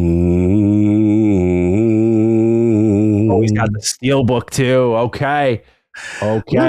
Look, very cautiously optimistic. Sure. I got a chance to do the preview with video preview with Tim Lamb, and I saw the obviously Free Lanes, and which is a free update, and that's kind of like their biggest quality of life update in a while. And then obviously the Terran Armada, which is the story DLC. Now here's the thing, man. I gotta be real with you. This is where they already got my attention off the bat. Setting proper expectation. Because everybody's coming into this like, yo, 2.0. Yeah. Slow down. This is still Starfield at its core. And then once he said that, okay, expectation set. But I'll be real with you. With Free Lanes, I thought they undersold it. The thing for me that really resonated with Free Lanes is that all the pain points that a lot of people had with traveling, I think, are getting addressed. The cruise mode. Here's the issue with the base Starfield for a lot of people. You're in space, you see the planet, you press the button, then it'll go into the next system, or then from there you then land directly and you get a little cinematic.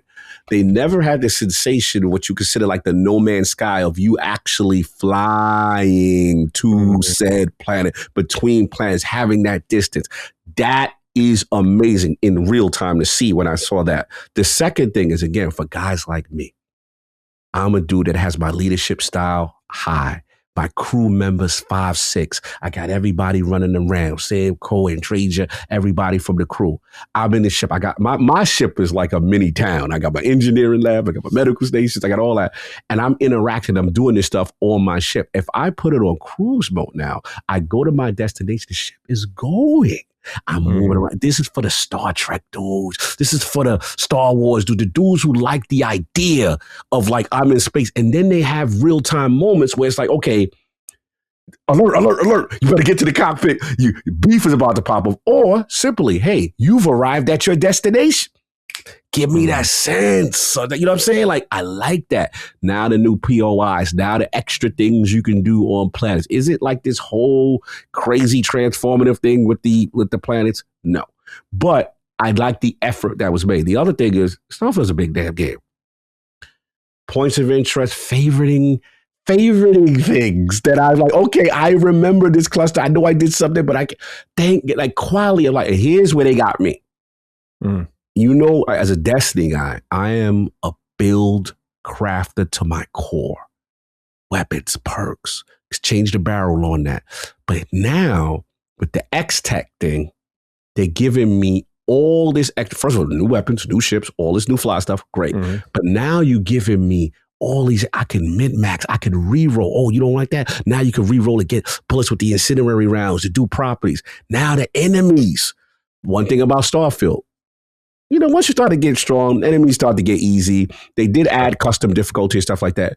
Now you're adding enemy properties. If he dies or this one rages up, or you can only kill him these specific ways, adding to the flavor. And then the last thing I think for me is they'll never look. I said this on the thing, as far as the in-game weapons and stuff like that. But the thing for me is I want to see where the story goes, right? And Terran Armada, I didn't know what to expect from it. To be honest with you, I didn't know what coming in, what it was about. I like the idea of like severe robot threat. If you resist, you better comply. You know what I'm saying? Like, I like that. I want to see where they go. Now, they were set expectation. They said short story DLC. So I'm not getting big, huge expansion level kind of thing.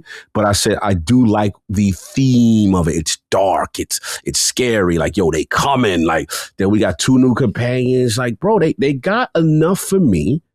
And then the graphical update. Oh, then for the endgame guys, anchor point for the guys who are so powerful. You know what I'm saying? We got a whole area you could go to and money and things you can spend. Endgame weapons, the starboard stuff. Like, because I still agree that starboard is one of the better things in the game. Like, the people who want to live that life. Now you like, okay, if I'm going to make this decision to go through the Unity, allow me to take some of this stuff, at least some. Let's go. So again, all this to me is quality of life. And I ain't gonna front. Yeah, DLSS 5 face, I'll be there. But fix your face, man.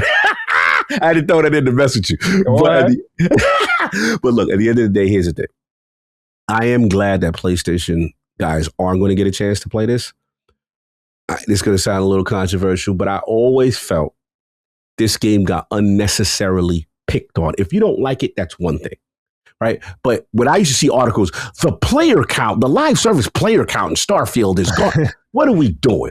Yeah. You know what I'm saying? And I felt like this game did get penalized because of exclusivity. I'm just going to say on some level, not everyone, but some people, it was if you wanted your SEO up, in my opinion, they was the punching bag for certain things. Not people. There were some bad faith actors. I'm just going to be honest. There were some people who I know, like you, and people who I respect were like, yo, at least, no, you like base Starfield. But I'm talking about as far as Shattered Space, stuff like that. That's trash. We all agree. No one's justifying Shattered Space here. But what I'm trying to talk about, base Starfield, I did feel it got a little thing. And I used to see, man, it would be great if it was on other platforms. I'm like, since when do we do that with exclusives? You know what I'm saying? Kind of thing. So what I will say is, hopefully, because the inside joke is, hey, you guys beta tested. Hopefully our beta test will allow you to look at it with discerning eyes. And for the people who love this game, even with some of its flaws, there's a lot to like here. And I think they did address a lot. So look, cautiously optimistic. I liked what I saw. I thought they set expectation. And last point he did say, they don't seem to be done. Because one of the questions that was asked was like, okay, free lanes, Terran Armada, figure Elder Scrolls. And they were like, no, we still got more to say in this universe, at another time. And he did leave the door open. Tim Land left the door. So I thought that was cool because I do love this game. I do like. I just want it to be at its best and to continue to support it. So it's not the favorite child. It's not Michael Jackson Thriller. It's not Fallout. It's not Elder Scroll. But it's also a sci-fi joint that I like. So we'll see what's happening. But what are your thoughts? I know we got questions and stuff like that, but I just want to give you all the bars because I did experience it. And we obviously, if you want to, plug, if you want to go check out our ideas of it being an addict, they talk about it on, Iron Lost Podcast. And again, full transparency, shout out to Bethesda for allowing us to go check out this free preview update. And that's where it's at. So that's my thoughts on it. Yeah, I like what was there enough to be interested to check it out. I'll know. This is one where I know my excitement level will change depending on when I play it.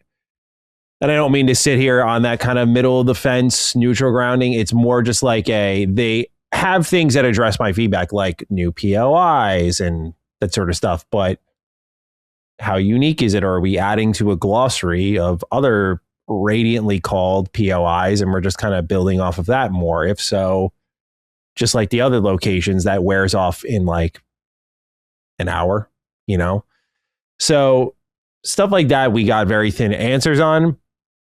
But also, they did shape the expectations dramatically better. Massive free update, Only thing you're paying for, if you're like me and you already own the game, $10 for new story DLC. If this is kind of the wave that they're going for, I can already see myself really liking this a lot more than the attempts at the big swings for the expansion, because Shattered Space kind of just went up in flames for me. Whereas something like a Terran Armada, which seems more like Automatron, like 2-3 hours smaller, that's already like an hour or two shorter than something I paid $30 for in Shattered Space. Like, that story was shockingly short. But I think they did a good job really stomping out the whole 2.0 thing. You could see people were trying to run with creating those expectations. And that was like the toughest part, is like, I went to I had the tattletale. I went to my Bethesda rep and I gave them all the links and I said, yo, like, they're trying to build this up, and I know, like, I didn't even say it to them, but in my head, I'm like, I know this is not 2.0, but like, you should be aware of like what people are trying to frame this as, because again, I am with you on a level of like, create the frame of the expectations, and then when it's not going to hit that, as someone who saw it, I'm like, it's not 2.0. And anyone who saw it and then started to murmur behind the scenes that it was 2.0, I'm like, what the fuck were you looking at? Like, sincerely, I'm like, what the hell were you looking at? You're like, the most high profile 2.0 was Cyberpunk. Like, that you felt the flip because of rethinking of the systems, crime system, like, it's all there. I'm like, what made you think 2.0 with this? So that was just bad in its own right. But I'm glad that they got ahead of it, and like Todd came out publicly, was like, it's like not even like leaving room for doubt. Like, it's not 2.0. And then in the preview session I went to, I had written down a couple of key quotes here from Tim. Again, because I think the expectations was popping. He said, quote, "We're not trying to reinvent the game, but build upon what's there," end quote. Another quote I got here was, "We're here to express the game itself, not turn it into something else," end quote. And then during the Q&A, someone said, do you feel with all these updates that this is the start of 2.0? Which I was like, God, like, you can feel the headline hunting. That's what I'm trying to describe it as. Like, I could feel the headline. Like, people want so badly to be like, it's 2.0. It's going to be spicy. It's going to be clicky. And again, they were like, no, it's not. And I'm just glad that they framed it that way, because I think that's why the expectations are a lot more warmer to this, of like, good, okay, this isn't like delivering us everything. But still, at the same time, I think there's room for a little disappointment in like, this game has been quiet since the end of 2024. And for me, I'm less excited about stuff like X-Tech. Have you played 76 a lot? Not as much. I play. Maybe you should if you like this. I mean, I like, but I already played Starfield, and I've gone through the customization aspect, so I already know it very well. And they were flirting with Destiny stuff, but they never really embraced true perk mechanics, rerolls, things that I like, and they're doing it here. But again, I don't have the Fallout experience in that, so you could, tell me about that part. Literally 76 systems that they brought on over. And like, I have issues with 76 for obvious reasons beyond the, what it is for the Fallout universe, et cetera, et cetera. Like, the game's design is very shooter looter grindy. Yes. And I don't play Fallout for that stuff. Like, I love living in that universe, but I don't play Fallout for that stuff. So I don't go in there for like beyond the stretch of the quest line. Like, I don't go there and say like, okay, time to get all the 4-star legendaries. So when I saw them bring over X-Tech and upgrade modules and legendary ranks, I'm like, oh my God, they're doubling down, tripling down on the things that I can't stand since Fallout 4. And I'm like, oh man, like, you guys just added the whole purveyor system from 76 and brought it over here. So yeah, like, I look at this, I'm like, it's something, like, it can add value to the dungeons you do, and you get the X-Tech out of it, and you can upgrade your ship with it, and like, it's a thing. It just isn't my thing. Yeah, and I recognize that. Like, I'm not the grindy guy. It just is. So I don't dislike it from the standpoint of like, this is bad for the game. Right. But I do look at it and go like, okay, I'm not really excited about that. They focused a lot on the outpost stuff as well, which again is like, not me. Like, I'm like, but they added those action figures, which those were fire. Yeah. G.I. Joes with the joints, the play sets and everything, bro. Yeah, that was like, whoever came up with that idea, brilliant. That was awesome. But they really focused on that. And then you and Gene were talking a little bit, and like when Tim Lamb said, it's kind of like a cozy game. I nearly like, I imagine me sitting in this room by myself, no camera, everything. Like I gave a reaction like I was on camera. I was like, you got to be fucking kidding me. I was like it was really like impassioned, like no way he just said that. And then I see Gene in the chat's like, they're finally leaning into Starfield being a cozy game. Like I fell to my knees. I'm like, Gene, no. Yes. No. We gotta build some outposts, man. You gotta get cozy with your little pet, your little place in the planet, your interior decorating, bro. You like the decorated Pokemon. What is it? Pokemon Mania? What is Copia, yeah. I already have my cozy game. You could do your coziest space out there with the jumper, have a little place, man. Okay, so the thing I want Bethesda to do, because they're so attached to this system, and I know this update isn't the place for it, but it's time to have the conversation because they keep like beating this war drum of like, and we did this and we did this and we did that. It's time to expand the mechanics of this system. Okay. It's been the same since Fallout 4. And so when you're telling me again, like, we made this aspirational item and it's the player home inside the asteroid. And I'm like, fuck me, dude. Like, it's enough with these player homes. I got like 8 million of them now. I got the apartments on Neon. I got the another set of apartments on New Atlantis. I got the Shattered Space player home. Oh, yeah, that's right. We did get that. Yes. You know? So right. I'm loaded up, dog. And then you're like, we got an aspirational item. I'm like, oh, here we go. Like, here's a special storefront of just unique weapons that I'm thinking they looked at Outer Worlds 2 and they went, man, they cooked our shit. Like, let's get them back here. And they're like, yeah, a new player home. And I'm like, okay, keep an open mind. And then he starts walking through and he's like, here's your pool. Here's your cappuccino machine. Here's your pool table. And none of it's interactive. It's like, I described it in my preview. I said, like, again, I'm not expecting the update to change this, but now we're at this point where it's like, okay, you're doing it again. You're presenting it like it's more than what it actually is. It's like, okay, when you hand me all these things and I just get to like sit there and be like, okay, now what? It reminds me of when I was a kid and my parents bought me the fake McDonald's cash register with the plastic burgers and the lettuce. And you're like, here you go. And like, you're pretending to put the fries in the bag. And like, that was all fun as a kid. So I'm thinking about that with their outpost mode. And I need less pretend, put the fries in the bag. And like, let me actually put the fries in the bag. Like, let me live you. Like, you want to go cozy game? You want to start using that terminology? Okay, you got your work cut out for you. Like, they got the building stuff. Hey, Pacopia's got it. Like, this was like an interesting deep cut. In Fallout 4, you'd set up your generator, like the primary power source, and then you'd place down these pylons that would spread power to the surrounding locale. Yeah.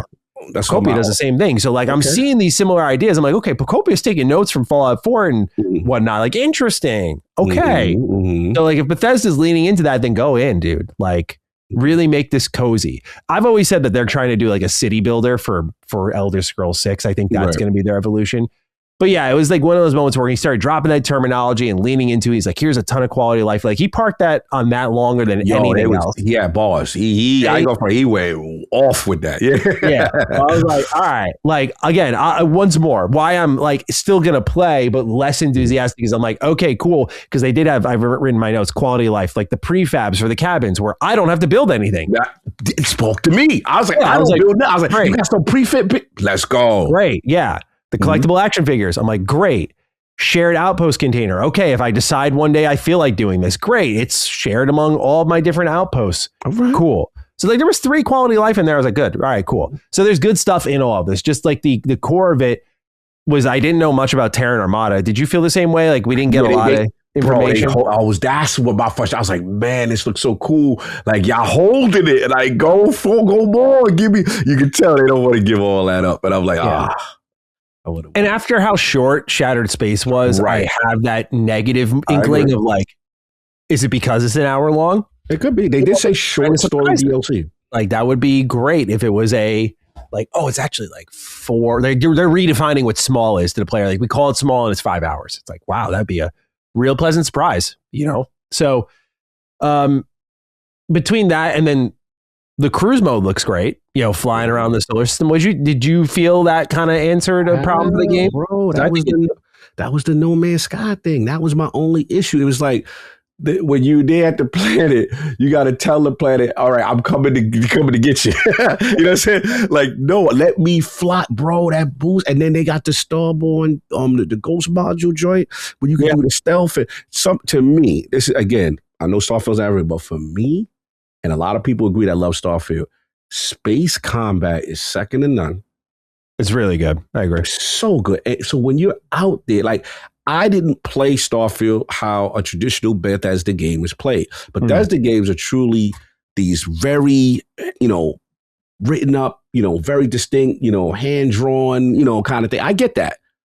I come from Wing Commander. I come from, you put me in space, I'm usually limited to just this. I'm in these dope dog fights. I'm stealing ships. I'm doing, which no other game's really doing except them.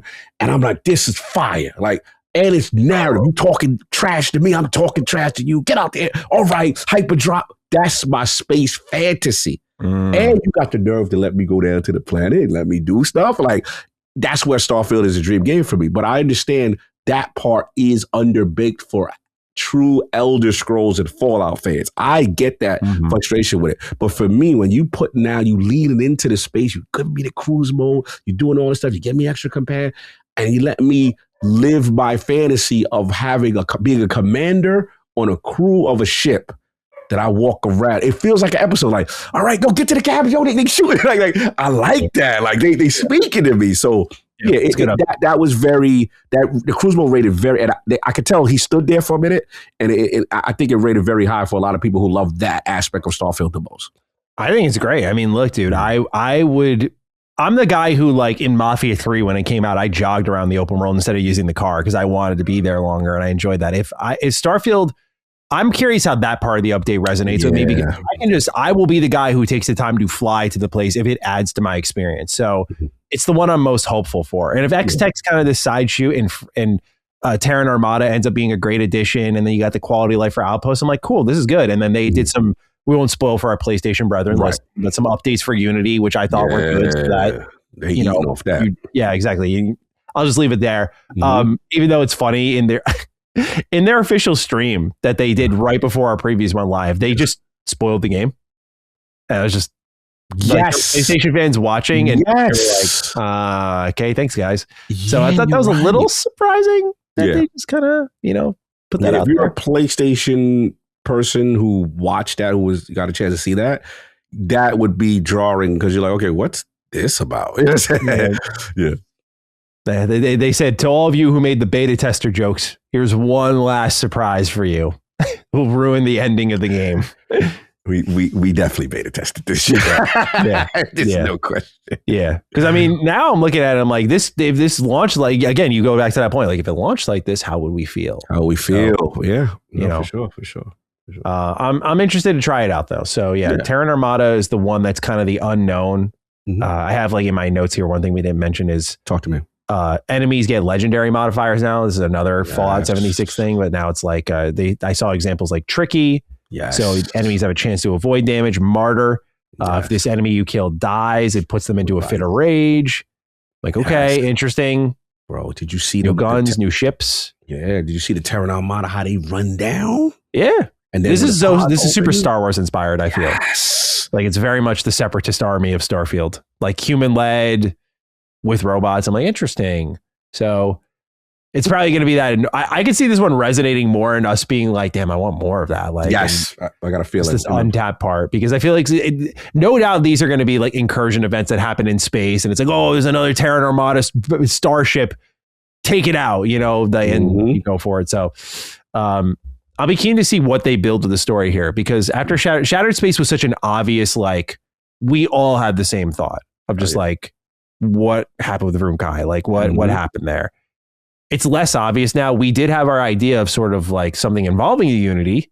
And I'm wondering if they get to that point, because they did say for Starfield Year 3 and on, they're like, there's other parts of the lore that we can pick at. So getting very curious to see where they go with all of it. Anyway, Cog, that'll do us for the week here. Nice big old show talking about everything from DLSS 5 to Starfield on PS5. How about that? As we get on out of here, sir, any final thoughts or comments, questions, concerns, ideas before we drop the hashtag?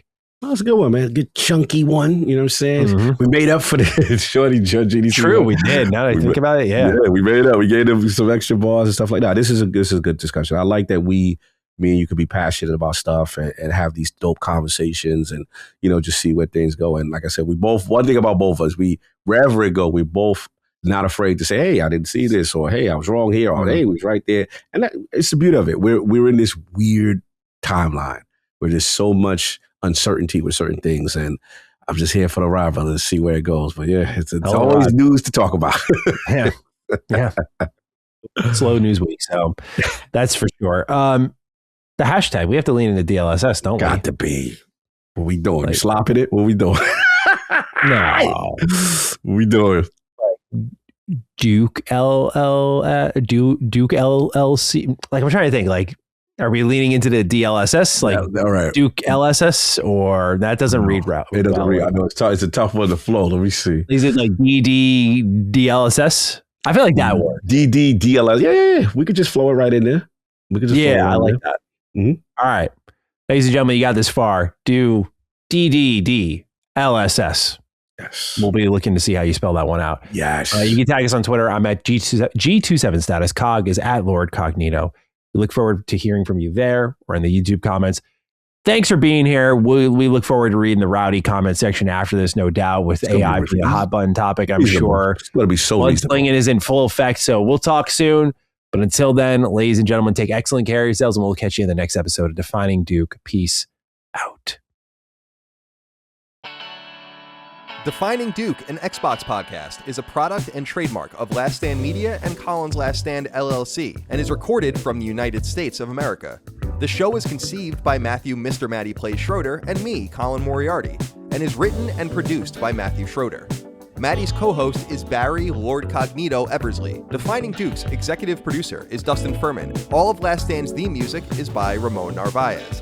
As you know, all of Last Stand Media's shows, including Defining Duke, are fan-funded on Patreon at patreon.com/laststandmedia. The following names are at the producer support level on Patreon, and we're thankful for your kindness and generosity.